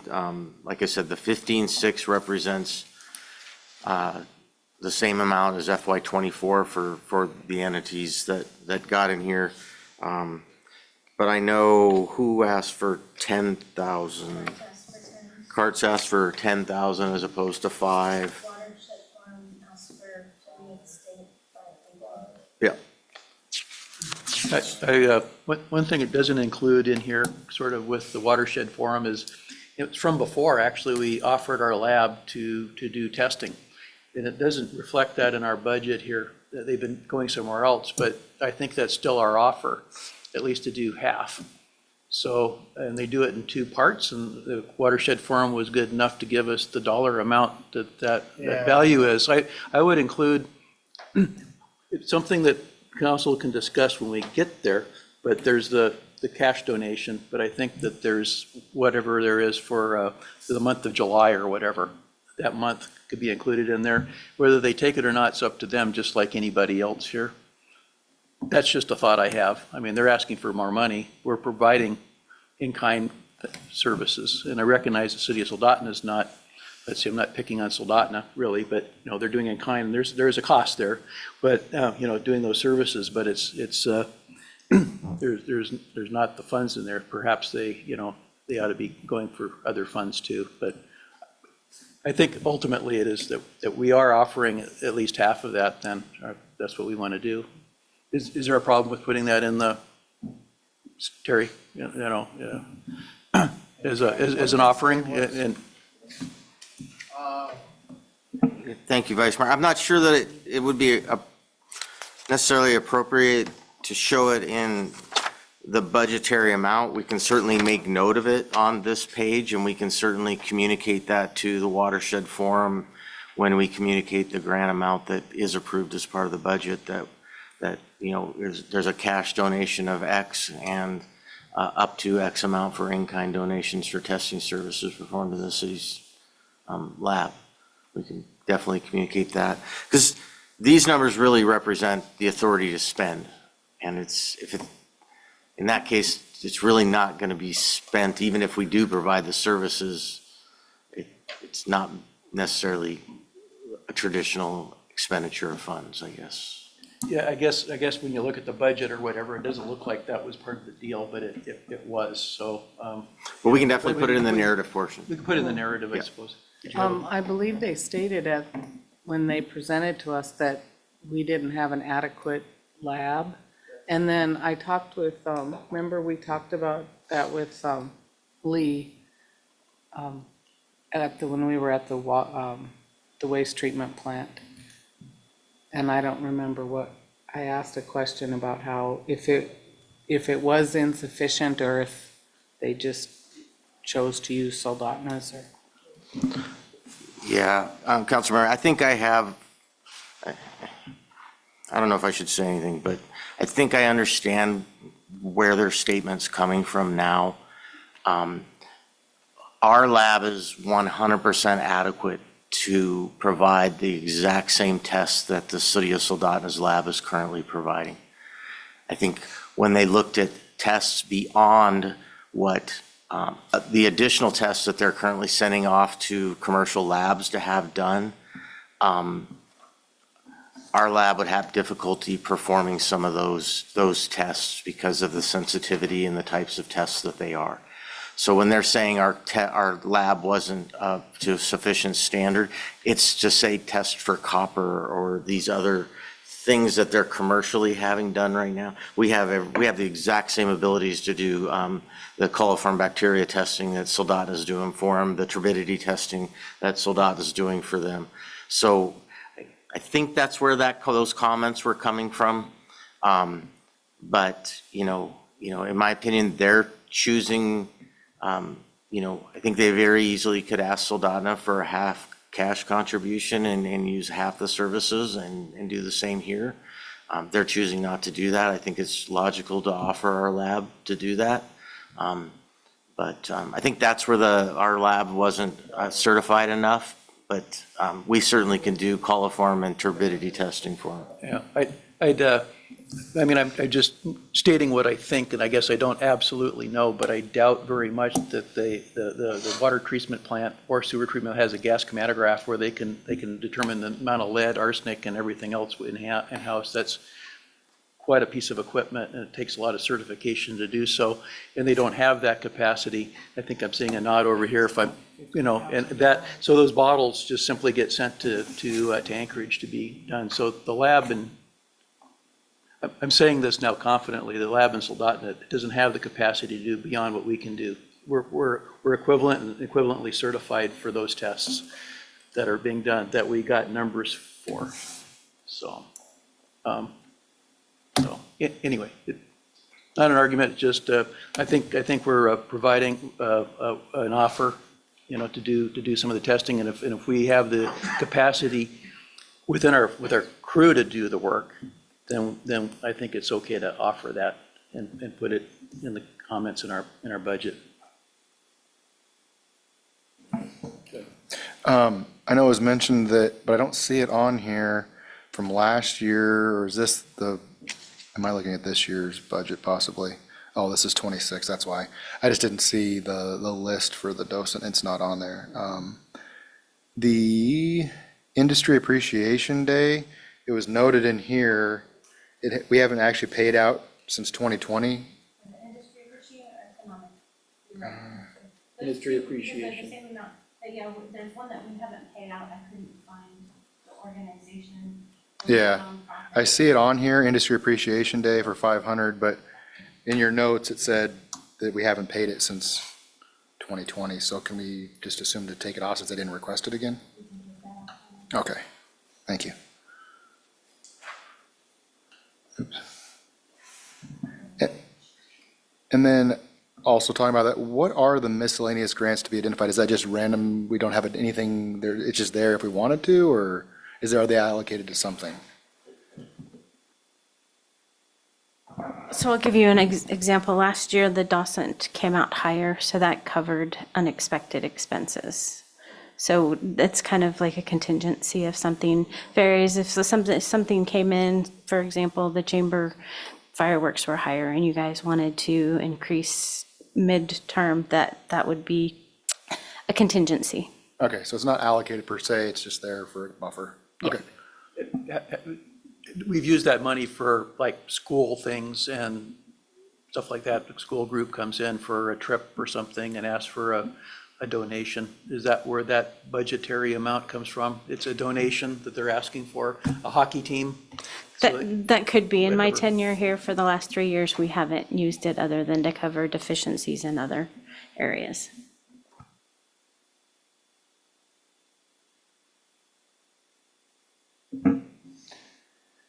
I guess my question is twofold. I mean, do we even need that in there since we could just, if we need to fund more, we can just fund more if needed? I guess I don't see the exact purpose. It's more just in case it comes up a little bit more, we can easily just use that money to move over. Is that the intention?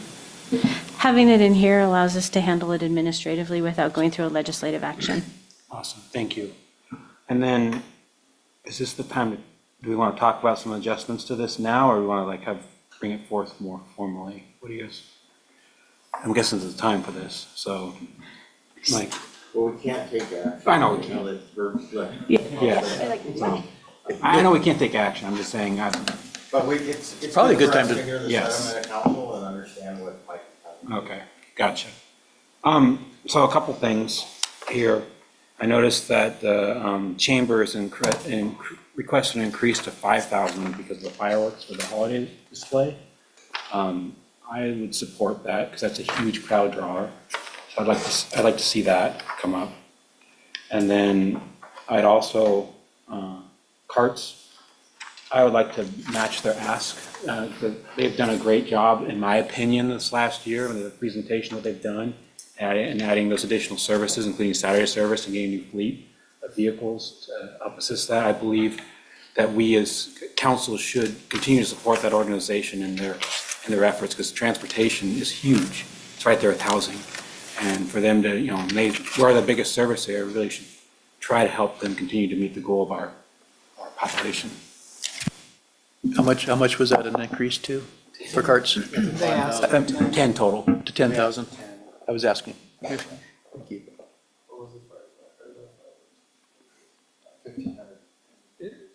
Yeah, it's a total of 5,000. It's totally open to discussion, it's just how I'm feeling, so whatever you guys And group wants. one thing I would like to bring up is when we're looking at these increases, if we go over last year, two of those increases from last year, the Oilers and the Boys and Girls Club, those are still technically funds that are being allocated just into other places, but the 4,000 from the Historical Society is an actual expense that we're not expensing this year. So I can see us, at least without even increasing the budget we paid last year, that's an extra 4,000 we can allocate. And I totally agree with the $1,500 increase, so that leaves another $3,500 roughly, or, wow, bad math, $2,500 that is still allocated there. And the Kenai Watershed Forum was looking for $3,500, and they're looking for $5,000 additional for carts. I'm not sure on the Watershed Forum, honestly, I just don't know. We're at 1,500, I could possibly see with offering our lab expenses, and this is again, I'm okay with that, and maybe going up to 2,500, and then possibly going up another 2,500 with carts. I can see, and then we're only up a few thousand, and we're giving, kind of splitting the difference on a few of those, and increasing those without expendituring a whole lot extra, but at least we're showing some expenditure. So it'd be like, I could be in favor of 7,500 for carts this year, and then maybe incrementally increasing something like that. A $5,000 increase is a big increase. And then maybe the Watershed Forum to 2,500, and then the $1,500 plus lab, and then the $2,500, or excuse me, the $1,500 for the fireworks, which I'm sure that they are getting insanely expensive. I had no idea.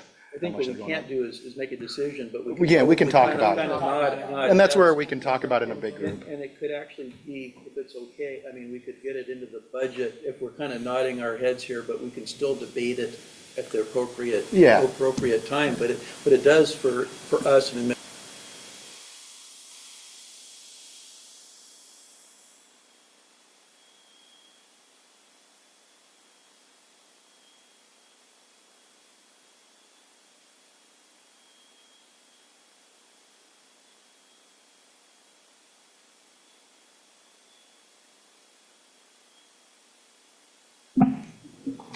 let's see, Ministry Appreciation Day goes off this list.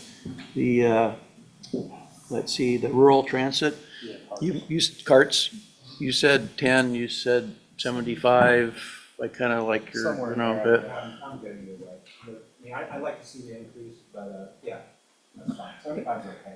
I mean, it's our budget. Yeah, So, and if we want to go more, I'm okay with that. I'm just thinking, it just shows a little bit stepped, because we went from nothing to 5,000 to 2,500, and then, you know, if they still show increased and they're still doing good, we could always look at it in another budget cycle Well, later. and they took the time to come present to Yep. us too.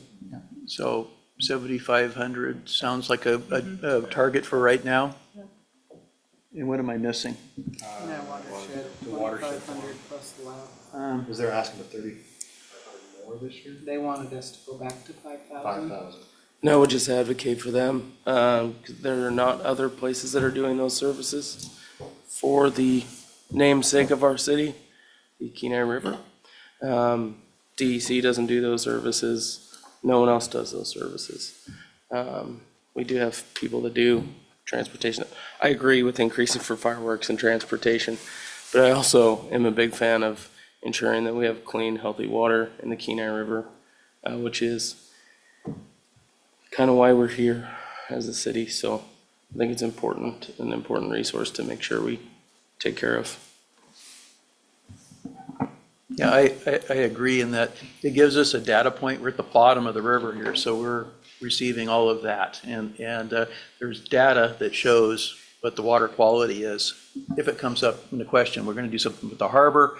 We're doing something with, obviously, the bluff erosion, anything else, whatever you want to imagine, stormwater release, things like that. The city gets some value out of it, or will get some out of it, having that data, and we've got a good long data stream. I agree with that they are important. I just look at their other organizational sponsors, and that would put not only in-kind offering of the lab, but our monetary coming from the city would be the same as the borough, more than, it would put us at more than the borough. It would put us at more than the Department of Natural Resources and Kenai National Wildlife Refuge, all are at that $5,000 level. I don't know, it seems proportionately for population size, 5,000 seems like a lot for just one city and doing labs. But, I mean, I do agree that it's an important service. I'm honestly would probably be fine either way, 2,000 instead of 2,500. but Yeah, go to 2,000 We went instead of 2,500. what were we at before we decreased it? 5,000. We were 5,000, we dropped all the way to 1,500. Yeah, I'm still at least at that 2,500 level is where I'm thinking at least. We're at $1,500. That was what we did last year. Yeah, I'm So, just you know. saying, going back to my initial comment of thinking at least that $2,500 range plus laboratories, that gets us halfway back. It's a little bit more than the 2,000. I think the issue is they're not gonna use our lab though. That's what I think it is, so. That's true. It's up to them. You're right. So. This might be a question for Director Fry. What's the cost of them using our labs? And could we not just convert that to cash offer instead of time spent?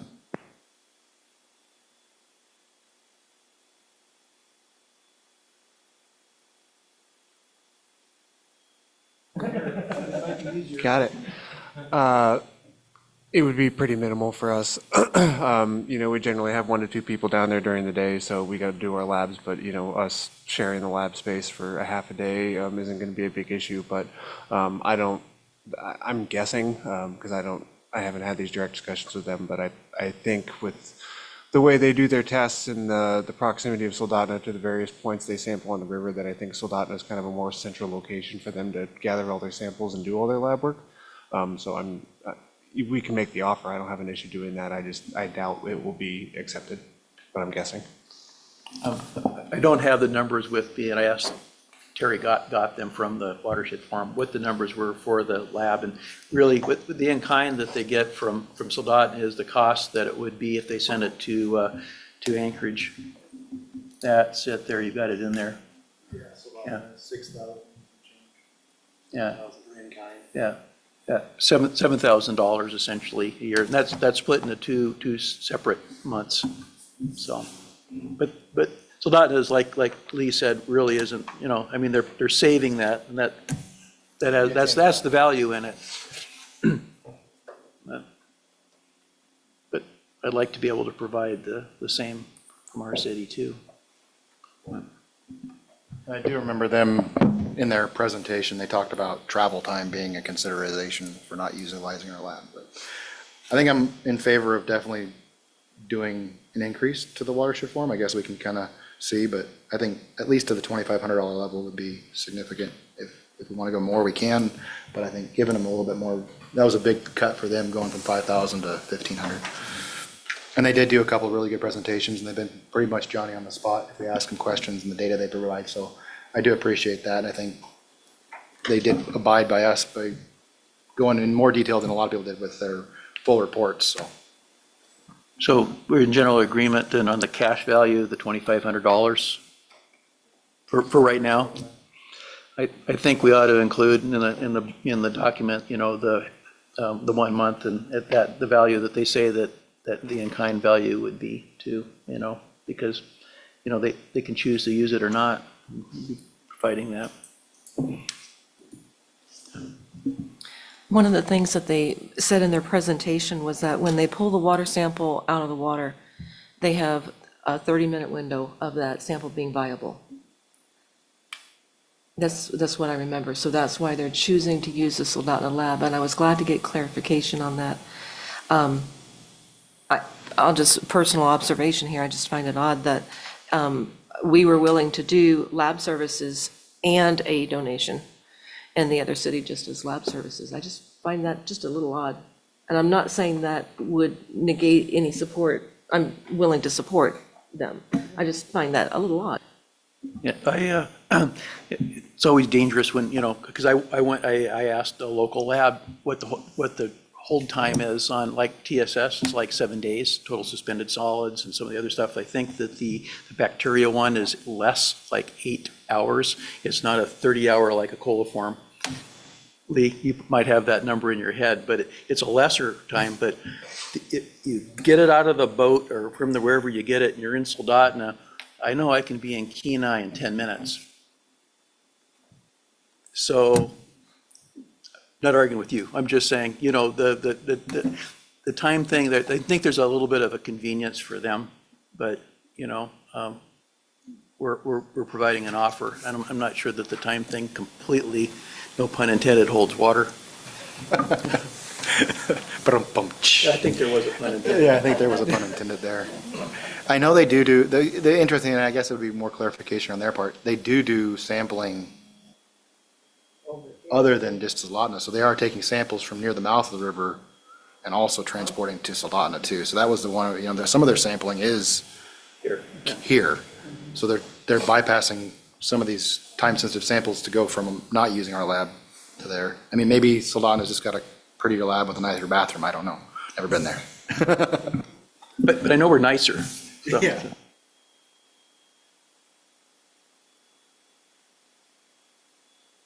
Okay, have we beat that up enough? Thank you, Shelley.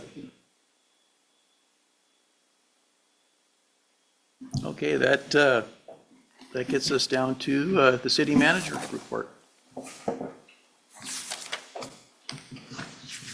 Grab a couple pages. On the visitor center. I've got them right here.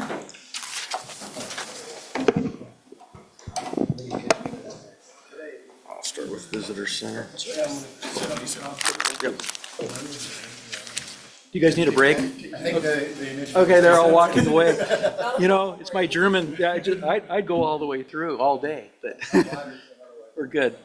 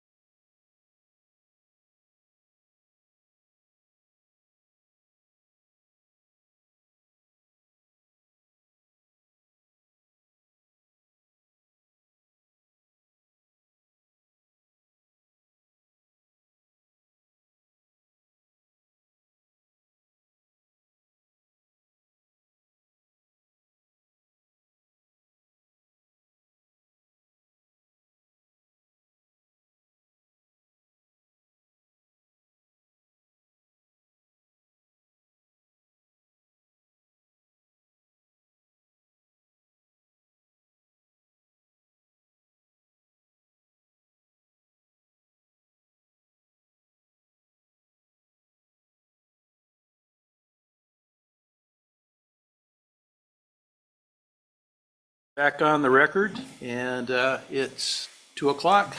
And let's start with the city manager's presentation on the visitor center and land administration. Thank you, Vice Mayor. I'm going to start on page 77, which is the visitor center budget. This is kind of a unique budget in the sense that, the majority of the actual work is performed by a contractor with us. So, but the mission of this department is to manage the Kenai Visitor and Cultural Center to celebrate, promote, and reflect the community of Kenai by providing visitor services, cultural programming, and dynamic exhibits. So the center manages and displays the city's historical collection, preserving and showcasing Kenai's natural history, archaeology, native artifacts, and contemporary art to connect residents and visitors with this region's rich heritage. None of that has changed. I think we've got a great partner over there at the visitor center with the chamber, and you look at a number of their performance measures. Obviously, we'll be updating 2025 as those numbers come in. Or most of these are the same as last year, so we'll be working with Sam to get those updated for the final document. As far as their department goals, their first one for FY25 is to collaborate for us to collaborate with the facility manager and local Native organizations to identify cultural areas of importance to include at the Kenai Visitor and Cultural Center. The chamber's been the one doing all the heavy lifting on this, and they've been coordinating in the cultural center, the history center over there. They're doing monthly presentations now with guest speakers. Just an incredible. It's actually pulling parts of our collection that probably haven't seen the light of day in 20 years out for the public to see at different eras and different times of Kenai. So just some incredible work. It's really good to see.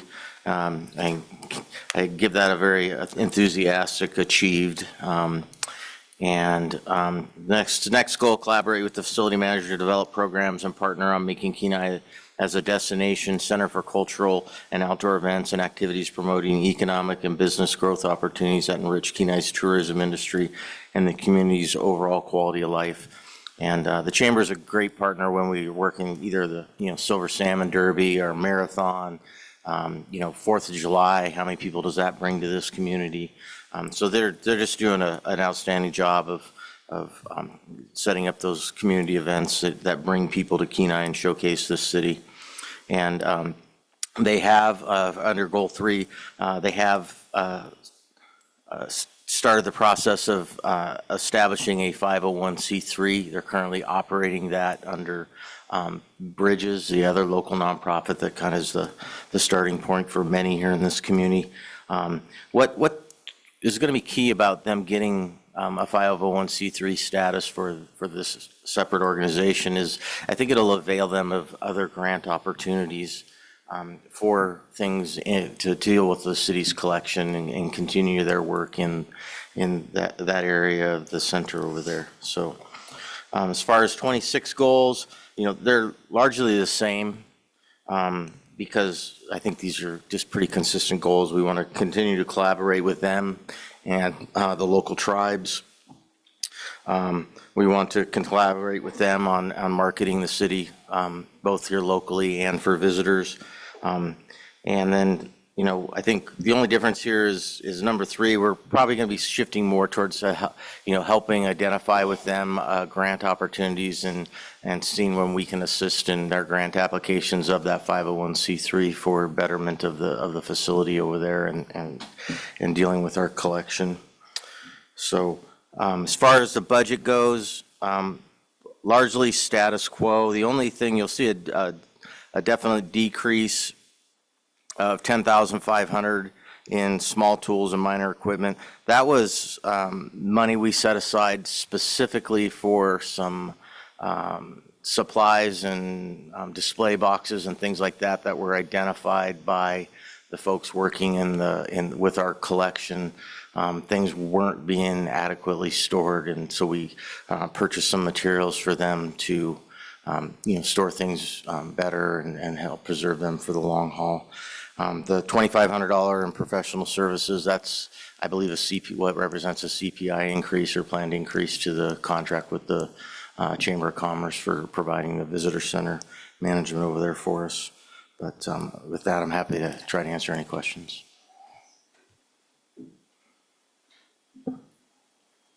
Well, no questions? I guess you got it covered there, Terry. Okay. Move on. And mine is on 89. So the mission of the city manager's office is to make the city of Kenai the best place to Alaska through good management, outstanding public service, to manage and continually improve city services, operations, and personnel to promote growth, development, and a thriving business and residential community. My department has two staff, myself and an incredible assistant to the city manager.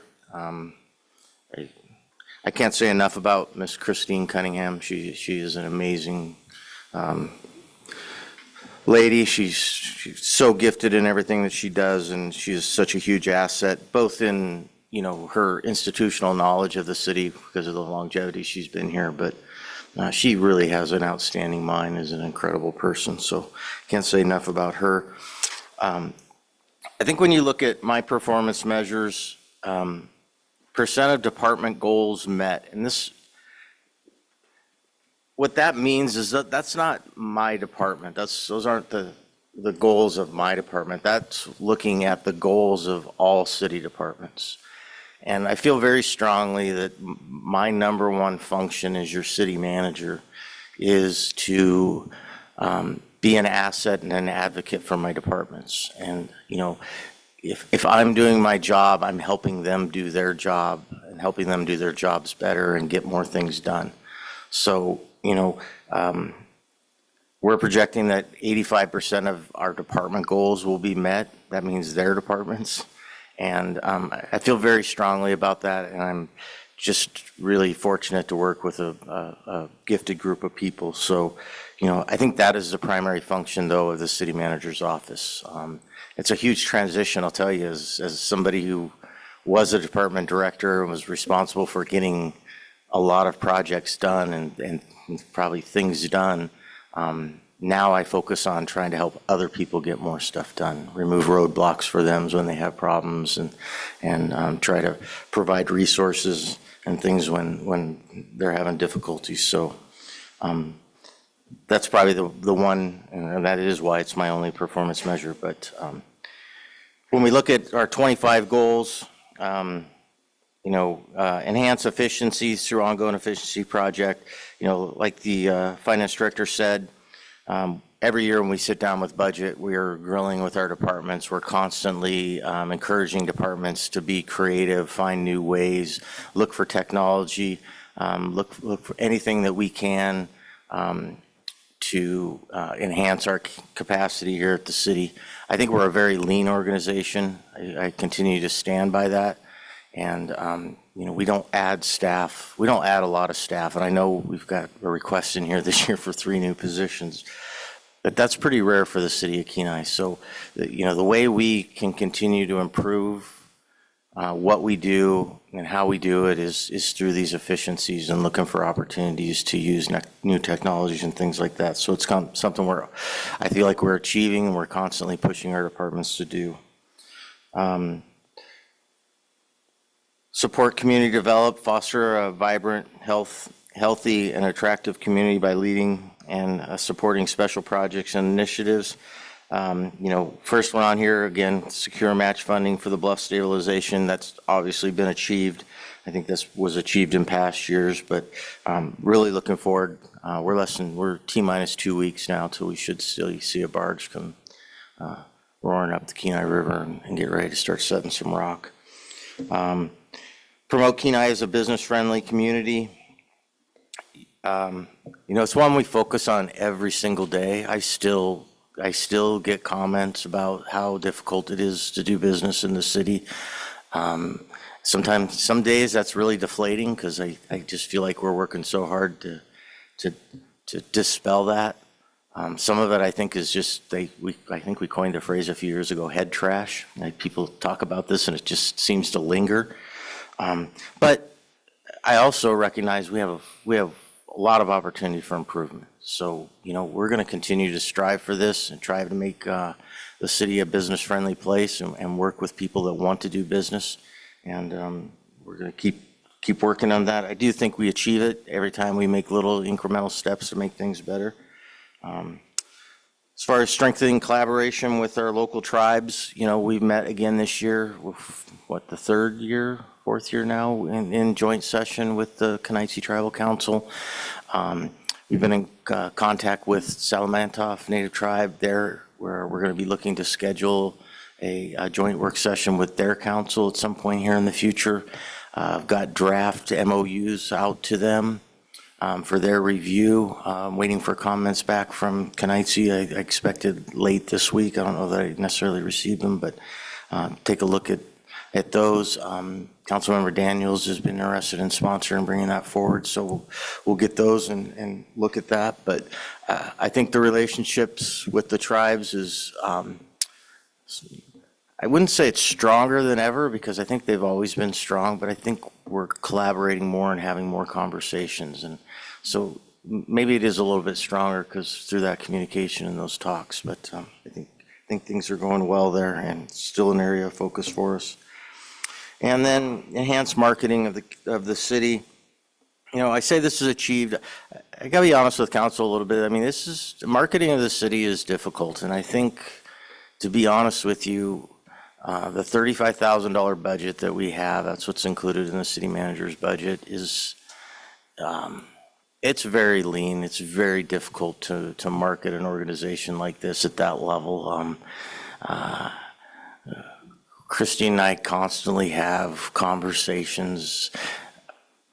I think you reach a point where you have to be willing to spend a minimum amount of money to be effective. And I am questioning. You're all right. I am questioning whether $35,000 is sufficient enough for us to get real benefit out of this. We're continuing to work with it, and we will continue, because I think we should promote what we do here at the city. We should promote this city. I think we should be very proud of what we do and proud of this community. But I just want to bring up that it's something we're going to evaluate through the next budget year. And, we may be recommending either an increase or a pullback, because I think we're right on the cusp right now of being effective or not being effective with marketing. Terry, what did you say the budget was again? $35,000. $35,000. Yep. So as far as FY26 goals, again, first primary goal, one of my biggest responsibilities is to present you this document with staff, and do that, following your guidance and your policies, and we set those, like Shelley said, we set those in January, and we take them very seriously and do our best to give you a document we think meets what you required and also meets the greatest needs for the community. So that's number one. Employee engagement and development, we're going to try to do at least one professional development training with our group. I think every time we do one of these, it seems like 3, 4, 5 years goes by, and then we get everybody together and everybody's like, we really need to do this like once a year. And then for some reason, 3, 4, 5 years goes by and we don't do it. So I'm really going to try to focus on making sure we gather together kind of, outside of our daily work, and just engage in different ways with our department directors and things. Support community development, again, looking to implement new initiative or policy updates to improve Kenai's reputation, again, as business friendly. I'd like to host 2 minimum meetings with local tribes. I really envision that being one with Kenaitze, one with Salamantoff in the future. And I'm working with staff internally. We're bouncing a lot of ideas off on potential development incentives to promote some additional development here in the city, whether that be residential or commercial on some of our larger tracts of land. And then trying to strengthen community and public engagement. Included in my budget, it's in professional services, 4531, you'll see that is an increase of 22,500. I've got $25,000 included in that account for the fiscal 26. We plan to do a community survey and reach out. We'd like to do a scientific survey. I'm not a super big fan of putting surveys out and just asking those that want to respond, because I don't think they're necessarily always reflective of the community's sentiment. I think they get biased. So we're looking at employing and doing a scientific survey and just talking about city services and looking for what the public, how satisfied they are and things like that. So I will say Councilmember Dothett brought us for one. I don't remember what year that one was done. Early 90s. We have a couple of examples of previous ones the city's done. I think we may draw on some of the same questions just for comparability. But it is something that we would like to do, I'd like to do, and just, you know, it's real easy to sit up there and think, God, we're doing a great job. And then when you start talking to people, you might hear a little different. Or sometimes, you know, we feel like we're, you know, we could be doing better, and everybody's like, oh man, you guys are doing great. And so let's listen to what people want to say. Wise people do say, don't ask questions you don't want to know the answers to, but I got big enough shoulders. I think we should ask the questions and get the answers, because that's the only way we can improve. So the other thing I wanted to touch on, I think you've heard it from virtually every department director so far, is I laid out an initiative with the department directors. I really want to formally document a lot of city policies and procedures. You know, there's a lot of ways to manage. This is a great example of kind of managing from the ground up. So we formulated a group, it's called our admin working group. So these are mostly the administrative assistants from all of our departments that now meet. I don't know how often they're meeting, they may be quarterly or something. And they get together and talk about their ideas, some of the struggles that they're having as admins working here in the city. And, you know, what they brought to us was one of the biggest things that they struggle with, and I start to see it, is when we hire somebody new at the city, unfortunately, we have a lot of policies and procedures, but we rely on the institutional knowledge of a lot of people in here to do those things. They're not super well documented. They're not on paper, and people really struggle with where to look for those resources. So this is something that they brought forward, and we're going to support them 100% in doing this. And I believe strongly enough in it that, you know, I've asked all of my department directors to incorporate this into their budget goals. And so that's why you keep hearing a number of them talk about a certain number of goals they're going to be documenting.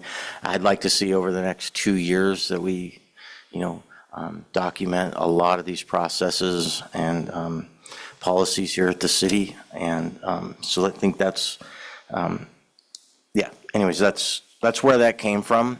And, you know, I can tell you I would not be as effective as city manager. I'll let you decide how effective I am, but I would not be as effective as I am if I didn't have a great admin. I didn't have tremendous admin support.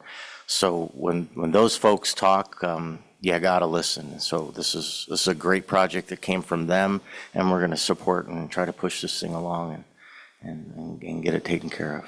So that'd be all I have, and I'm happy to answer any questions.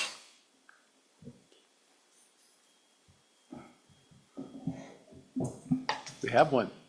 I do have two. I'll have you read the other one. So I had a note from earlier. You just touched on it. Every department talked about SOPs. And I think one or two people hinted at a standard SOP document form. But I just had a question about how are you planning on maintaining those year after year to make sure that they're current? And are you storing them in kind of the same place, or, you know, how do you maintain that? Yeah, thank you, Councilmember Casano. I'm not the expert in this, but I can tell you there's a manual, and Shelley will give you a little bit more about this, but it also includes standardization of a numbering sequence. They are going to be displayed electronically internally for staff on our intranet. But Shelley, could you? Actually, yeah, we're going to treat it like code, but it's going to be done internally. They're all going to be shown on our intranet. We've got numbering systems, like my department, I brought the format with us, so of course council got 100, that's ours. But like parks, we're coming out with some new parks policies, we're giving them 70. So we've got a very clear identification number. They'll all be on our intranet, and as they change, yes, they'll be updated just like code. They'll be managed by the departments. If they have something that's changed, they're gonna have to submit the update so we can do it internally. That way, everybody is working from a current policy and practice.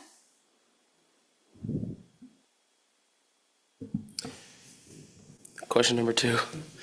You didn't mention this, and I don't know if it's the right spot, but I noticed that there are a lot of computer updates or replacements across the board this year. And I was just curious if those are on like a standard replacement schedule to kind of curb the spikes in replacement.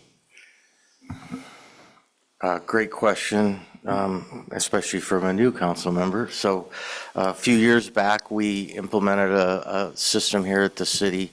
So all of our departments get charged every year a certain amount for the computers that they have.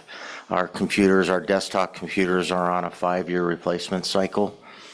So what our attempt was to create a smoothing of the budgetary impact of computer replacements. So we're on a 5-year cycle. Everybody pays every year, and then when it's their turn, when their computer's up, it gets replaced. So you don't see spikes in and out of our departments. That's why you see our hardware costs kind of remain the same. But it's effectively like a fleet replacement plan, but we don't have a formal fund for it. But that's the way it's being done. So we're on a 5-year replacement for desktops and monitors, and then laptops I think are on the same sequence as well. We don't have a lot of laptops here in the city. We have more desktops than laptops, but we try to do them every 5 years. Thank you. Any further questions for the city manager? Okay, well, seeing none, thanks, Terry. That gets us to item K, finance. Mr. Swarner. Thank you, Vice Mayor. So finance, mission is to provide timely and accurate. Oh, yeah. I remind everyone else what page number. Thank you, Terry. Page number 98. So our mission is to provide timely, accurate, clear, and complete information in support of their city departments, citizens, and city council for the purpose of making informed financial decisions. Function and responsibility is we're responsible for the financial budgetary operations of the city and operations of the city's IT technology network. We process all the purchase orders, pay checks, accounts payable, citywide payroll, we compile the budget,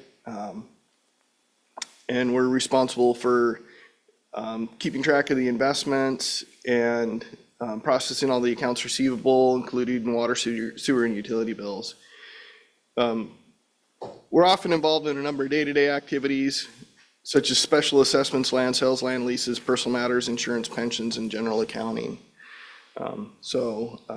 With that, we don't have any changes in our staffing model. Performance measures, things have remained pretty relative there, relatively the same all throughout. Looking at our goals, the IT department will evaluate cybersecurity assessment, recommend and implement cybersecurity improvements. That's partially achieved. We did get the cybersecurity assessment completed. Recommendations were made and some implementations began, but we developed a 3-year plan. So I don't consider that complete because it's a 3-year plan. It's not, we didn't complete it all in the current year. So that's why we consider that one partially achieved. But we do have a plan, and we're working that plan.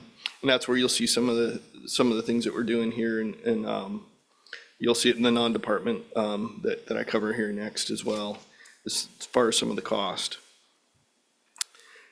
Number 2 is to explore and implement potential automating of the purchasing card process, updating the purchasing card policy to support the process. We partially achieved that. We have to work with both the bank, Wells Fargo, and with Cassell so that we can integrate the banking information into the Cassell system. We now understand the pathway to do that.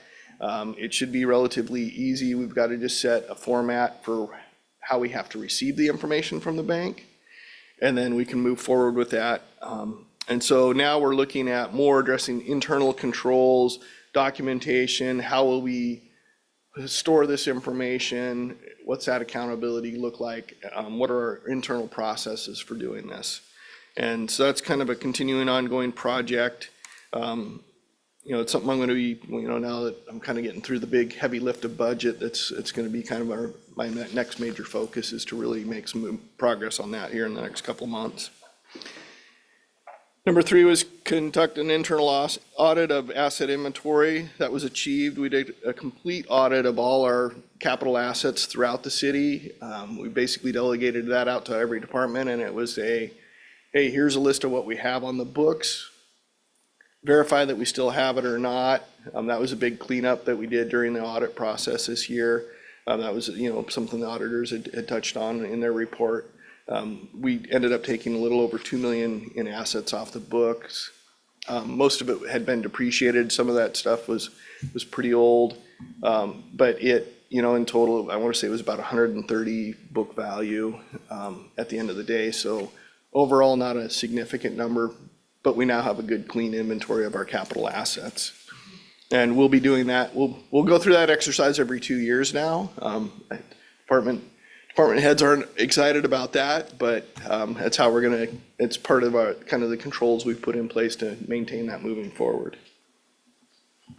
So for 2026, we're looking at continuing with completing our goals as lined out with the cybersecurity remediation plan, looking at completing that automation of the P-card policies, and then also completing documentation of 10 department policies.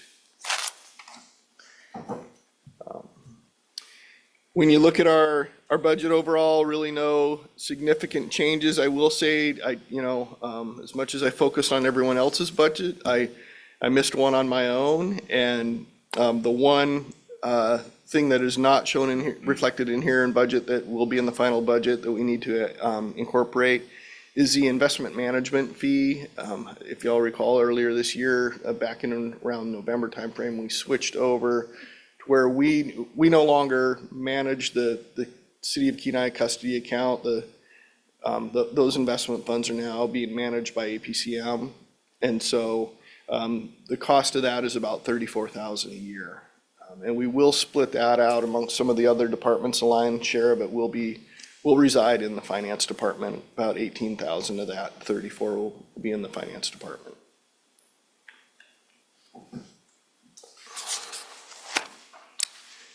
And that's what I had for finance. Any questions at all? You made finance interesting. Very good. Councilmember Casano, you have a question? Two. Okay, from now on, you get 2 questions. First question, you said that some of that fund is going to be split out between the other departments. How do you allocate those costs out to those other departments? We're going to be looking at what their share of the fund's investment, thank you, Lee. We're going to look at how we're going to do it proportionately based on how much they have in the investment account. So it'll be proportionate to, the fee will be, just like the interest it earns will be proportionate to the share that they have in that account. So will the fees associated with it. Question 2? Question 2, when you cleaned up your asset inventory, did you see a positive financial impact on your insurance premiums for that year as well, in returns? I'd say we didn't, because a lot of this stuff was no longer on the insurance. What we had insured was like current vehicles that we have out on the street and that current stuff that's in operation. Some of this was just, stuff that had been gone for some time and so had already been taken off the insurance policy. Often as we receive a new vehicle, we'll take the old vehicle off. And so that was, insurance was up to date and current. It's just that, that's not everything always got removed off of the The books. non-scheduled items. Yeah. Right. Yeah, so we capitalize anything over $5,000 in value. That's what our policy is regarding capitalization. So there's a lot of things that aren't vehicles, because vehicles are specifically scheduled. So every year, Dave now sends the insurance company, here's a list of all of our vehicles. Here's what their values are. Here's what coverage we want on them. Do the same thing for buildings. Other specifically scheduled things are some artwork that we have. We used to have to insure the polar bear mount, brown bear mount down at the airport. Now they're our property. We don't have to specifically schedule those any longer. But it was all the other little things that are like contents largely, so they're not specifically scheduled items. I only have one. It might become two, though. We'll see. You're allowed two. Fun one, too, all right. I notice a big theme in this, and it's everywhere, is cybersecurity, everything cyber. And I don't know how you were doing it with only 1.5 people. That's impressive for an IT department with the city of this size and all the functions. My question really is, what kind of plans, do we have a cyber plan? Do we have cyber insurance? Do we need to carry the insurance? Those type of things. 'Cause I know in this landscape, it's becoming ever more critical. I would say as far as cyber insurance goes, I'm not aware that we have any type of, do we have? Okay. Part of our general liability then. Okay, so, thank you. Yeah, we are, I guess that was the one kind of note, maybe I should have mentioned there, the last note. For future considerations, that is one thing that we have in there is that IT staffing is, 1.6 is what we have, is we have one full-time person and a part-time person. And we're seeing that, we often have to contract out. That's where like this year, we had 33,000 included in the non-departmental budget for 26 for professional services, where in the past it's been like 3,000. So kind of keeping an eye on that. It is an area that we'll have to look at further, because it's really tough to have, basically our part-time person is what most places would call a desktop tech, that you have a bad mouse, you have a program that's not working, you need your computer rebuilt or something. Where kind of more into the, data center and the servers and all that is more our one full-time person. And I always say one of my greatest fears is I always look for, what if someone gets run over by, well, as one employee used to tell me, if I get hit by the beer truck, what do you do? I call them single points of failure. And to some extent we have that right now. I mean, we can always contract out those services, would be kind of our emergency backup, but I'd feel better if we had to. But it's something I'll be looking certainly at next year's budget. I'll probably have a request in at that point in time. And certainly through this cybersecurity assessment, we're going to find that there's more things we need to do to keep us secure, which means we're going to need more staff to do so. So we'll be looking at that. It is tough, because you kind of have, one person that's kind of got to be a jack of all trades, but, master of none as far as the IT world goes. There's, part of what we're looking at is a new change in our VoIP system and stuff and upgrades there. And so for them to have to manage all these things, and it's a lot of balls to juggle for an individual, but yeah, it's something for us to consider and look at in the future, I think. I think the most important thing to keep in mind, though, too, when we talk about the IT, especially talk about cybersecurity, there are one, maybe two entities locally that have cybersecurity professionals on staff. And I don't think we could afford one, to be honest with council. I mean, these are highly demanded, very highly compensated positions. I mean, I'm thinking the hospital, maybe HEA. has people at that level. You see a lot of collaboration here locally amongst IT directors. It's like a club. It's not a super glamorous club, no, it's kidding. But they, they're constantly talking and sharing resources, ideas, different ways to skin the cat, supporting each other. We got our cybersecurity assessment done. Certainly don't want to talk about any of the specifics in that. But we're doing everything we can to enhance and improve our cybersecurity. And most of that is, the state and federal government got some pretty good resources out there right now that are helping local governments like ours, because everybody sees none of us can afford to have these folks on staff. So, they're trying to step in and provide those types of resources or help with those resources. So I think that's been helping us a lot. And I do support Dave, and I understand where he's coming from. I just, we could add another body. I don't know that we're going to add a cybersecurity expert. It's not going to be in our financial wheelhouse, but we are very lean in IT, and I think we do a lot and do a good job with it right now. Would it be possible? Would it be helpful to us to maybe offer up 8 or 10 hours a month to some of these IT guys in that small circle? Obviously, we can't afford to bring an IT guy, a cybersecurity guy on staff, but could we afford, I don't know, 8 to 10 hours a month? Would that be helpful? And do you think that they would be amenable to that? I think looking at, again, not to get too far into the details, but it's a lot of things like maybe some additional software packages that we could do. I'll be talking about it here as we get into the non-department stuff a little bit, that mitigate our risks some. And so it's maybe just some additional programs that we add on. We are contracting some consultants for some assistance, and so that is part of our budgets, is for us to be able to do that as well. So that as things come up, and like we've got one that's kind of on retainer somewhat, if you will, that if there's things that Dan isn't able to do, that he has a point of contact to reach out and get assistance. So we do utilize that currently as it is. And that's where to some extent, that's kind of the key too, is to look at that, and if that creeps up too much, then you go, well, are we to the point where we just hire an additional staff and eliminate that cost?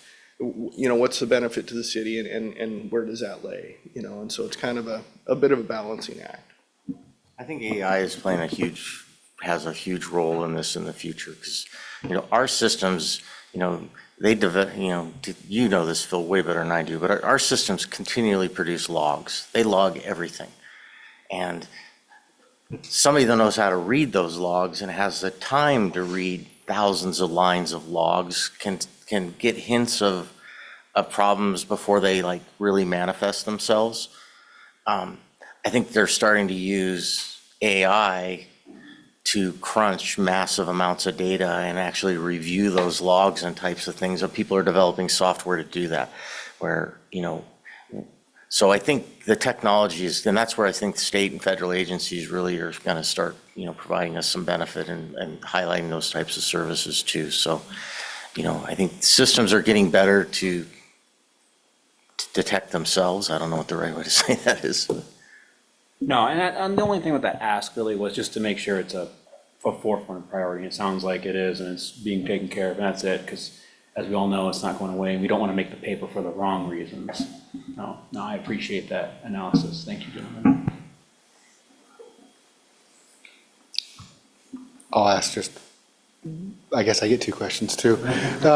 One, how it happens when Dan wants to take vacation or calls in sick and we don't have coverage?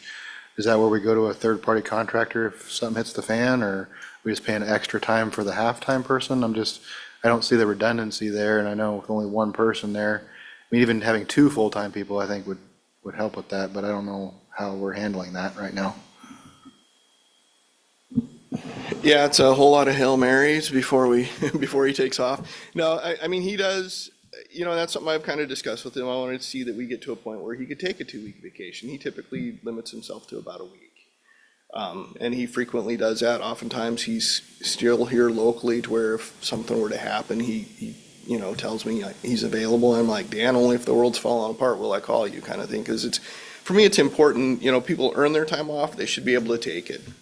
And he certainly, he's a longtime employee, so he has plenty of time off that he earns. But, so that's something that, for me, that's key is you need your time away to kind of refresh, recharge, and also to spend quality time with your family too. And so,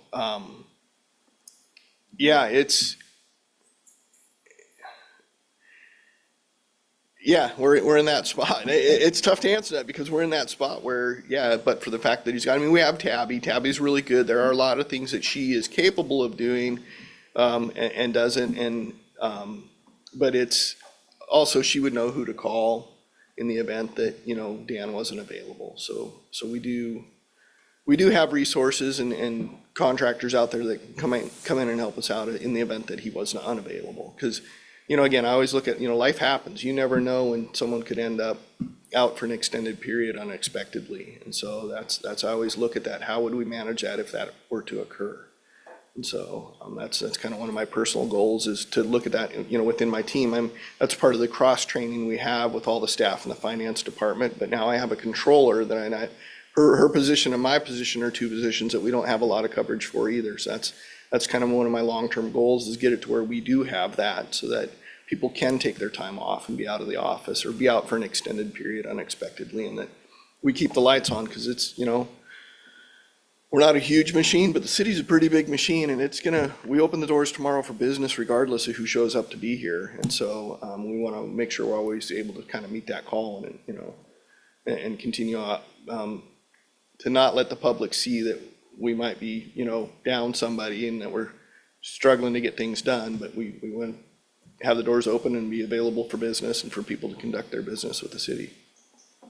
Yeah, this is my concern is, I know Dan's been there a long time, there's not a lot of redundancy, and I'm having that secondary plan, and I don't want to see these long-term employees getting burned out and not being able to use their leave and that kind of stuff. And I know we've talked about it a couple of years in a row now, and we're just keeping to add more and more stuff to the plate, so. Anyway, all right, thanks. Any further questions? None? Okay, well, that gets us to, I thought we were done earlier, but that was good stuff. That gets us to Public Works, and I see that somebody thinks Lee's going to speak for an hour and 15 minutes. Do we want to take a quick break first? I mean, and Lee may go on. We have experience with Public Works directors. I don't know. I've got 1 or 2 questions for you. Okay. You only get 2. You've established your quota. Terry, we're doing okay if we take 10 minutes? Okay, let's take 10. That would get us back at, 5 of.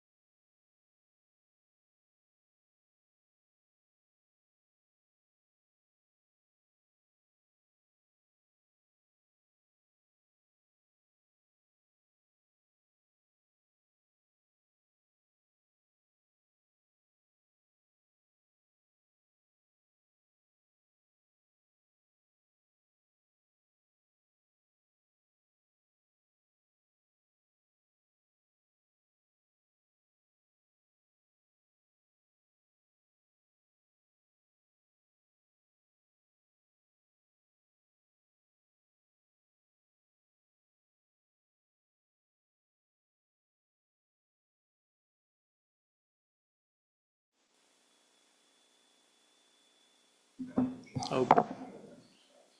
Okay, let's begin again. It's 2:50, and we have Lee speaking about Public Works Administration. Long list of items. Oh, we're going to start with Dave. No, we got you. We got you in this section first. Okay, I'm ready to roll. All right, thank you. So first, I'll just kind of give a general overview, I guess, of Public Works. So as it kind of outlines here, we have our administration department. We do safety, shop, streets, buildings, street lighting, boating facility down at the dock that we help out a lot with the public fishery as well as the utility department. We're also doing capital projects and doing a lot of purchasing and contracting functions within City of Kenai. So we wear a lot of different hats, I'd say. As in the Public Works Department, we're a service department for the public, and also a service department for city as well, trying to just help out where we can and keep everything moving.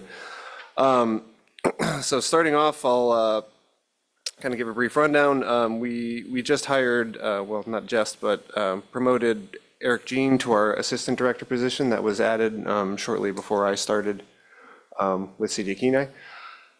So he's been a great addition to the team coming from the utility department. We also have Lisa List, who's my administrative assistant. So on her part especially, and on both, I will say echo Terry's comments as far as having a strong admin is a big help. Lisa and Eric, I would say, have been fantastic since I've joined the city. And I can't say how many times, I've called out the door to, hey, can you do? And it's already done. They've already taken care of it. So they're both fantastic as far as just trying to help me keep everything moving as best we can in the city. Moving into kind of the goals for Public Works admin here. I guess, sorry, 140 was the page, my bad. So I would say for Public Works Administration, other than kind of managing all the other departments, a primary goal for us is dealing with capital projects throughout the city. So we have some past years there for how many RFPs and ITBs we've done, and I was just working on some of that information for Terry. So I know since I've started with the city in October, we've done 13 ITBs or RFPs. We've got a bunch of active projects going on with various departments. So it's just, we're trying to manage that workflow. Some of them we're very involved in, and other ones, the airport's able to manage a lot of their projects on their own. Tyler's managing the Parks and Rec master plan, so things like that. We're kind of involved as we need to be, and as we're requested to help. But things like the public safety building assessment that we're doing right now, we're pretty involved with that, as well as with police and fire, making sure that we're kind of a combined team effort on all that.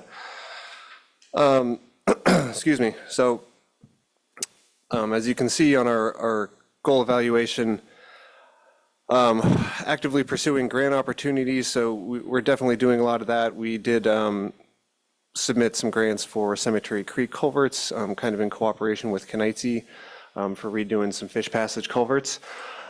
Just worked on a grant application for some utility infrastructure that I can get into later, as well as kind of doing our regular CAPSIS and federal requests through Murkowski's office and things like that we're also participating in. And a lot of that coordinates through the capital improvement plan process as far as what you're seeing for goals and projects that we're applying for. And I talked briefly about how many projects were there. So the goals were a little higher. We've partially achieved some of those goals, and it's kind of a moving target there because it depends on what our priorities are for capital projects every year and how many ITBs and RFPs we're really looking to put out, and that can vary as well depending on if a 5-year service contract is coming up and we need to get that back out and what year that hits. Moving on to department goals. So working through existing capital projects is a kind of priority of mine. Just trying to get plans in place. I know we provided a schedule in the back of the CIP list. We're doing our best to hit that and get a lot of this stuff moving in on the street. We are actively working on specifications for road and utility department, getting those upgraded. We've got a couple minor issues on the road, stuff that we're trying to work through to make sure it's going to meet our needs at the city. One of the big things is trying to figure out how we go about building new roads or connecting onto roads and unmaintained roads, and how we handle those working in the right of way and people accessing property that's either not currently accessed, and what we want to do and require those people to do that's fair. Other things that we're working on is looking at procurement and software solutions. So we are currently investigating, it's come up under a couple of others, permitting software, licensing software, and things like that. That's going to be a benefit. We have signed on for a bidding platform. We are in the stages of getting started with using BidExpress for online bidding. It's a platform that's been adopted by the borough, City of Soldotna, as well as Muni of Anchorage is moving to it.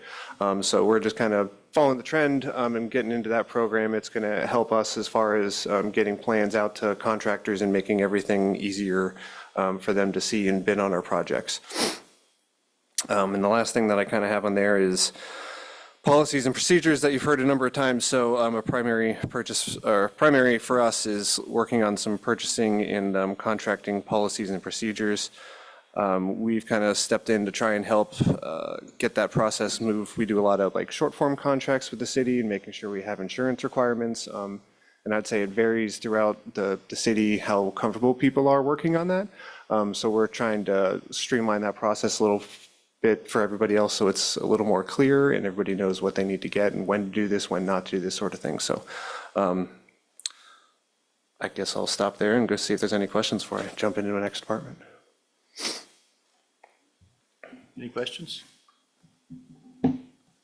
Doesn't look like any. One comment that I have or thought is previously it seems like their pre-bid meetings were optional, or they didn't do them sometimes, and I think they're really valuable. So that's my opinion. But I don't know what direction you're going with that. But that would probably be one of your procedural.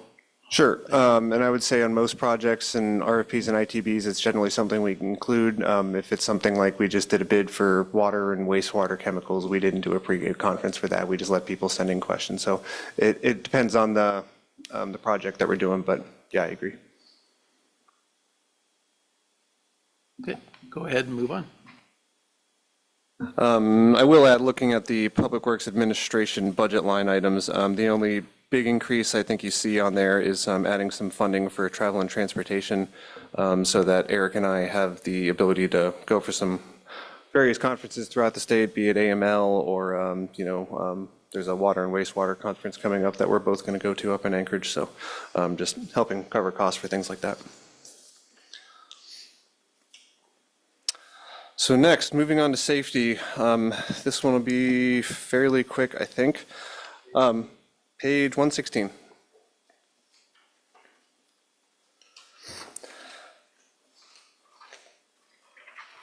So Joe Fisher, our building official, he started in June of last year, is the safety manager, I guess I would say, for Public Works Department. So he's been kind of diving into that this winter. He's able to kickstart the safety program. So he's restarted the safety committee that's meeting quarterly. And we've started doing monthly safety meetings within Public Works and the Parks Departments, which is more for our employees that are out working on the roads or, working with heavy equipment and things like that, having those types of discussions. So we are having a planned shift in the insurance carrier that's combining for the state of Alaska. So AML, JIA is going to be turning into a new company, I believe. So we are going to be waiting to see what kind of insurance requirements come out of that for safety and making sure that we work with them and make sure we're meeting all the requirements that are expected of us moving forward. So we've achieved that goal that we had, essentially starting off those meetings and onboarding the new building official. Goals for moving forward, kind of what I just discussed there with the new insurance provider. And one thing that has come up is developing some policies and procedures again. So we're focusing on that with the safety department. We want to look at kind of some procedures around accident reporting, and SDSs is a big thing that we've been talking about. We use a lot of paper for SDSs, so we're talking about looking at a software provider so that we can keep all those things online for all the various departments kind of in one central repository. And that's about it for that, unless anybody has any questions. SDS, safety data sheet.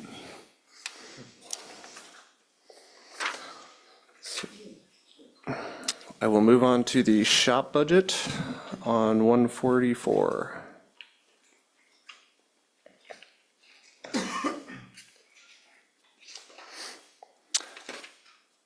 So the city shop, we have 3 staff here. We have our foreman, Scott, and we have Troy and Mike as our mechanics. Scott's been fantastic since I've started. He's been a mechanic for a long time, knows his stuff, and this is, you know, I hate to say this is like you know, you flush the toilet and the water goes down and nobody thinks about what happens.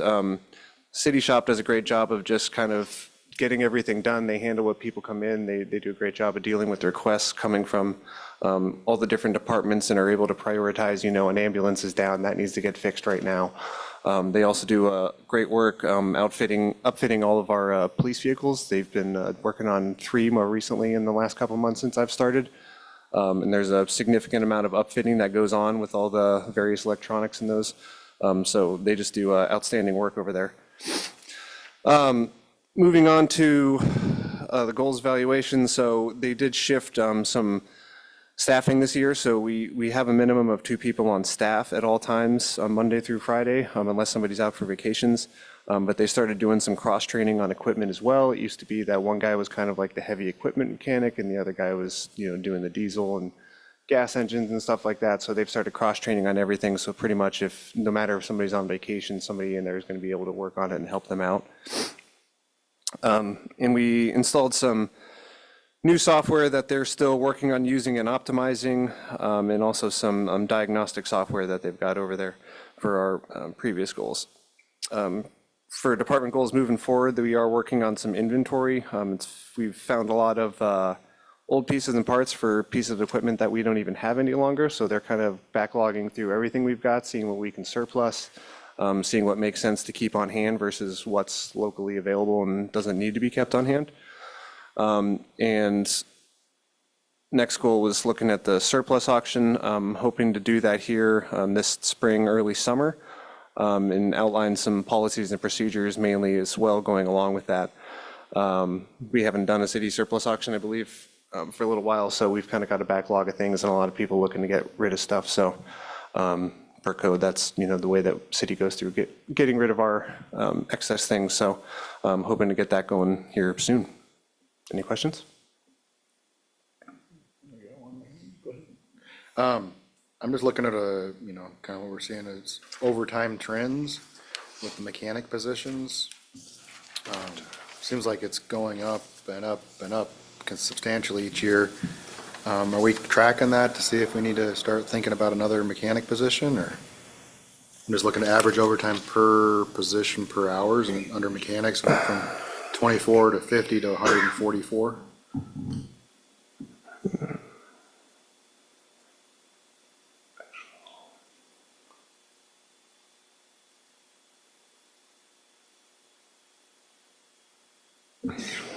I can look into that more. I know we were budgeting for a certain amount, so I believe I basically stuck with what was budgeted previously. I know our actual is coming in a fair bit lower than that on the foreman, but a little higher on the mechanic, it looks like. And I think that can probably vary depending on shift, but I don't think I'm expecting a real increase on that moving forward. I think it's just kind of be standard, but a lot of it's, I guess, we're planning for contingencies and trying to keep a budget there, so when it happens, if something happens, we've got the time there to deal with it. You know, if a grader goes down in the winter, I'm expecting the staff to stay in and figure it out and get it going, as opposed to, you know, they don't need to call me and say, hey, can I work this overtime? We're tight on budget. It's no, that equipment needs to get fixed and get back on the road. Yeah, I was just looking at, so my interpretation on this in '24, per mechanic position, we worked 144 hours overtime. Is that how that's interpreted, or is that? That's total, so that would be 72 each, yeah. Okay. 72 hours each. Okay, I was just looking at that being a Yeah, lot more. that's total for the 2 positions for that. Okay.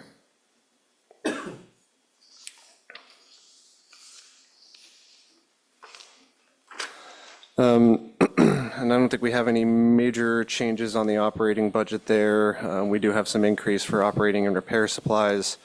And most of that's just helping cover costs for increase in material costs that we're seeing.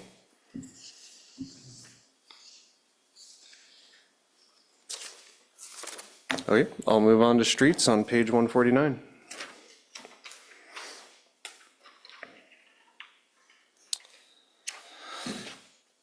So in the streets department, we've got 5 operators here. We've got Kurt, our street foreman, and then Kurt, his lead operator. We have 3 equipment operators, and Al, Bob, and Eric. Eric's our newest operator that we hired a couple months ago. And I will add on the recruitment aspect of that, we had a significant amount of qualified applicants that we got. And we interviewed, I think we interviewed 9 candidates before doing the practical with several of them before making our selection. So on this side, we definitely had a lot of good applicants that we were able to see locally for that position. Moving into the goals. A lot of these weren't achieved. Looking at crack sealing, a snow removal plan update, and doing some right-of-way clearing and ditching. We are working to, these all kind of fall straight to the department goals moving forward, as well as adding policy and procedures. So several of these are things that we have kind of already ongoing, or they're working in correspondence with the capital plan that we have. So we are planning on doing the street assessment plan that we have in the capital plan, so that we can start determining, what we need to target first, what's our highest priorities. In addition to that, Kurt has already rented a smaller excavator, so we're planning on kind of making ditching their main focus this summer with our staff and street crew. A lot of that reason being that's something that they can do, whether it's raining or shining outside, they can get out and do that work.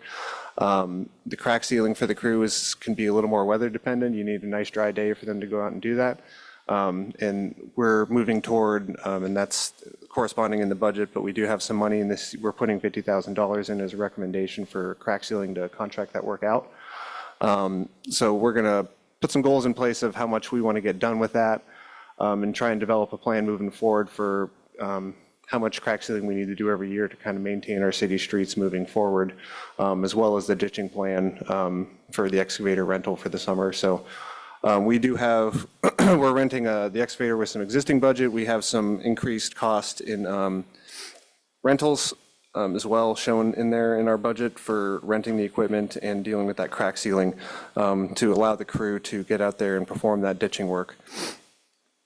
But other than that, it's the policies and procedures is what we're looking at doing as far as putting some groundwork down for, when we're crack sealing, when we're going to ditch, how much we're going to do, when are we going to get out and plow snow, how are we going to plow snow, so that we can make that a little more transparent to the public. And even then, some of that stuff's hard to define exactly when you're looking at the square mileage of our town and how we go about doing snow operations, and it can be, heavier on one side of town than it can be on the other. So it's always kind of a bit of an adjustment and seeing how the day goes when the snow hits, but we want to try and make something out there that the public can see. But yeah, any questions? One quick one. Go ahead.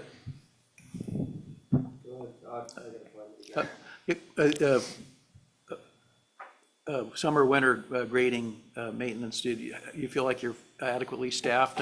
We had kind of a light winter, but probably more sanding and other things last winter, but that seems to come up periodically, especially when you have a big snowfall and then everybody, but how is your staffing for maintaining the streets?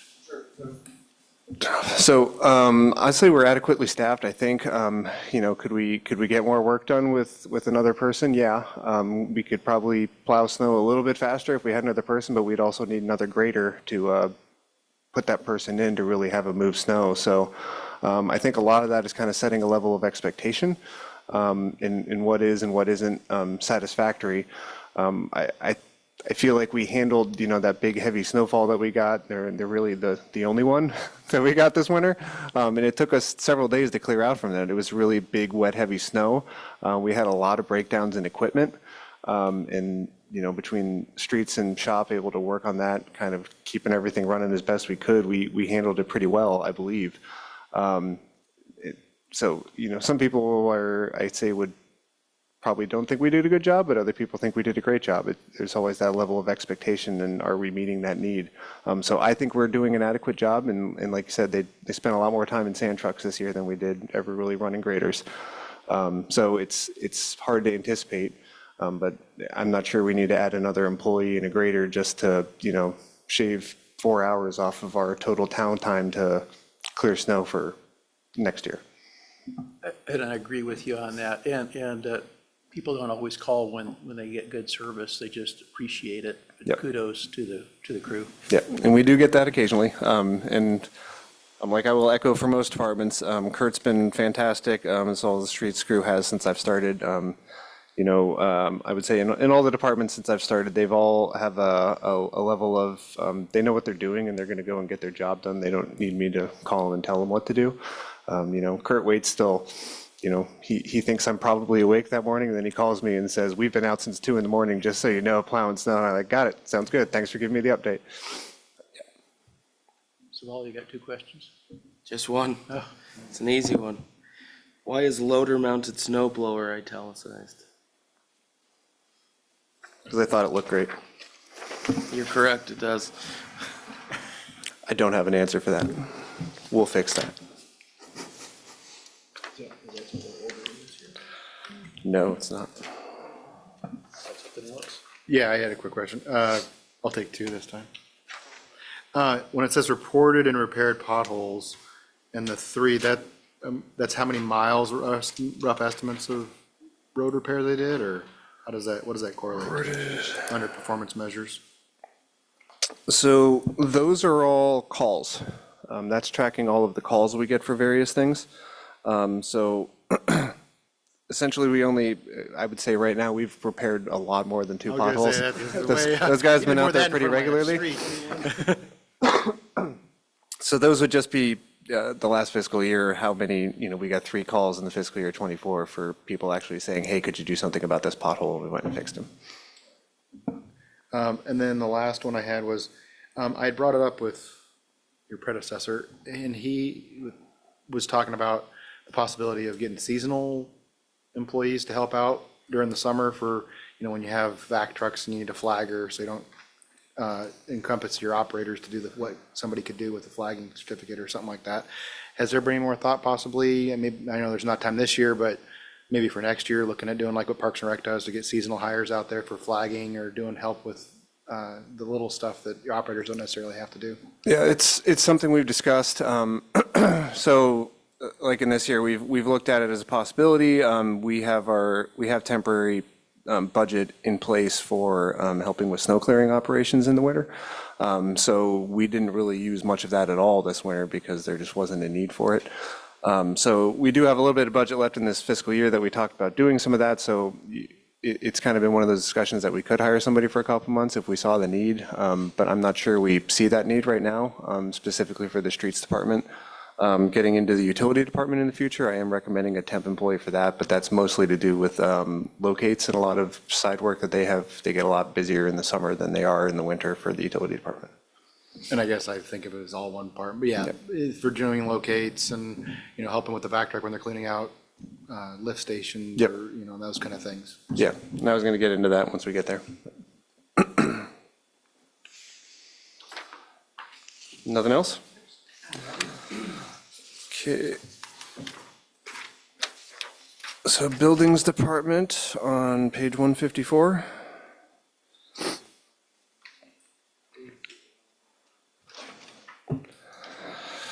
So the building department consists of Joe Fisher, our building official. I'll start on that side of it, saying that Joe started in June, like I said, doing our safety work. I've received several accommodations from him of contractors and homeowners that have really enjoyed working with Joe and have appreciated the value he's bringing to the city. He's also pretty involved in code councils and things like that throughout the state, reviewing building code changes and things like that. So he's very active in the building community and trying to look for ways to make sure that we can modify our code as we need and things like that to help building in the city. On the other side, we have Carmel and Terry. Carmel's our lead. Terry's the technician for the building department. So they're basically servicing all the buildings within the city of Kenai on the maintenance side of things. Those two are also both fantastic, basically acting as a service department for the rest of the city whenever things are breaking. Carmel and Terry. Both fantastic workers, and I will say, and Terry can add into this one if we have more details. One thing we are looking for the buildings department this year is consolidating custodial operations under the buildings department. Right now, the custodian positions are scattered under Terry, under the librarian, and there's one more spot, Chief Ross for the public safety building. So we're looking at potentially putting all those custodians under Carmel in the buildings department so that they're all kind of reporting to one place, and we can keep better tabs on swapping places out if somebody's on vacation and things like that. And it seems like it might streamline operations for custodians in the city. So that's one thing that we're reviewing under this budget. Goals evaluation. So onboarding a new build official, obviously did that, and have achieved doing his growth with the involvement that he has and the trainings that he's doing. And we also have our fire marshal that he works in significant coordination with Jeremy over at the fire department here. And we partially achieved doing some of the facility assessments. That's something that we're still working on, trying to kind of go through all of our buildings, get an assessment or an asset list, I would say, of, boilers, makeup area units, all these various parts and components that are kind of major aspects of buildings, and scheduling as far as, that's 20 years old and we need to look at replacing it in 5 years. Kind of getting those things down on paper, writing all the makes and models down, so when something breaks, we already have all that information at our hands in some sort of a system instead of trying to Google it and take pictures and crawl in on a hole to see if we can find the panel on it that has all that information. The department goals, so building official is kind of continuing to do his job. It's basically just maintaining his licensing, having him kind of go through and continue doing what he's doing, staying active in the local industry so that he knows what's going on with code changes. In the building maintenance department, we're looking at trying to get more of those assessments done in the buildings. And Joe may be assisting Carmel and Terry in that section as well, as far as trying to get those going. Any questions on buildings? We do have some additions on the budget for the buildings. Oh, you're Sorry, good. sorry, I was going to jump forward. Waiting for where the box was. You mentioned the custodial positions to be moved under this department. Is that something, there's no change in the cost or what they're doing, you just want to locate them into this? So we plan on adding more people? No new people, not actually moving the cost of personnel under here, just the supervision. Oh, okay, so it's not. So this is why the position of the current building maintenance lead is being reclassified to a foreman position, because he currently has no direct supervision. He just kind of leads the activities of the department. He will actually have supervision now of the building maintenance tech and 3, possibly 4 janitors that we have here in the city. So it's to reclassify his position up. The cost of those janitors will still stay with the facilities that they're associated with, whether that's public safety, the library, or here at City Hall. It's likely we're going to move the senior center one also under.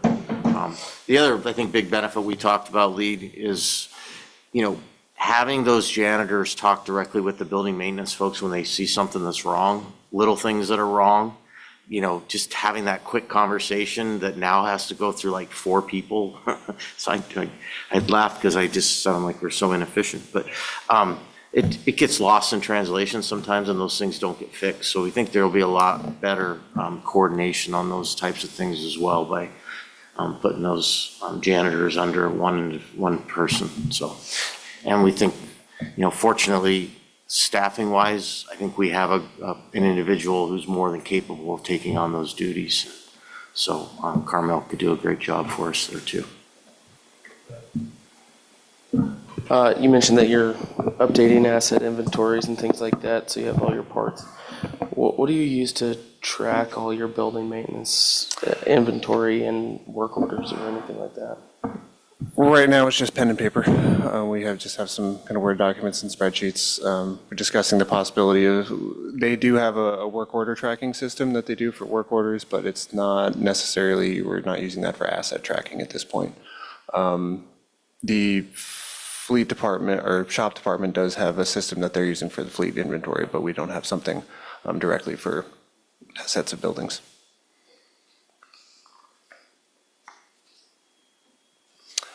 Jumping back, I was just going to point a couple additions on the building budget. So we do have some money in repair and operating supplies that's a boost this year for Carmel and Terry to work on the flight service sign center. I believe one got hit by a vehicle, and there's just kind of some old fading signs, need some new LED lighting and things like that that we were going to work to repair. And I think it's going to be less cost after they've put a little more time into it since we developed the budget. The other one's under repair and maintenance. We've got 2 items there. We're planning on issuing something for garage door maintenance, so we kind of want to get a contractor to come through, go through all our overhead doors, kind of do an evaluation, lubrication, all that type of stuff, make sure everything's in working order, tell us what they're finding that's not. We did have a pretty significant door break over at the airport on, I think it's the operations building. And things like that. So we just want to make sure that they're all in good working order, because replacement of overhead doors is not a cheap thing to do. So we're trying to maintain them so that they don't get to a point of failure. The other thing that we're looking at is bringing in a contractor to do a little bit of boiler maintenance, kind of some, I don't want to say an annual, but do just kind of a regular maintenance on a couple of our boilers. Some of them are pretty high tech with the condensing boilers that are now out right now. And I know that's in the new airport. So they just kind of want to have somebody that's certified to work on those come in and take a look at some of those boilers. Any questions on buildings?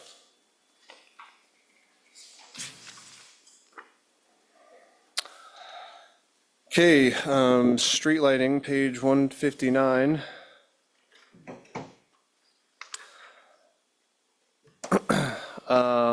So I will basically say the goals and evaluation of this are all kind of the same. We've got the money for the street lighting assessment, so I feel like I'm behind on this one, but that's on my list of things to get out in the street so we can start doing that assessment. We don't have a lot of information on our street lighting system. My goal is that I'd like to start getting that mapped. We purchased a GPS unit for kind of citywide use through the utility department, but as we start doing locates and things like that, I'd like to start getting actual mapping of where we know where our street lights are, we just don't know where any of the wiring is that's going under the ground. So that's the hard thing that we have trouble locating. We don't have good as-builts for any of it, so trying to start mapping that information so that we can figure out where that is. When people call with locate requests, we can find it easier without spending a lot of time doing it. But also, some of our streetlight systems are extremely old. So we're trying to get assessment for what it's going to cost to replace those, is it worth replacing those, where should we have streetlights, all those types of things, and kind of put a plan around streetlights for the city in general moving forward. Any questions on streetlights? That's an exciting one, I know. Kind of is an exciting one. I mean, there's lights, I can't tell if you're aware of them or not, and some of my neighbors, well, this light's on all the time, this one never comes on, and it's like, well, you're working on it, but I don't really know if you are. You know what I mean? So is there any way the public can see, that it's being worked on, or it's being considered, or something online, that's even if it's worth it? Okay, yeah, and I think it's going to be, a lot of it's going to be doing that assessment for sure. And I'll admit I'm behind the 8 ball on this one, so it's one of those ones that I've been meaning to get out. But it's going to be, unfortunately, I think it's going to be, we're going to start it, we're going to kick it off, and then nobody's going to see anything for a little bit while our consultant's out there kind of doing an assessment of the system. So it's going to be quiet even once we actually get started on it for a while until we start seeing some results. It's going to be really quiet all summer. Yeah. That gives, because it's light. So. Till Halloween. Yeah, about right. Alex? The ones that are on. All the time. Oh, yeah, well. Yeah. Yeah, and that's where I was gonna say is like, it's just every year since I've been on council, comes up September-ish. Halloween. Yeah, Halloween. It starts getting people bugged in and they're all freaking out because there's outlight lights. And then we have a contractor who's supposed to be fixing them and we're trying to call the contractor. Is he fixing them? Is it gonna be fixed? Is it not? So it's just something, yeah, the sooner we can get ahead of it and Yeah, and a lot of them, it's, doing repairs and stuff. yeah, would be great. there's a lot of them and there's a lot of issues.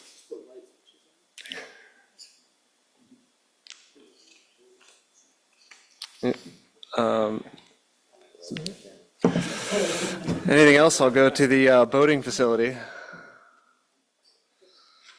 Page 175.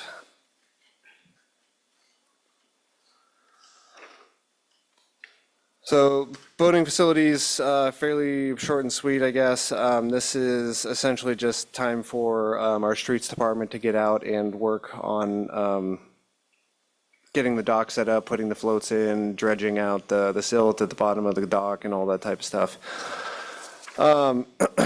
We are working on the float replacement, which is pretty much the goals and evaluations down there. We've purchased all the lumber. We've ordered the hardware for the floats. We still need to order the floats themselves to attach to everything. We need to do an ITB for that because they're fairly expensive to do all that. But basically, we're working toward this winter having our staff working on reconstruction of all those floats to put back out there. So we've got the older ones already installed out there now. And then whatever money we have left for that, we'll start working on doing some repairs to the concrete. The other thing that we have in here is developing some policies and procedures for how we go about doing all those things, like the float removal, crane inspections. We just have a lot of little things going on down there that happen, once or twice a year. And it'd be good to have that kind of documented, how we should do all those opening and closing procedures every year down at the dock for staff turnover in the future. Any questions? No questions? Go ahead. Is this, with the budget for this, is that considered the grading for in this budget or no? I believe the grading was in the PU fishery That goes fund. into PU fishery, Yeah. not this one. Okay. I know it's confusing.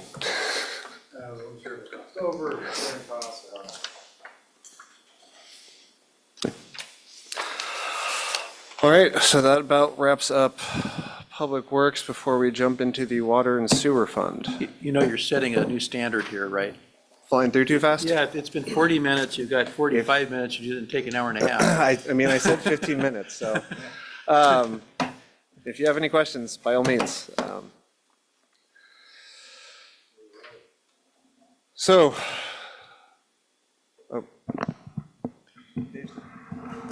So we'll give Lee a little bit of a break, let him catch his wind here. So Water and Sewer Special Revenue Fund.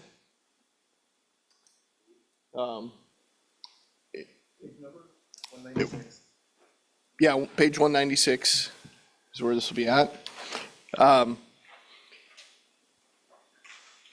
Primarily, the usage fees are the main driver here, also investment or interest on investments, some straight grant funds. And then the 275 is the money we're getting from the leachate that we're processing, which it's a little lower this year because they had to shut it off for a little bit, and we're looking at about 9 months out of the year versus 12 months out of the year of us accepting that in our facility.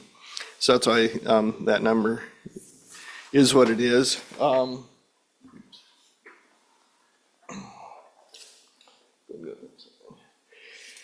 And so the next slide here addresses water rates.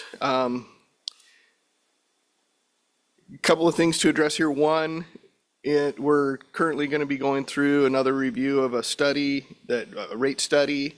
And so for 2026, we're recommending that we don't have any changes, that we leave it the same as it's been.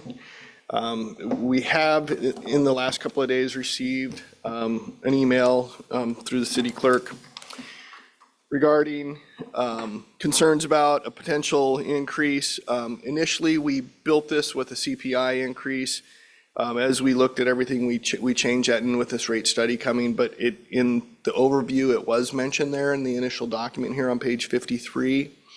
So we will be removing that out and showing that there is no rate increase. But if you look back at the fee increases for the year, there's no change in our fee schedule. So I will be following up on this email with this citizen and responding to that. And addressing that. So just to make you aware of that. Dave, I received another email, and it had to do with, and maybe others did too, it had to do with usage, and gee, if it's a one-bedroom house, or, you know, is it fair that they have to pay the same as the mansion down at the corner? You know, and I know we keep everything kind of the same, maybe as a city manager. It's just a comment, really. This is a comment that I received, and it's like, well, it's kind of hard to split, you know, those hairs. What if that one-bedroom house has a big lawn, you know, and they use lots of water, if it's water we're talking about? But do we have you ever thought about I don't know if it's a solution, that there is a solution, or what does other cities do, aside from meters? I would say a meter would be a solution, but that would be a costly solution that, quite frankly, I can't see the city, you know, we would probably pass that on through rate increases to cover that cost, right? Because it would be substantial. You know, and yeah, it's kind of a tough one to answer because, you know, I've also seen homes where, you know, in a neighborhood I lived in previously, literally, you know, we had a 4-bedroom house, but they literally had 4 families living in that house. So based on house sizes, you can't necessarily determine that because you could have multi-generations living in one household. It becomes a real challenge. And so I guess that's, you know, really we would probably look towards council's guidance. How much are you hearing from the community? How big of a concern is this? And then how do we go about addressing that? I know the meters would be really, really expensive cost. And coming from where I lived in the city of Homer, they have meters and it is exceptionally expensive. You don't realize it, but I mean, a cheap bill 20 years ago almost was $150, $200 for just your water. Sewer was separate. There's families that are $300 or $400 water bills depending on their usage. So from what I determined, the city of Kenai is very, very reasonable on their water sewer rates. If you think about it, when I think about it, I amortize mine off of, well, you're gonna put a sewer and your own sewer system and your own well, you know, $20,000, $30,000 investment, $100 a month, and then that's gonna go out for the life of that well and septic. It's cheaper to have city water and sewer and not have the maintenance of it. So I'm happy with how the city's doing it right now. I definitely am not in favor of doing the metered water if we can get away from it. And like you said, by doing house sizes, you know, what about the person that leaves for 4 months out of the year or is a snowbird? Now they're paying usage rates. So by determining house size, I don't think we can do it. I think we're really, really reasonable where we're doing it. You also have the person with the leaky toilet you don't know about, and it doesn't matter what the size of the house is, it's just a lot of water. Well, I think another thing I want to point out too is I think it's a fallacy that most people operate under. Like if you went to a purely metered environment, most metered still have a minimum usage on it. Okay, all of your utilities have minimum uses on it. So because it costs a certain amount just to have the infrastructure in place. So, you know, our minimum usage is based upon an assumption of 15,000 gallons of consumption per month. Okay, some homes are way over that. Some homes are way under that. Some people love to wash their cars. Some people like to water their grass. You know, from my perspective, I understand that people perceive that as being a bit inequitable or unfair. I don't see a lot of that here. I think, you know, we would have a minimum monthly charge no matter what that would probably be close to half of what our bill is anyways, and then we'd base something on. I don't think you'd see this drastic change in structure anyways. And installing meters in over 3,000 residences, yeah, I think we should stay where we're at, folks. So, then we'd have to read them. I think you also see Exactly. meters being in places in cities where water availability is an issue, where, you know, fortunately, most communities in Alaska, that's not an issue. So I think that's, you know, kind of another thing that where you do see that, that's kind of a factor there too, when you say, you know, and then when you look at, say, someone in Arizona that is gonna have a nice green grass, well, it's gonna take a lot of water to have that green grass during the heat of the summer. So, yeah, I think it kind of varies there too, as to the environment we live in. And Terry brought up a good point. In Homer, there is a minimum, and if I remember, I mean, that was almost 16, 17 years ago, but the minimum rate that we were paying without the metered rate kicking in was about the same we're paying right now. And I can always remember my bill being slightly above that, even with just, and that time I had one kid in a little tiny house, so it's like, I can't even imagine what it would be now. So I think, I personally feel we're doing it the way that's most effective, and not having to have meter readers and all that other expenses is gonna, again, increase the base rate to cover the issues with more employability and maintenance. And I mean, we're not raising it this year. I think that's important. But there is an expense to be able to turn your faucet on, so. He's now the Assistant Public Works Director there. He identified another source for a rate study. I know we completed a rate study last year. Council had some very valid questions, some concerns over some of what that rate study was leaning towards. I think this will give us another opportunity to use a different source and re-examine that before we go into, you know, altering our rates. I do think rates are going to have to climb over time, folks. It's just, you know, nothing is getting cheaper out there, and we're having to maintain a significant amount of infrastructure. So, but we are pausing it right now. I think we're in a good place to be able to do that, and then work using this other source for a rate study that frankly is at no cost to us. It's just some staff time to work through the process again under a different methodology, and we'll see what that one points to. And if maybe it's going to confirm what we heard last year, I'm not sure. We'll see.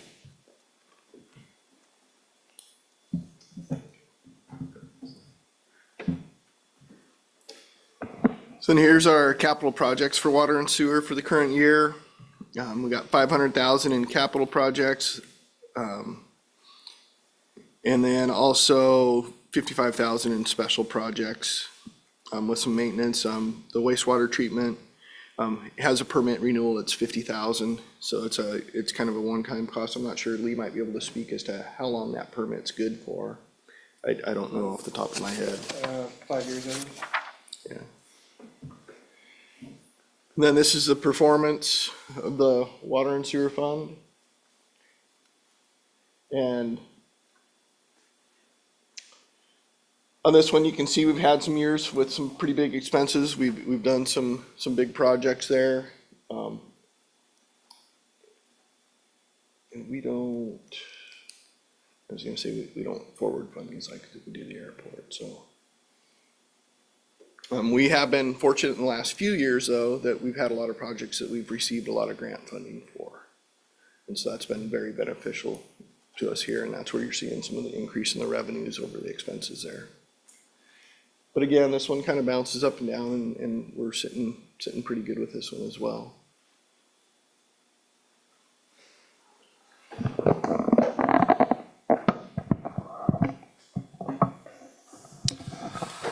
Okay, so, yeah, switching over to the utility department. So we recently promoted James Hagar. So he's our, used to be one of our utility leads. He's now our utility foreman for the utility department. And then we promoted Brad Barrett and Cody Mackey into our 2 lead positions. And then we have Quincy and Allen as well, and Justin, working with the utility department. And we have made we had somebody that accepted moving up from the lower 48 to take our last utility position. So we will be fully staffed. We expect him to be up here around the first weekend in June. So he was working on selling his house and moving up here and had some family in the area. So that'll be the first time we'll be fully staffed, probably since we shifted Eric over to Assistant Public Works Director. So we've been kind of a little tight down there since, and dealing with all the operations. And so we've got a lot of crew here that have been with the city for a fair amount of time. So we've got a pretty good, experienced crew. And Eric's been spending a lot of his time kind of working with them, still in the utility side of things, just kind of transitioning over to James and getting our 2 new lead operators up to speed. So we've just got a lot of transition in the department there, but we've got a great crew that gets out there and does everything. So I'll say, speaking on the locate side of things, I'm sure you've seen NSTAR working down the side of town. So we have a significant amount of utility requests coming in now, just like we did last year when they were doing a bunch of their main replacement. So it comes in our emails and waves every day for all the utility requests we're doing. So we do have a request for temporary staff in here in the water and sewer department. The goal of that position is to work with one of our staff so we can kind of have a crew of 2 doing those utility locates out in the summer. And as I mentioned, we've also got our new GPS stick. So the plan of that is to get more accurate mapping of all our water and sewer system, including streetlights, storm drains, doing service as they're being installed. We can start getting better locations of those, so we're not just relying on having a clean out or a curb stop and saying, well, it probably goes that way. Because we just have some poor records from when things were installed years ago. So, you know, as we do these locates, you know, in 5 years from now, after we track more of this information and data, I think it's really going to pay off for our staff in time doing future locates as this stuff comes up. And that, so moving into goals for the water department, the goal was doing construction of the new pump house. That project is currently still in the design phase. We're about at the 95% phase on the project, and we have recently pointed out a big budget shortfall that we're expecting to have on that project. So we're having some discussions and pursuing some additional funding, possibly from the state, from the same grant funds that we got for the project originally.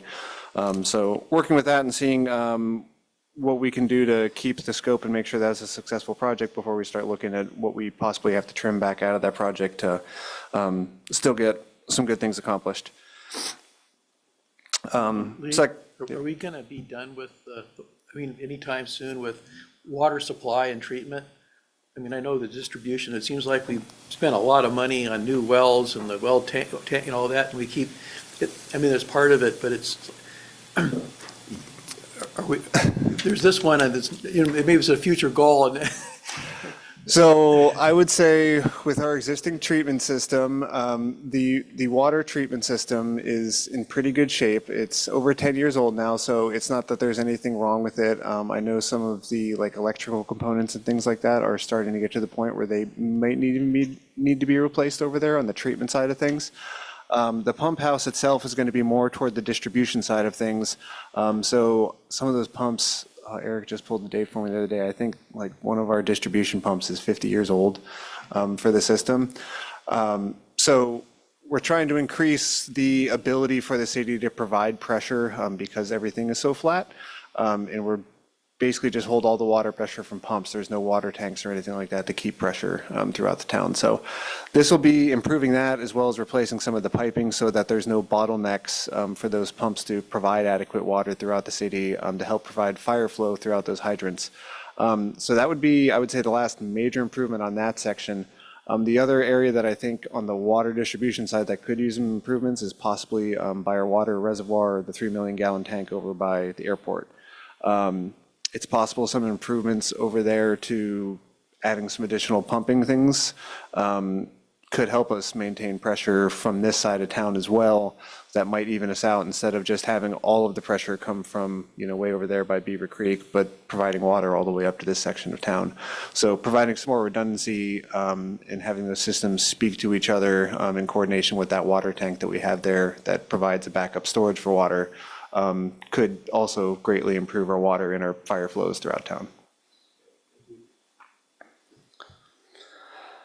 The other goal is talking about doing our GIS mapping, so I know we have that in our capital budget that we were already talking about, so that's something that we're planning on working on, as well as doing our GPS locates, just trying to kind of increase the ability for contractors and homeowners to see what we have out there online and make sure that's accurate data.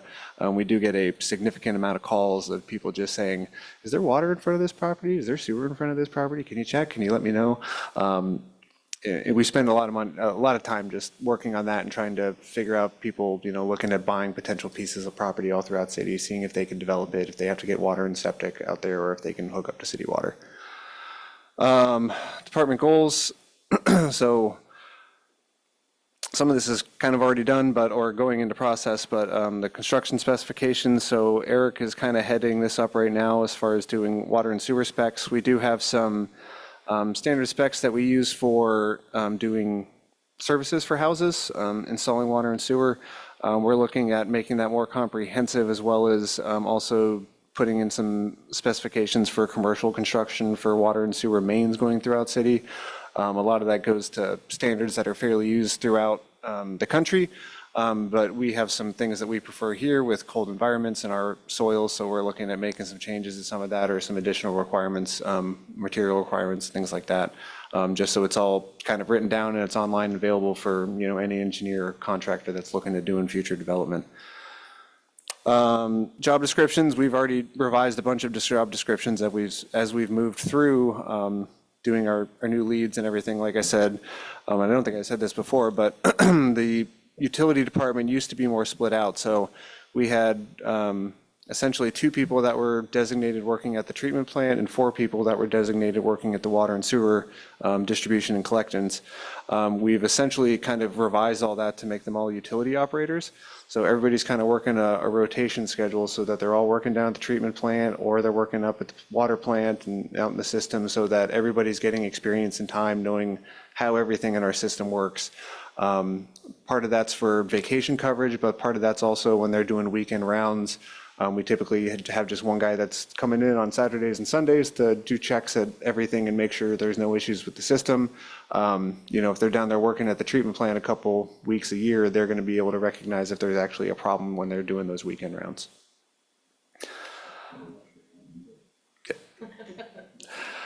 And then the last one was talking about that GPS unit that we purchased. So just getting out there and using that. Moving on to, I don't think there was any major changes in the budget for water. No, there isn't. There is for the sewer section. So going into the sewer on page 203, or no, not sewer distribution. Sorry, I'm thinking wastewater treatment plant. So nothing major budget-wise changes for water and sewer departments looking at those 2 line items. We do have some increases on the water department for their operating and repair supplies. Most of that is for chemical for the polymers that we're using at the water treatment facility. There's a chance that we can get that number down. We've been trialing some new polymers for the water treatment. And essentially that's just filtering out all the tannins in the water. We were getting some complaints about some brown water a couple months ago. I don't know if anybody else heard those, but the process that the chemical that we've been using since they started the plant, the cost was just going up and up and up. So we started looking at other options for that and just different providers. So we had to go through DEC approving different chemicals so that we could try those, or different polymers so that we could try those. We tried one that was working, and it was giving us a little bit darker water than we're normally used to. It was meeting all the color standards and perfectly safe. But we're now trying a different mix of that polymer at a inorganic and organic rate that seems to be working just as well as the other one. So if we can make that shift, we're hoping to get that chemical cost way back down to what it was. And with tariffs, with all the tariff stuff going on, the old polymer we've been using for the last 10 years was almost going to double in price again. It already is astronomically higher than where we were, but it's made in China, and it would see significant impact from tariffs. These other chemicals are made in the U.S. and would likely see a lot less impact.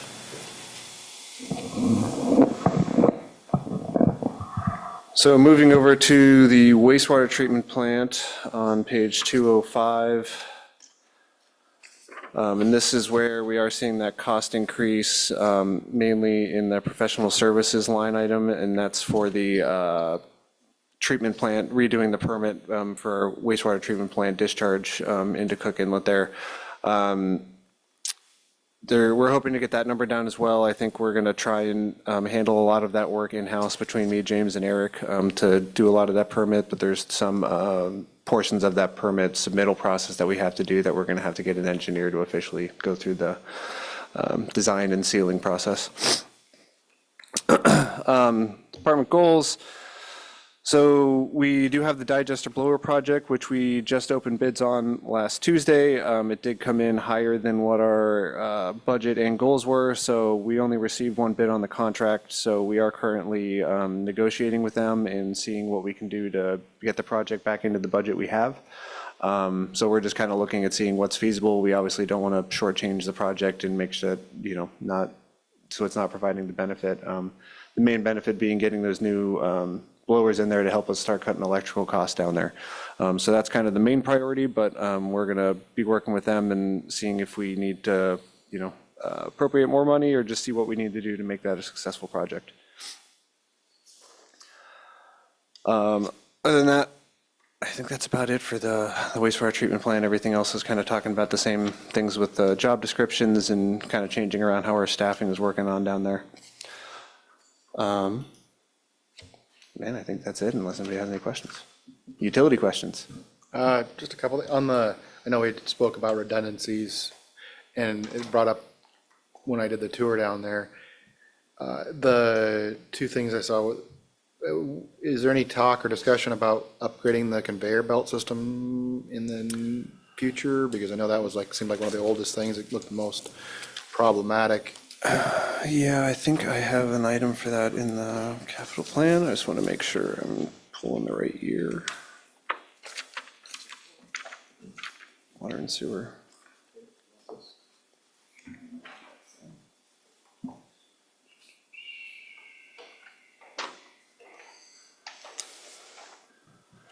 Yeah, so I have a $2 million line item in FY29 for replacing the screening system at the wastewater treatment plant. Yeah. That's gonna be the new rollers and the conveyor belts, all a system? Yep. Okay. Just a quick question. It looks like from here, what I've read and gathered, Austin get the staff rotated, that's great for redundancy. And it looks like from a capacity perspective, the wastewater treatment plant is well within, growth that we need for the future. I wasn't clear on the water side, though. It seems like just infrastructure with pumps and having more pressure is our biggest issue. We don't have plenty of capacity, though, to meet future need. Correct. We're able to produce as much water as we need right now. The way the water kind of ebbs and flows throughout the day with, your primary water being pulled during the middle of the day. We produce a lot at night to refill reservoirs and things like that when there's no or less water demand. So we're fine as the production side of things. It is mainly, I would say, a pump pressure issue throughout town and just being able to better provide that, to provide fire flow with hydrants and things like that.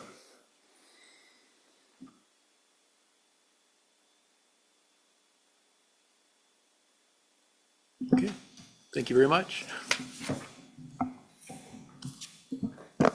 Do we want to take a quick 5-minute break before we No, let's have the final push? Okay, yeah. 5 or 10 minutes. 5, make it 5.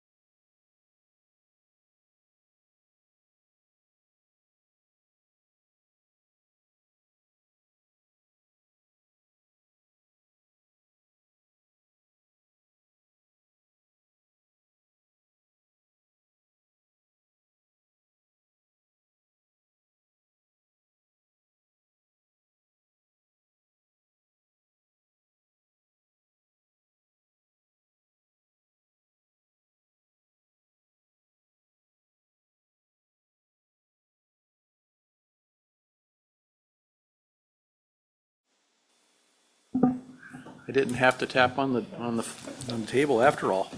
Okay, we're back on record. It's 4:01, and we're going to cover employee health care fund.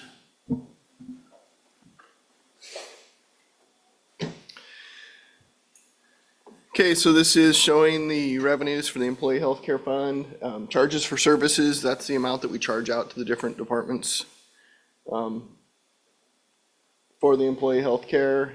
Participant premiums, that's the premiums collected from employees, and then the investment earnings, the 75,000 is projection on what we'll earn on investments for that fund. So what we're showing here is that for FY '26, we're gonna, the top section there is gonna be that employer matching portion that we're gonna show that we're gonna charge the same amount as we did back in '25 per employee. So no change there, and then we're anticipating a 6% change moving forward. This is, so one thing that changed during the year is in January of '25, we now had an HSA option available, which if you go ahead and go to the next slide, this is a change in the cost there. That probably would help if I had something that went side by side here. But this has a much higher deductible. But one of the things that we did also was, that was approved was, if you sign up for the HSA, there's a one-time $2,000 initial kind of funding for your fund, for your HSA fund that goes in. And then we put in an additional $2,000 a year. So each pay period, that's spread over each pay period that those funds go into the HSA account for employees. I think we had. Does council know the difference between the HSA and the HRA? No, at all. Yeah. So- R and S? So with the HSA, you can take those funds with you when you go, where the HRA is just current year, kind of resets each year, and you don't have the ability to take those funds with you when your employment terminates. With HSAs, once you hit age 65, it can literally be used for anything. So there are some caveats to that. And not everyone can qualify for an HSA. Certainly if you're a high-end user, you're probably not going to want that because your deductible is going to be much higher and you're going to be out of pocket much more. So there's certain things that kind of restrict people from maybe going one way or the other. Kind of depends on your usage, if you've got families, different variables that help people make that decision. But it's really for the employee to kind of weigh and balance that, and we provide resources, and they can call and contact the insurance folks and kind of get an idea of what's best for them. But it's something that has for a few years been requested, and this year we put that into play. Just a quick clarification, is that supposed to be 8,000 and 16,000 deductible? Oh, yes, good point. I missed a zero there. It was a blue light special. Yeah. And I just want to make sure, looking at this slide here, so I think what's really important here is there's two things at work here. There's the amount that we bill, the fund bills to departments for eligible employees. So this is what the city is paying on behalf of employees for insurance. We are not proposing an increase. Typically, that's been between 6% and 8% increase annually. We're proposing no change to what city departments are being asked to pay on behalf of employees. The reason for that is, and you'll see when we get to the fund balance, we've been building fund balance in our employee healthcare fund at a pretty good clip. And I think right now we have more than enough in there, and we need to start slowing that progress. So we're going to freeze what departments have to pay. We're also, we did not shift the employee cost share. So we didn't go from 13 to 14% and increase the employees' cost share to this 6% increase you're seeing here on the bottom half of this and this slide represents the premium increase we're expecting January 1 of 2026. That's what we're estimating right now, and that's what's driving that 6% increase to employees. but it's not as a result of an increased cost share for the employees in this case. Again, that decision was made looking at what other employers are charging for comparable coverage, like our competition out there for employees, and then also looking at that fund balance level in the employee healthcare fund. So rather than shift more to employees and build more of that fund balance and increase that cost, we are electing to recommending to keep it at a 13% cost share again for employees. Yeah, I mean, when you look at this, the employee with family, that's about half what the school district is paying right now.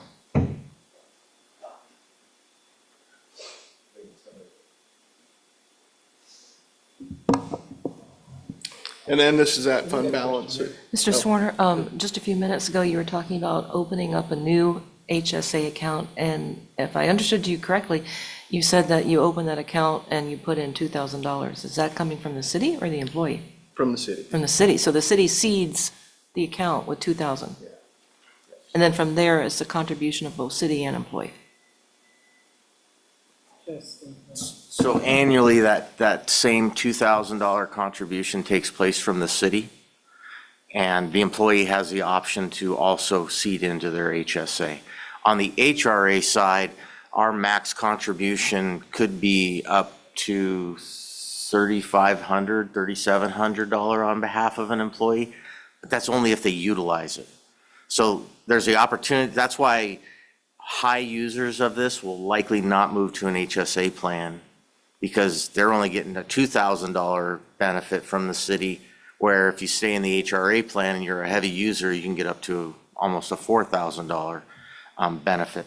The HSA is really for, where we've heard that are from, and I hate to use these terms, younger, the more physically fit, healthy folks, the ones that have a lot lower healthcare costs are the ones really asking for an HSA, because during the times where they're not utilizing it, they can build up these HSA balances, and then as life things start to happen, kids and other things as you age, then you can start drawing down on that, but you have reserves set aside of your own that you get to do that. So that's kind of the difference between the two. So the HSA benefit is lower, but it's guaranteed and it's your money. You can take it with you when you leave. It is, yep. And it's taxed, there's a tax benefit too, like when you go into it, it's pre-tax on the employer wages, so it's real popular.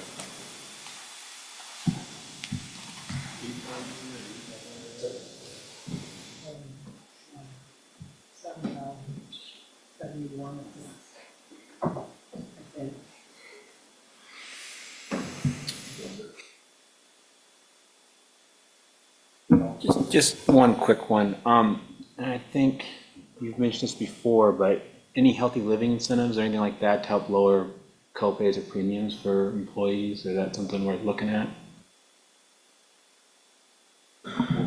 You know, that's something I think Stephanie's, kind of the next steps is to re-engage on our wellness program here at the city. One thing I will point out is that we are in a fully insured environment, which is a little different, like than you say than, you know, the school district or the borough in self-insured environments. And what I mean by that is that, you know, we could spend $500,000 on a wellness program as a city, and the person we'd be saving the most money for would be the insurance company. So this really is about a partnership with our insurance provider to help them, you know, show them what our needs are and have them help. You know, they have wellness programs out there, and we do have some wellness incentives here at the city, but you know, when I look at it from the financial side of it, I don't want to invest a whole lot to save somebody else money. You know, if it brings healthier people and, you know, happier employees, I'm on board, depending on what the cost is. But being in a fully insured environment is a little bit different. Right, thank you. I was looking more from that insurance premium side that we pay, and we could pass that along to employees, but it sounds like that, you know, at this point, it's more of that partnership, working with them to see if that makes sense. Thank you.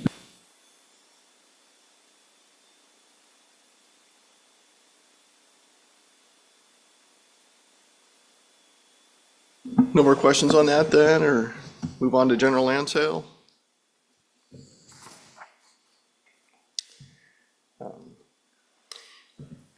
So here we have the projected revenues,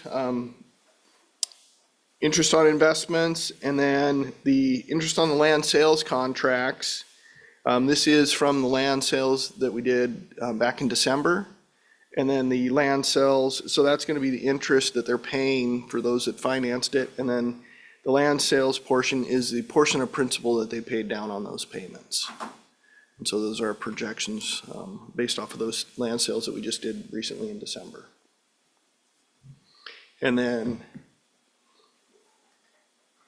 well, the number's hidden, but right behind the video there, the number for the distribution from the permanent land sales permit fund is $159,045 is what we're projecting for the current year.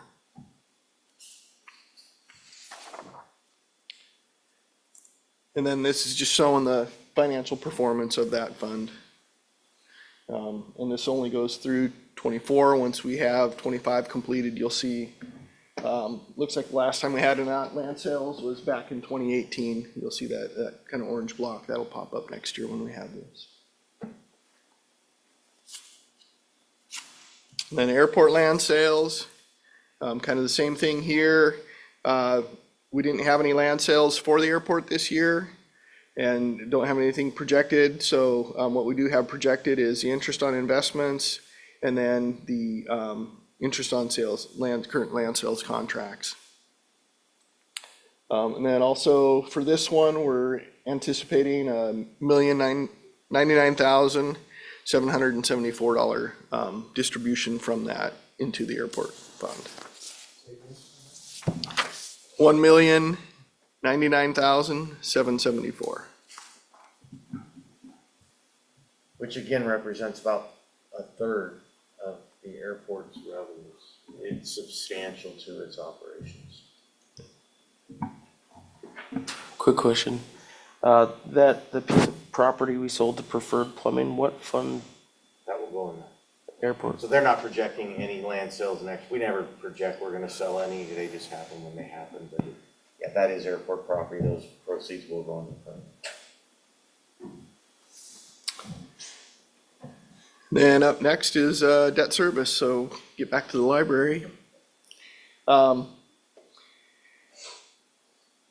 So transfer from general fund of $130,625, which is equal to our payments for that for the year.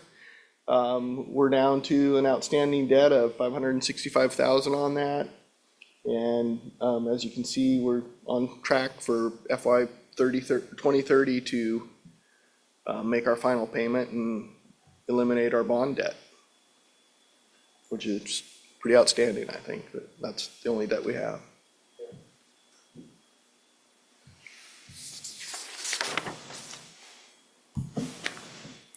Then equipment replacement fund. I kind of alluded to this earlier that we had some changes on that.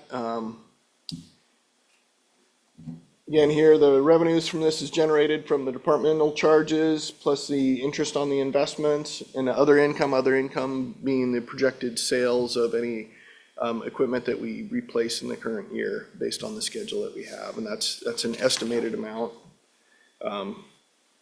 This is kind of the, if you will, the list. I'm gonna go ahead and stand up for this.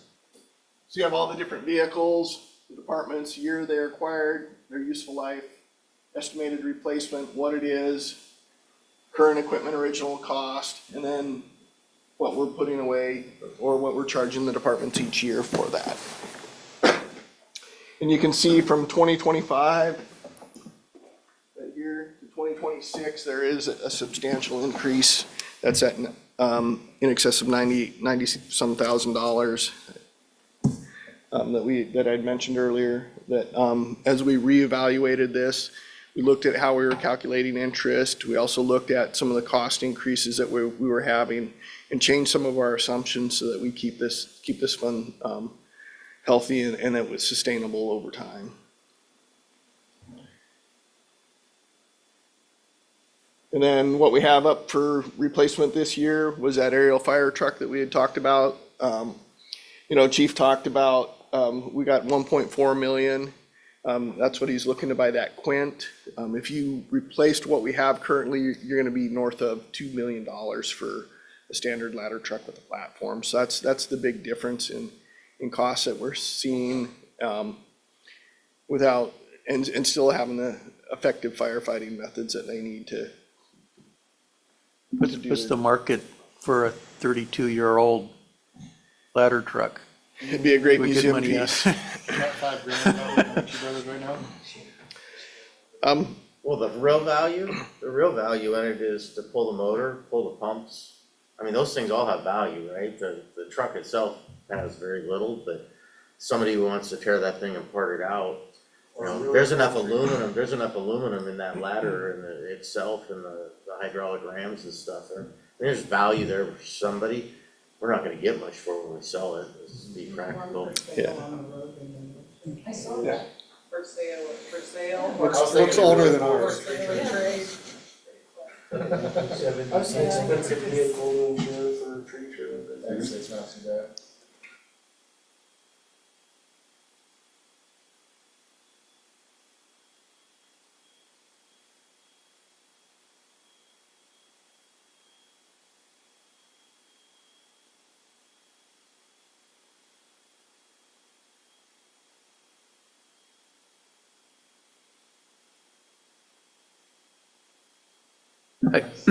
I got to tell you that having those snow blowers like we've had and the big attachments makes a wonderful difference in the snow removal in the neighborhood. You know, you can only do so much with the grader. You can blow it out and sidewalks and all of that. It's just leaps and bounds better. Yeah, the big, one we all live with, of course. Yeah, the order bucket, yeah. They can drive through cars. Well, hopefully we'll find that out. Yeah, I'm not kidding. We make safety training for it every year on so. Yeah. And so this is showing the fund balance on this. And as you can see, you know, we've kind of been building up, but these big major purchases that we're fixing to make this year drops it down significantly. But again, we never kind of go below zero, if you will. It drops down significantly, and it's doing just exactly how we have these funds set up. That we don't want to build up too much and have too much money just sitting there idle, but at the same time, we have to put adequate funds so that when we have a major purchase like we're having this year, that we can accommodate it and do it.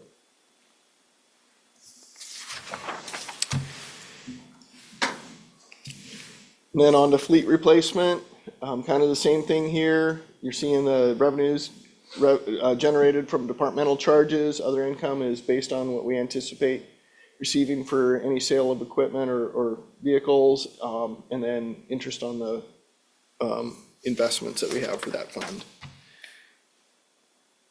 And this is all the various funds. We've kind of summarized it up here to the right just because it's such a long list. But you can see the different departments, and you can see the one impacted the most here. Well, really not as big of an impact. I think it was $18,000 roughly was the impact here, from 25 to 26. But again, we did see a significant, not a significant. We did see a change there based on looking at our methodology once again. Yes. And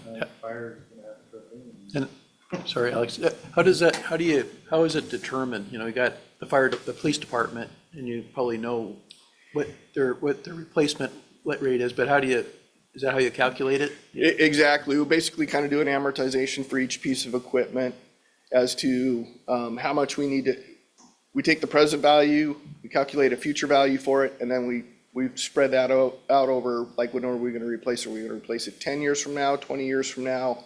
So we spread it out, essentially a monthly payment over that time period, and then that's what they get charged each annual year for that piece of equipment. And so each piece of equipment has its own charge associated to it, if you will. And then we just, total those up by department to come up with that total department figure. And then those all get combined.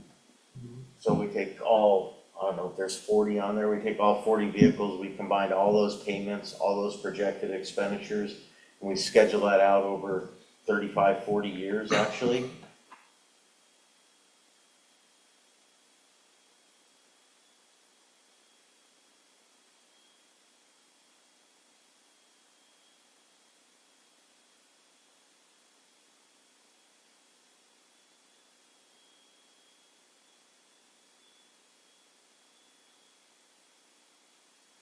that's where we can set the rates and schedule it out.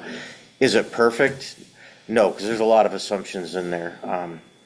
You know, the whole goal of these funds is to smooth your budgets, right? So you could see how impactful this would be on a fire department budget, more so with the equipment replacement fund, where you go for 25 years and then all of a sudden you have a 1.4 or a $2 million hit to the budget because you're trying to buy a new ladder truck.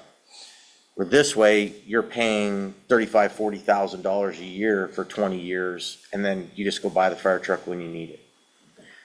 So I think what, you know, Dave, this is one of the comments he had for me when he first started here at the city, is how impressed he was that the city of Kenai took the time to put these things in place, because it shows our commitment to being prepared for the future and guaranteeing that the folks that are living here now aren't spending everything and leaving nothing for the future, right? We're continuing to maintain our capacity into the future for equipment and in this case, vehicles.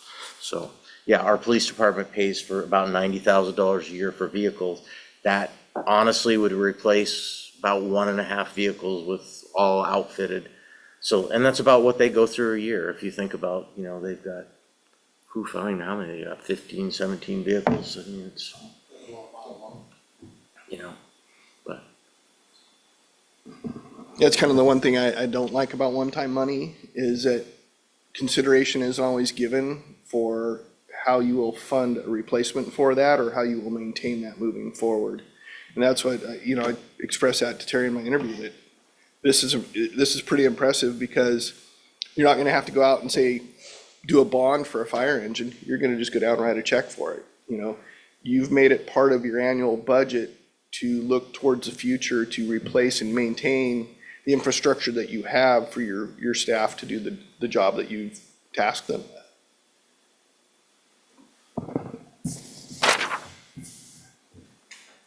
And so on the list this year, we've got a flatbed truck for the shop, an all-wheel drive vehicle for the senior center for the Meals on Wheels, 1-ton pickup for streets, and then another flatbed for the shop with a tool storage on it for about $227,000 is what we're looking at there.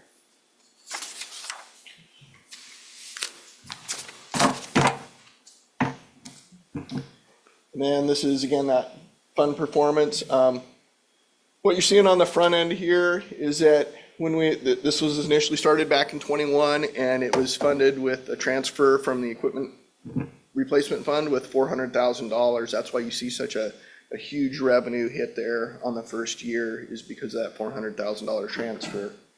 But again, as you can see, it's, you know, it builds up, and then it drops down when we have a year where we have a lot of replacements. And so, and again, we map this all out, looking at a 30-year plan. Every vehicle has a replacement, and we look at, okay, where do we hit a bubble where we potentially could go below?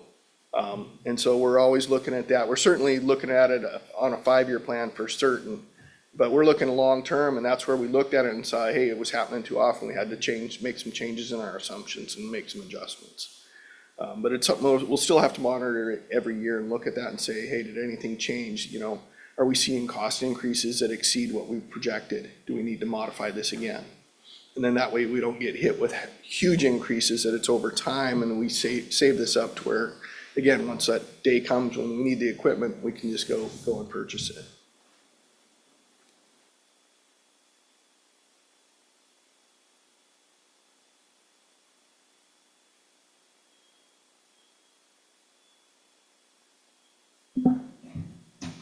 So that's pretty much it? Unless they, okay. That's it. Yeah, we've got more time. The sun's still up. Exactly. Okay. All right, well, I just wanted to make sure, because, you know, sometimes these kind of, you know, oh yeah, that's right, this extra slide. If you are done, we'll continue, we'll finish the meeting here. I was thinking we should maybe create a plaque with a microphone on it and allow council at the end of each session to determine who took the longest and dragged it out, and make it the Scott Curtin Award.